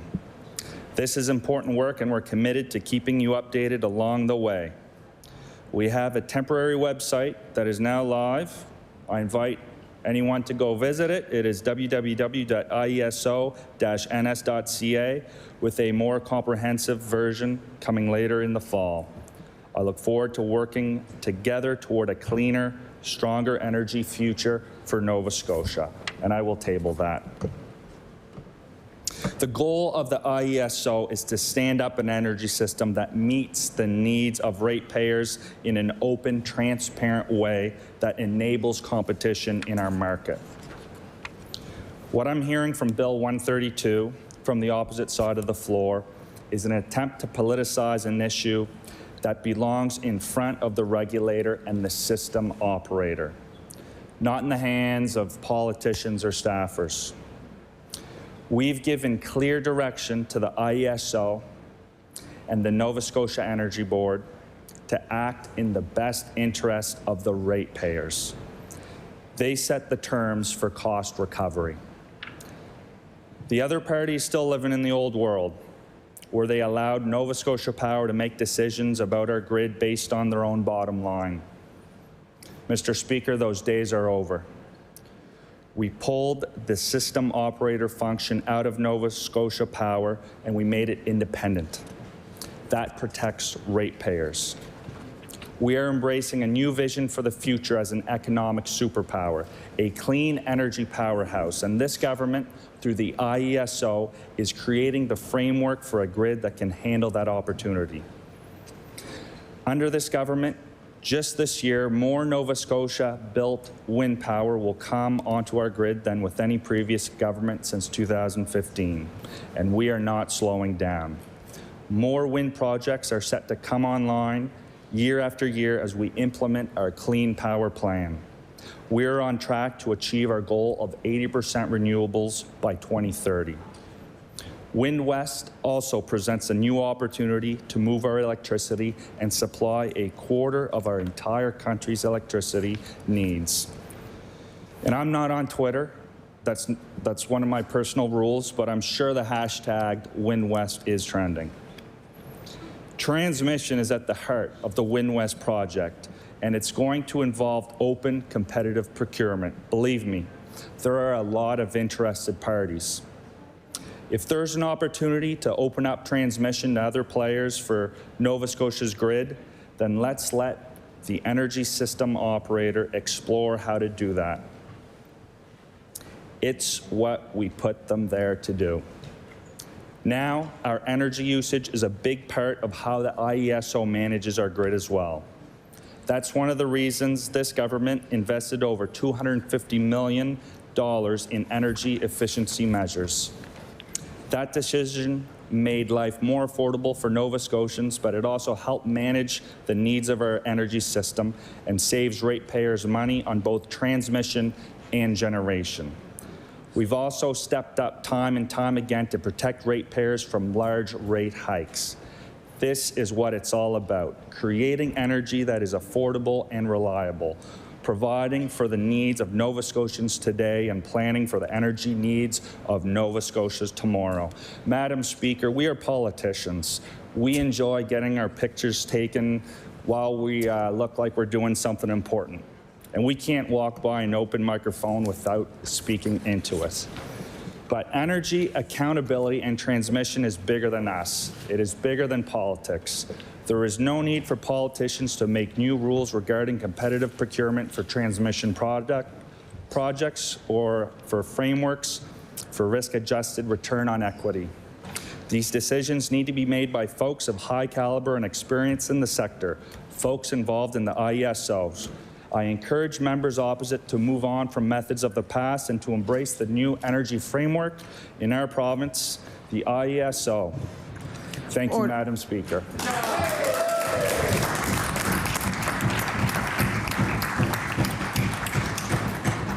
I recognize the honourable member for Sydney, member 2. Thank you, Madam Speaker. Appreciate the opportunity to get up and say a few words on this bill that we brought forward.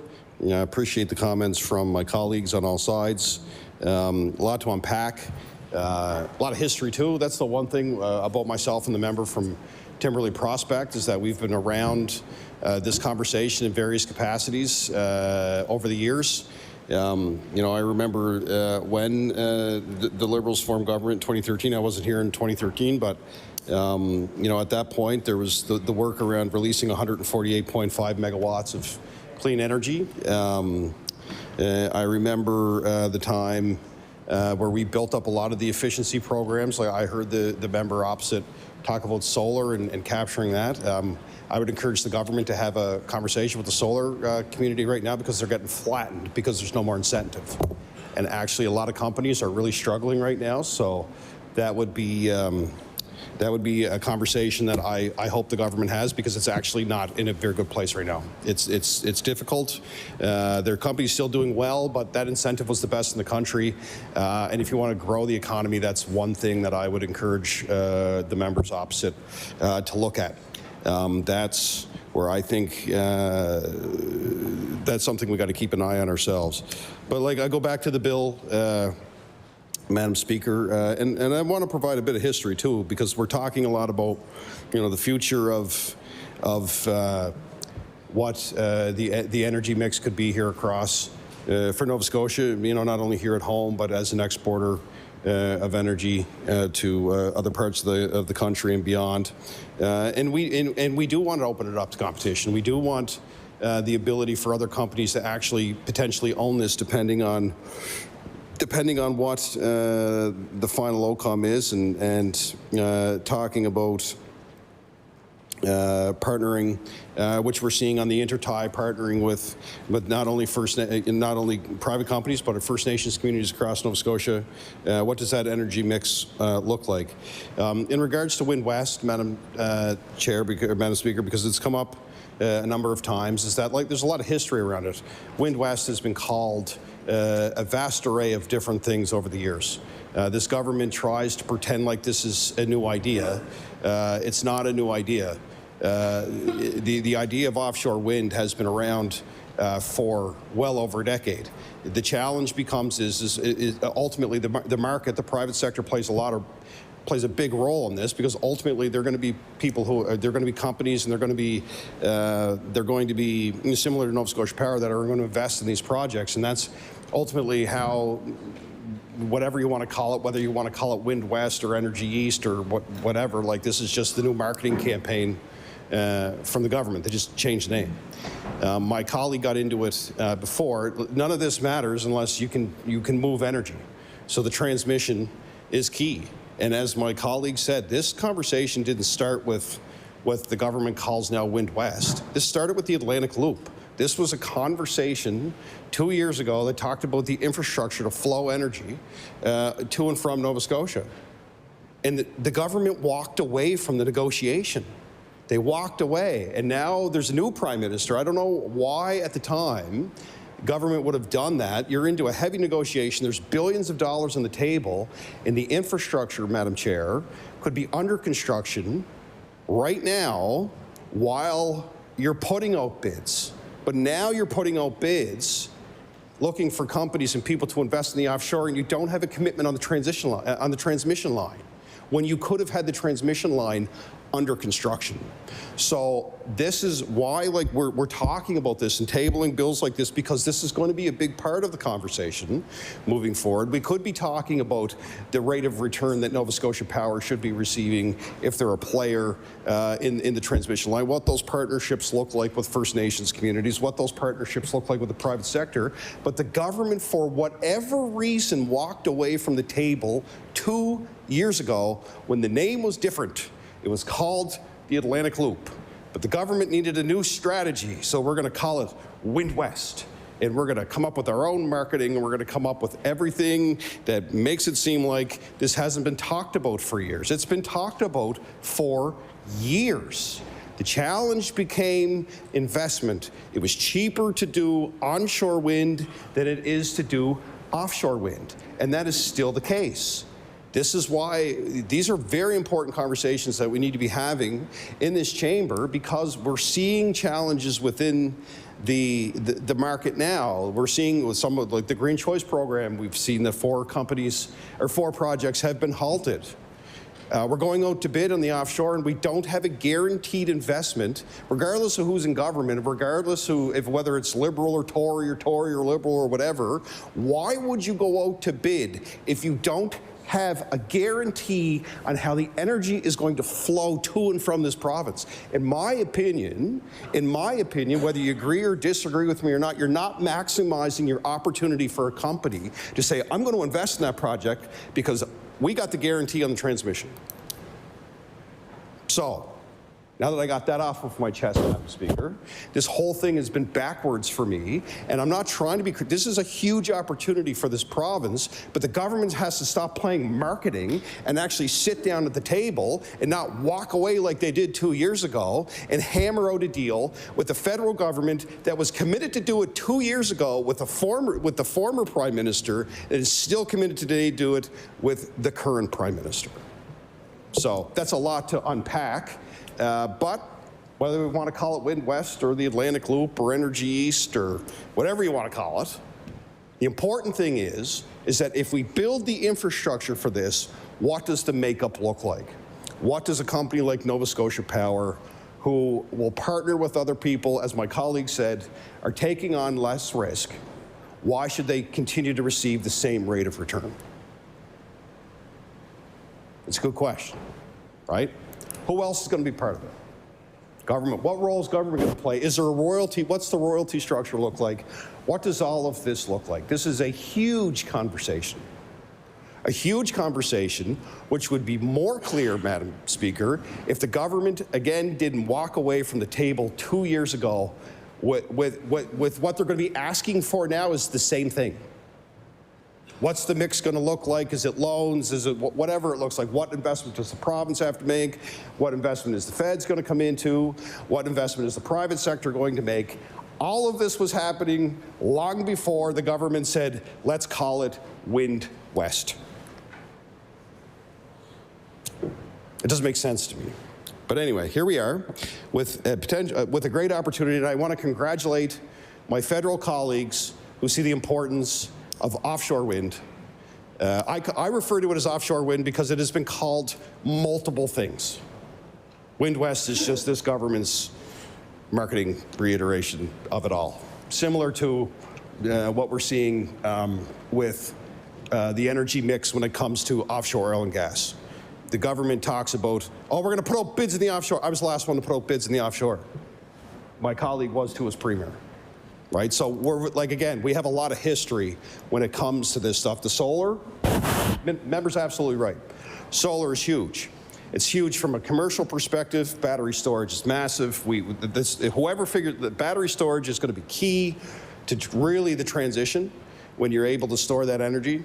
Solar is huge. These programs that have built the economy over years, but some of these incentives are gone. And I would argue that those incentives not only give people the chance to you know, install the stuff at home, but it also created like 70 new companies in a year with that incentive, because Nova Scotians would use those incentives, and now some of them are gone. Government cut them.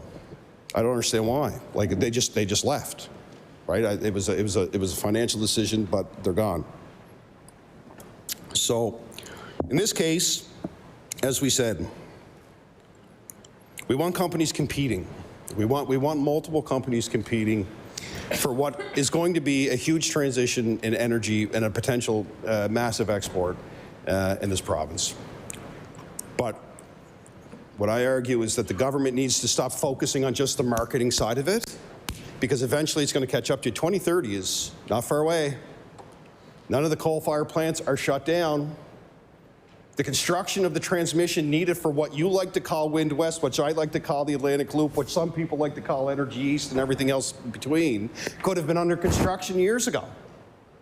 It could have been under construction years ago, and you would be having a more solidified conversation around what the investment looks like, what stake Nova Scotia Power has in it, you know, talking about like that monopoly, what conversation, who else is involved, First Nations, et cetera, but you delayed. And it was a delay on politics, because at the time the government didn't want to deal with the current administration. It was, they got a carbon tax and you got to get rid of a carbon tax. That's what the last election was, period. You can deny it all you want. This government ran against the last federal administration. But that last federal administration was offering a true path to build that transmission line. And the government walked away from it. And 2 years later decided to change the name to Wind West. Wind West, which has no transmission line right now, which thankfully the federal government is interested in doing, again. I applaud Prime Minister Carney, and I applaud my colleagues here in Nova Scotia who are pushing this. It is something that they see the potential of. It is something that we see the potential of. And ultimately, if this happens, it's going to be because of them. Because this is something they've been talking about for years before it was ever called this. They wanted to do this, and the Premier walked away from the table. Now we changed the name. Now it's called something else. So now the federal government is back, and I encourage and I implore that the government does not walk away from the table this time. Because they did. I wish I had there's lots of articles. I'll probably table them throughout the session. Poll numbers. Parity dips. Yeah, well, that's it. It's all based on polls. That's a great point. Polling, this government polls on everything. So if the dip comes for this current federal administration, watch what happens. As I said, the whole provincial election was run, they tried to defeat me in Sydney on a carbon tax. Didn't work. But guess what? It was a big part of the foundation. It was all federal. Imagine if the government ran with Mark Carney as prime minister right now, where you'd be. Or your fixed election date, which you broke. Right? So back to the bill, Madam Speaker, with only 2 minutes left. There's a lot of conversation. There's a lot of potential around this, a ton. It's wonderful. There's a wonderful opportunity in front of us. But I just want to get on the record that I've been watching this as two individuals who have held various portfolios in the energy or the mining. The member across likes to say there's only 2 of us, and that's fine. I was in here with 35, too. And guess what? I survived, and I hope that that member, you wait till the tide turns and see if he wins. Right? No, I'm being good. If members on the other side want to take shots, that's fine. I'm having a conversation about energy. So Madam Speaker, with 2 minutes left, as I said, the 2 members that are over here have held various portfolios on this file for a decade. So we've heard this called a million different names. We've seen a ton of different scenarios. Now it's called, by this government, Wind West, which was called the Atlantic Loop by somebody else, which was called Energy East by somebody else, and which somebody else will call it something else, whatever. The point is that if this is going to work, the government can't walk away from the table again, because they did. They don't want people to remember that, but now they're going to be asking for the same thing they asked that the federal government was offering them an administration ago. And I hope this time they go to the table in good faith and they get a deal done, because there's lots of potential for this province. Thank you, Madam Speaker. Oh, I move to adjourn debate on Bill.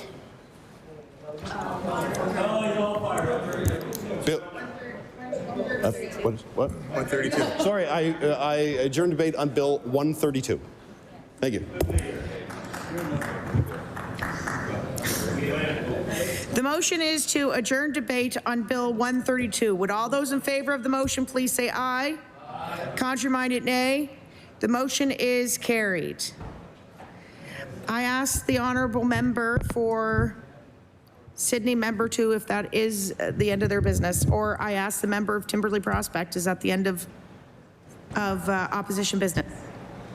Yes, Madam Speaker, that concludes opposition day. Thank you. I recognize the Honourable Government Host Leader. Thank you, Madam Speaker. Would you please call the order of business, public bills and orders? Public bills and orders. I recognize the Honourable Government Host Leader. Madam Speaker, would you please call public bills for second reading? Public bills for second reading. I recognize the Honourable Government Host Leader. Madam Speaker, would you please call Bill 130, the Traffic Service or Safety Act? Bill 130, the Safety Act. I recognize the Honourable Minister of Public Works.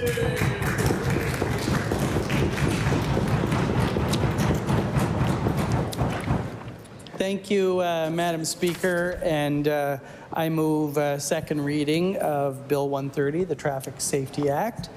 Madam Speaker, I would like to take this opportunity to recognize and thank just a few of the many people and the groups that have worked so hard to get us here today. I'd like to start, Madam Speaker, with Diane Zwicker. She graciously came out of retirement to help us untangle and update 100 years of rules. Originally, her commitment was for a few months. It's now been several years, and we are very grateful for her service. I would also like to thank lead lawyer Nadine Smiley and all of her colleagues at the Department of Justice for their hard work in getting this bill ready. Madam Speaker, my gratitude extends to Victoria Horn and Mike Christian and everyone at the Departments of Service Nova Scotia and Cybersecurity and Digital Solutions. Their incredible work in getting their systems ready and providing such valuable advice and guidance on this report has been wonderful. Madam Speaker, we wouldn't be here today without our many partners, including police organizations, municipalities, businesses, and the Insurance Bureau of Canada, cycling and pedestrian groups, engineers, and traffic specialists, child safety advocates, and many, many others. And Madam Speaker, to the everyday Nova Scotians, who over the years have taken the time to share their experiences and insights on important road safety issues, we thank you. I would also like to thank everyone at my Department of Public Works, including Policy Lead Bonnie Rankin, and everyone in our Registry of Motor Vehicles team. Madam Speaker, these are only a few of the people who have been involved in bringing the TSA to this legislature, but it gives you an idea of what a massive undertaking this has been. Madam Speaker, I will have more to say on this bill in third reading, and for now, I would like to thank everyone for paying attention. Thank you.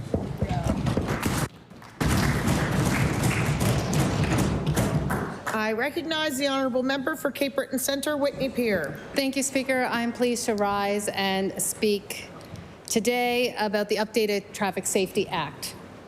Our caucus has been calling for years to give municipalities the ability to set their own speed limits. Most recently, we introduced legislation in 2022 to make those changes. We've met with families who have lost loved ones in motor vehicle accidents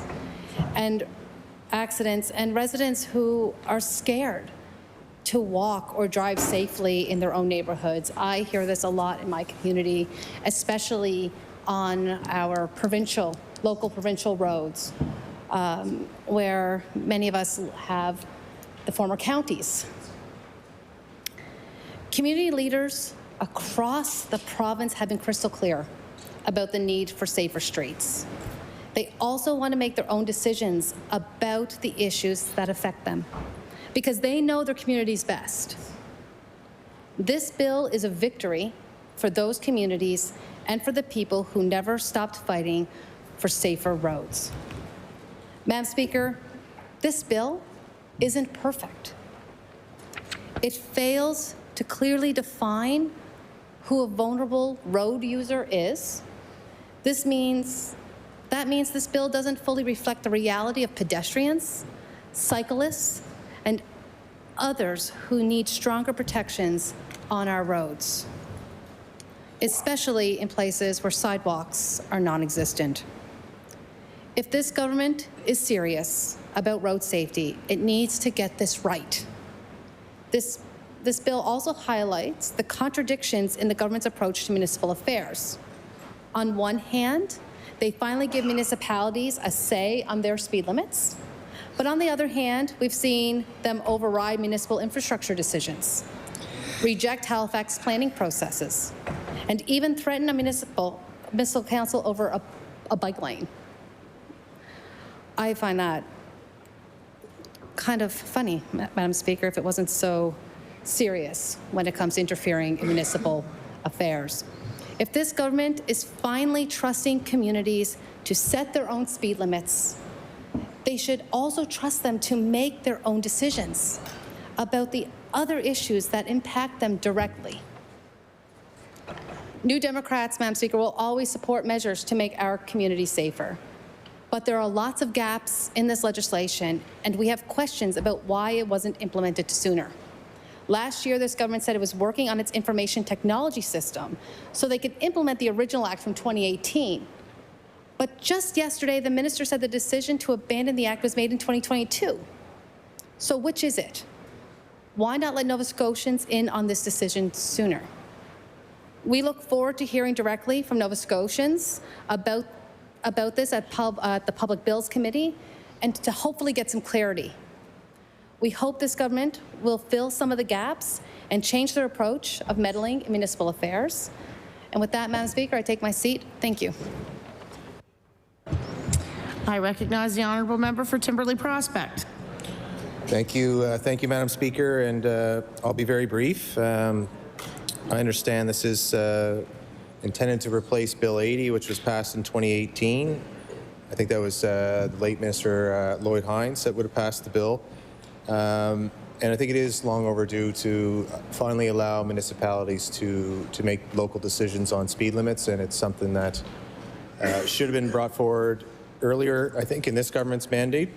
But we should have done it earlier when we were in government as well, and I believe I am on the record in estimates asking Jeff McClellan, who was the transportation minister at the time, to actually do this, and he was on the record to looking into it because in HRM it's something that comes up all the time.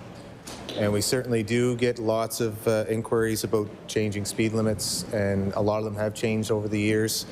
But this part of the bill eliminates that step to check in with the provincial government. So I see it as a positive step in a bill that we'll likely support, but subject to the comments that come in through Public Bills Committee. So we'll wait to see what the public has to say and look forward to continuing the debate.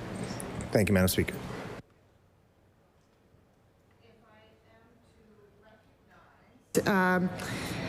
The Honourable Minister of Public Works. It will be to close debate on second reading. I recognize the Honourable Minister of Public Works. Madam Speaker, I move that we close debate on second reading of Bill 130, the Traffic Safety Act. I recognize the Honourable Government House Leader. Thank you, Madam Speaker. Oh, wait. No, you got to close that. Oh, sorry. The motion is for second reading on Bill 130. 130, Traffic Safety Act. Would all those in favor of the motion please say aye? Aye. Contrary-minded, nay. The motion is carried. Bill 130, an act respecting highways and traffic safety. Ordered that the bill be referred to the Standing Committee on Public Accounts. Public Bills, sorry. Back in control here. I recognize the Honourable Government House Leader. Thank you, Madam Speaker. Madam Speaker, would you please call order of business, public bills and orders? Public Bills and Orders. I recognize the Honourable Government House Leader. Madam Speaker, would you please call bills for second reading? Bills for second reading. I recognize the Honourable Government House Leader. Madam Speaker, would you please call Bill 127, Protecting Nova Scotians? Bill 127, Protecting Nova Scotians. I recognize the Honourable Minister of Service, Nova Scotia. Thank you, Madam Speaker. And Madam Speaker, I move that Bill number 127 be now read a second time. I appreciate the opportunity, and I am pleased to rise in my seat to be able to speak briefly on the bill that protects Nova Scotians. This is a bill, Madam Speaker, that takes into consideration the best interests of all Nova Scotians to protect not only their personal safety, but to protect their personal information. This bill responds to several recent events, Madam Speaker, which we are all very aware of, and we know that the impacts Nova Scotians have felt. This act, Madam Speaker, is a direct response to the Nova Scotia power breach, where more than 140,000 Nova Scotians had their information stolen, including social insurance numbers. The amendments we are introducing to the Residential Tenancy Act responds to the tragic epidemic in domestic violence. We are also amending the act to give Nova Scotians greater access to affordable housing, Madam Speaker. Madam Speaker, as you can see, these are just a few amendments that are also grounded in addressing our government's top priorities, and there's much more. Amendments to the Liquor Control Act will help to keep both bar staff and patrons safe in licensed establishments. It is critical to do so if we are to prevent more tragic events from ever happening again. Madam Speaker, the amendments to the Embalmers and Funeral Directors Act and to the Cemetery and Funeral Service Acts will strengthen consumer protection, clarify authority for the final arrangements, and support consistent service standards. We are also amending the Personal Health and Safety Act, or Personal Health and Information Act, to make it easier for health care professionals to intervene sooner when there are concerns for someone's well-being. Madam Speaker, we are also making changes to legislation of the Department of Natural Resources. We are amending the Wildlife Act and the Crown Lands Act. Madam Speaker, as Minister of Service Nova Scotia, I'm very proud to stand here and highlight the incredible work of my team specifically there, Madam Speaker, but recognizing that a lot of work from across departments all went into making sure that this bill hit the mark to protect Nova Scotians. And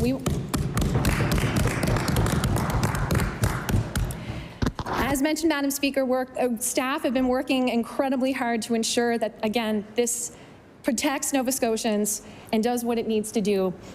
I want to thank them for their work and remind everyone that by working together, we can make a difference and do what's right for all of Nova Scotians. The goal here, Madam Speaker, is to strengthen supports, keep Nova Scotians safe, and we're going to continue to do that great work. And so, Madam Speaker, I look forward to hearing some comments from my colleagues in the House.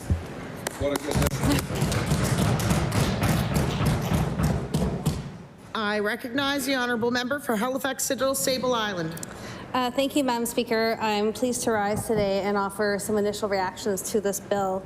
Today we're talking about a piece of legislation that has a big name, and it raises some really important issues. However, its format as an omnibus bill is really going to limit Nova Scotians' ability to engage with all of the important issues that are in here. There's been lots written about the abuse of omnibus bills. Omnibus bills should be used rarely. I understand that for those of you new to government and those of you new, it would seem to be the habit of this government to push everything together in an omnibus bill, search for a way to connect everything, and then it makes it faster, right? It makes it faster for government to get this through the House. So instead of having to talk about each separate bill and actually explain the background behind it. I mean, the minister offered nothing on the Crown Lands Act, offered nothing on the Conservation Act. There was literally nothing. I don't know if the other minister is planning to rise and speak to that, but that's very little information. And then, public bills will be scheduled probably on Monday.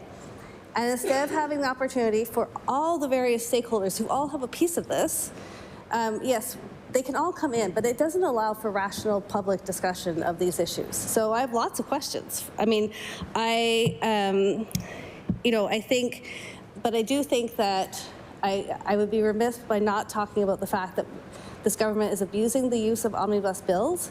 It's also politically very helpful, right? Because then if we vote against something in an omnibus bill, then we can be accused of voting against everything. Honestly, we're not that worried about it. Like, people can take shots at us in the House, and it really doesn't bother us because we know that our record with stakeholders is clear. Yeah. So, but I think, honestly, I think Nova Scotians deserve a lot better than this.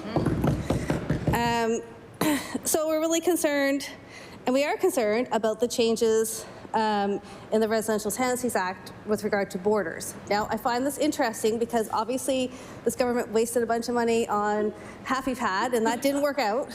And here we are again trying to get at the issue of having people stay in your homes.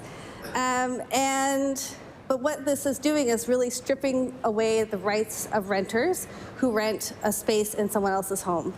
And often these are people who are already in vulnerable situations. So seniors, students, people working minimum wage or temporary position, folks who are trying to move here to Nova Scotia but they can't afford to get a new apartment, and those who rely on income assistance. And under this bill, these folks will actually lose rent cap provisions. And so in what way does this help our affordability crisis? I know that the government recently tabled the report about all the housing starts and housing finishes. But the fact of the matter is that we have rising homelessness. The fact of the matter is that the wait list for public housing is exploding. The fact of the matter is that there is housing being built, but it's not solving the problem. So it's not getting the results for Nova Scotians that people need. And this is one more thing that is going to make it hard for people to afford accommodation. We'll lose rent cap protections. That really doesn't make any sense at all. I would invite the minister to explain how losing the rent cap provisions as a border helps protect Nova Scotians. They can be evicted with just 7 days' notice. Again, I would invite the minister to explain how that's protecting Nova Scotians. Landlords will no longer need cause or oversight from the Director of Residential Tenancies.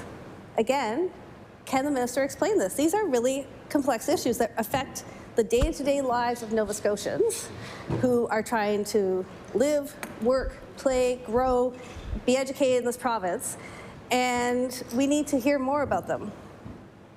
For many, if boarding is the way that they're searching for housing stability, this is actually making it less stable. And that doesn't make a lot of sense, especially for a government that spent a bunch of money on a sole source contract that generated nothing from Happy Pad, which was in fact a boarding type of situation. So, in the last term, the government was big fans of boarders. Don't know what happened. And again, it would be great to hear more about this. I wanted to touch on the Crown Land Acts amendments. Now, we haven't heard from a minister about these, so it's not clear, what all the goals are. But the bill does make sweeping changes to the Crown Lands Act, and we have lots of questions about that. So it's already illegal to block access to forestry roads. What does this act? What do these changes do that are different than that, and why? What who's been spoken to? What stakeholders have been spoken to? This government has a history of hiding a lot of the information that the folks who work in our forests and the folks who rely on our forests for food, for hunting, keeping a lot of the information secret. So we're not telling people where spraying is happening anymore. There's concern in Cape Breton about the moose hunt and moose habitat. There's information that Natural Resources has collected that they haven't shared. But if there's data, why aren't we hearing about this? And again, having this buried in an omnibus bill limits debate. It absolutely achieves the political aims of this government, 100%. But what it doesn't do is it doesn't guarantee that we're making laws that are lasting, that are well thought out, and that take into account the views of stakeholders. I think we should all be concerned about some of the language in the bill. So the minister, under this proposed bill, only has to believe that access is being blocked in ways that harm the economic interests of the Crown. It's a very broad provision. I would love to hear from some legal experts about what that all means. But I think we have to be very clear. This is about making it harder for protest. And if we think about what's happening in Cape Breton right now, it's just another place where the Mi'kmaq have stood up and said, they're not being heard, that this government is not respecting their rights. So, I think that this is about limiting people's ability to engage when they feel like there's no other choices, right? So this is the other thing, is I don't think people have gone up in Cape Breton to block roads because they feel like, they probably feel like they've tried and tried and tried. They've wanted transparency from government. They've wanted transparency from Natural Resources. They want to understand what happened with the most recent moose study and the health of the population. And they're not getting that. And so if you don't share with citizens, with the people of Nova Scotia, the information they need to make decisions, then they have to make other choices. So I think when the government closes off every avenue for dialogue, people feel that protesting is their only option. And since everybody's been tagged with the special interest, let's not forget that everyone's a special interest, which is despicable language, actually, which was offensive language to have included in a speech from the throne and then in a formal budget speech and budget documents from this government. I do not understand a government that would use that language. But it's clear that that's what you think, or that's what the government thinks, because that's how you're treating people, by not consulting, by not talking to people, by not sharing the scientific information that you've gathered in Mi'kma'ki with the Mi'kmaq people to help make decisions together. I think some of the other pieces, again, demonstrate why rushing this all together in an omnibus bill actually really limits and does a disservice to people and their concerns. So of course we're happy to see the changes around the Residential Tenancies Act and survivors of gender-based violence. However, there were other things that we understood from stakeholders were very important that were not included in this bill. Again, it's an omnibus bill. I doubt the minister for the Advisory Council on the Status of Women is going to stand up, but we have to make sure we're making laws that don't go halfway. or that have unintended consequences. And by cramming this all in and giving it, a limited amount of debate, I don't think that we're doing our jobs as legislators. I think we need to know more, understand more. We need to hear from stakeholders, and I think we risk making bad laws when we don't. Under the Medical Health Information Act, the removal of the word imminent from the provisions of being able for medical professionals to reach out to family or friends for support. So this is something that the Nova Scotia moms have been working on. The Nova Scotia moms are a group of people who have been affected by suicide, mostly in their young people, so their children or nephews or nieces. Some of them were here actually on the day that the house opened. They didn't want to be publicly recognized because, in fact, for a couple of them, there are some recent losses that they're very concerned about. They've done an incredible amount of work on this issue. They have pushed government to consider this, and honestly, you're not doing what they asked for. The government is not actually legislating what they asked for. So but if we had time to understand why, so if someone from the government would stand up and say, we understand that there was public discussion about removing words like danger and imminent, and we undertook consultation, we spoke to our legal experts, and this is why we've only chosen imminent, that would be helpful to this debate. At this point, we can't assume that that's the case. And so we have to view this legislation with some skepticism of why it's not going as far as some stakeholders think it should, and what does that mean for implementation. And then, again, also, if the minister would stand and talk to that, like, has the Association of Psychiatrists or Psychologists in Nova Scotia been contacted? Like, who's been talked to about this change? Or was it just kind of like, we'll just sort of take that little one as a quick political win? The stakeholder group is good at putting lots of pressure on us, and we'll go from there. Similarly, the work around security at bars and restaurants and cabarets, so around accountability of security services there. What's being proposed doesn't meet what stakeholders have been asking for. Why? I mean, it is a reasonable question to ask why. And again, because it's buried in this bill, I'm going to talk about this bill for, 15 minutes tonight, 16 minutes. And I doubt that all the ministers implicated in this bill are going to stand up and provide answers for what choices were made. What's the policy rationale? What are the expected results? Why X instead of Y? These are things that we should all understand before we vote for something.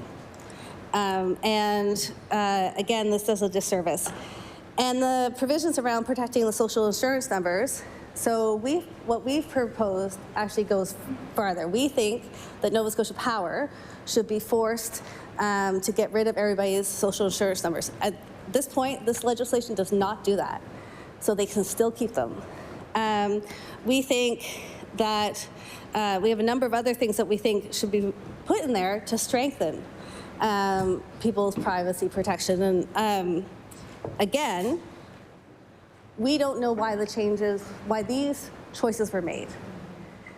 There's no policy rationale, and there's no opportunity to engage Nova Scotians. And I think on Nova Scotia Power and the fact that most of us have our SIN numbers leaked through a cybersecurity breach, I mean, this is a major issue for Nova Scotians. This will, and I don't know who's all, I assume there's lots of us in this room who have been affected by that, who have had a Nova Scotia Power account at one point or the other in their name and provided their SIN because, well, you want power in Nova Scotia, so you gotta go through Nova Scotia Power. So whether that seemed like an irrational thing to ask for or not, you gave it. This will actually follow you for the rest of your life. So it's out there. This is not something that our 5-year credit check is, hopefully it catches it for 5 years. But this will literally follow Nova Scotians for the rest of their lives and put them at increased risk of financial fraud for the rest of their lives. And yet this government is not choosing to do all that it can to make sure that Nova Scotia Power rectifies the situation and that Nova Scotians aren't put at risk again. So what ties all of these measures together is not protection.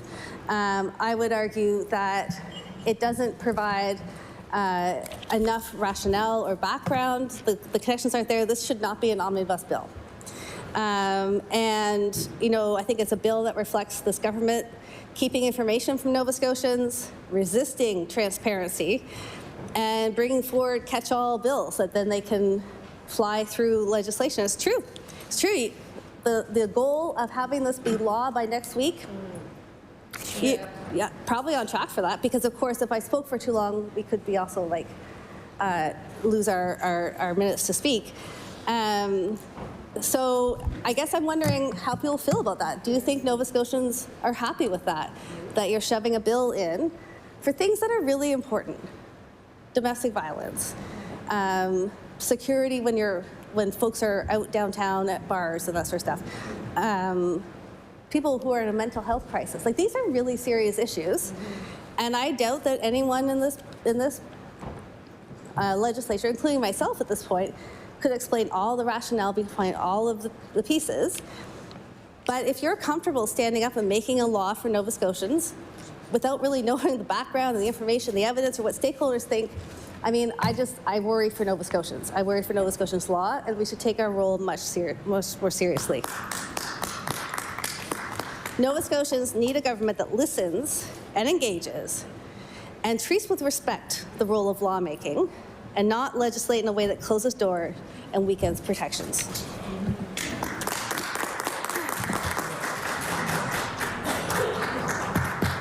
I recognize the honourable member for Timberley Prospect. Thank you, Madam Speaker. I'll be relatively brief. I think omnibus bills do have a role when they're used appropriately to streamline a number of bills that have the same meaning but impact different statutes. I think it's a common practice for budgets when you're triggering different tax codes and the like. And I think with respect to this bill, it doesn't line up with that objective.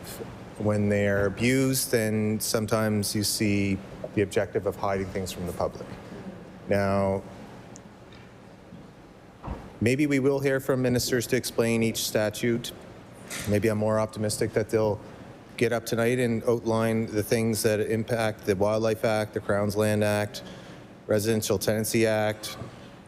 There's some 8 different things being amended here, and I got to give credit to whoever in government came up with the title, An Act to Protect Nova Scotians. Like, you can't get more broader than that to try to explain why all these things are relevant.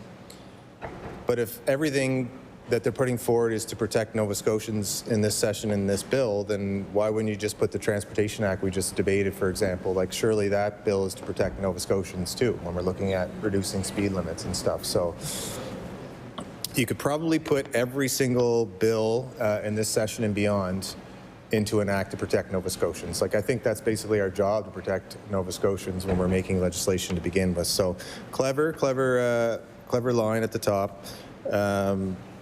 We're going to start to see, I think Nova Scotians see a pattern here with every session coming in with omnibus bills. And it's pretty clear when government is proud of legislation, they bring it in separately and they talk about it in different readings. They bring stakeholders here and get them into the gallery, and they take pictures and run PR campaigns even when it's not something they did. So we'll see in public bills what Nova Scotians have to say before we're prepared to support the bill in its entirety. Thank you, Madam Speaker. If I am to recognize the Honourable Minister of Service Nova Scotia, it will be to close debate on second reading.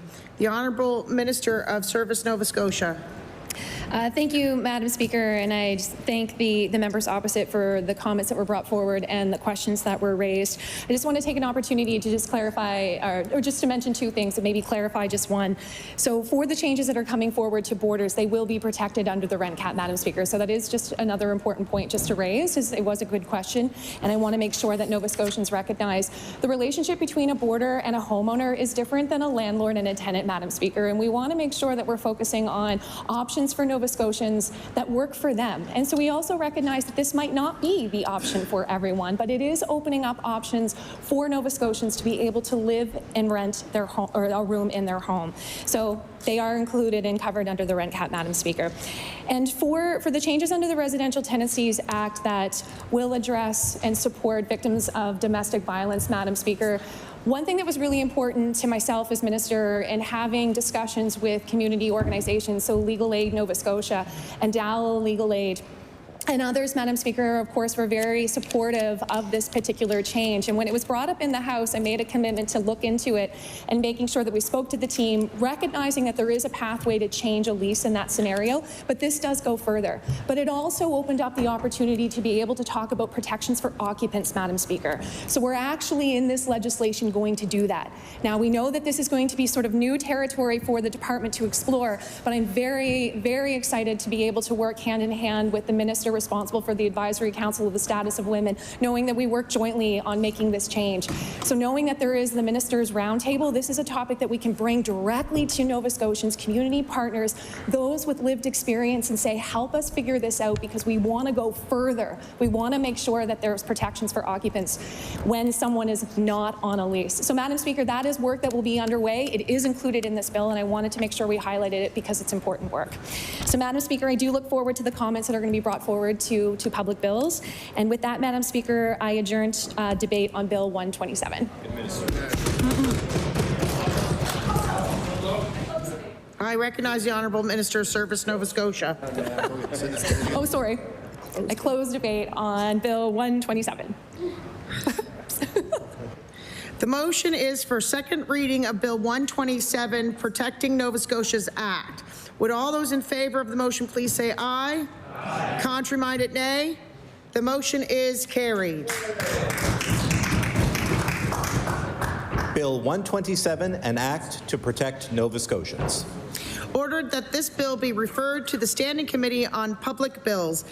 I recognize the Honourable Government House Leader. Thank you, Madam Speaker. That concludes government business for today. I move the House do now rise and meet again September 25th between the hours of 1 and 9. Following the daily routine and question period, government business will include second reading. The motion is that the House rise to meet again on Thursday, September 25th from 1 p.m. to 9 p.m. Would all those in favour of the motion please say aye?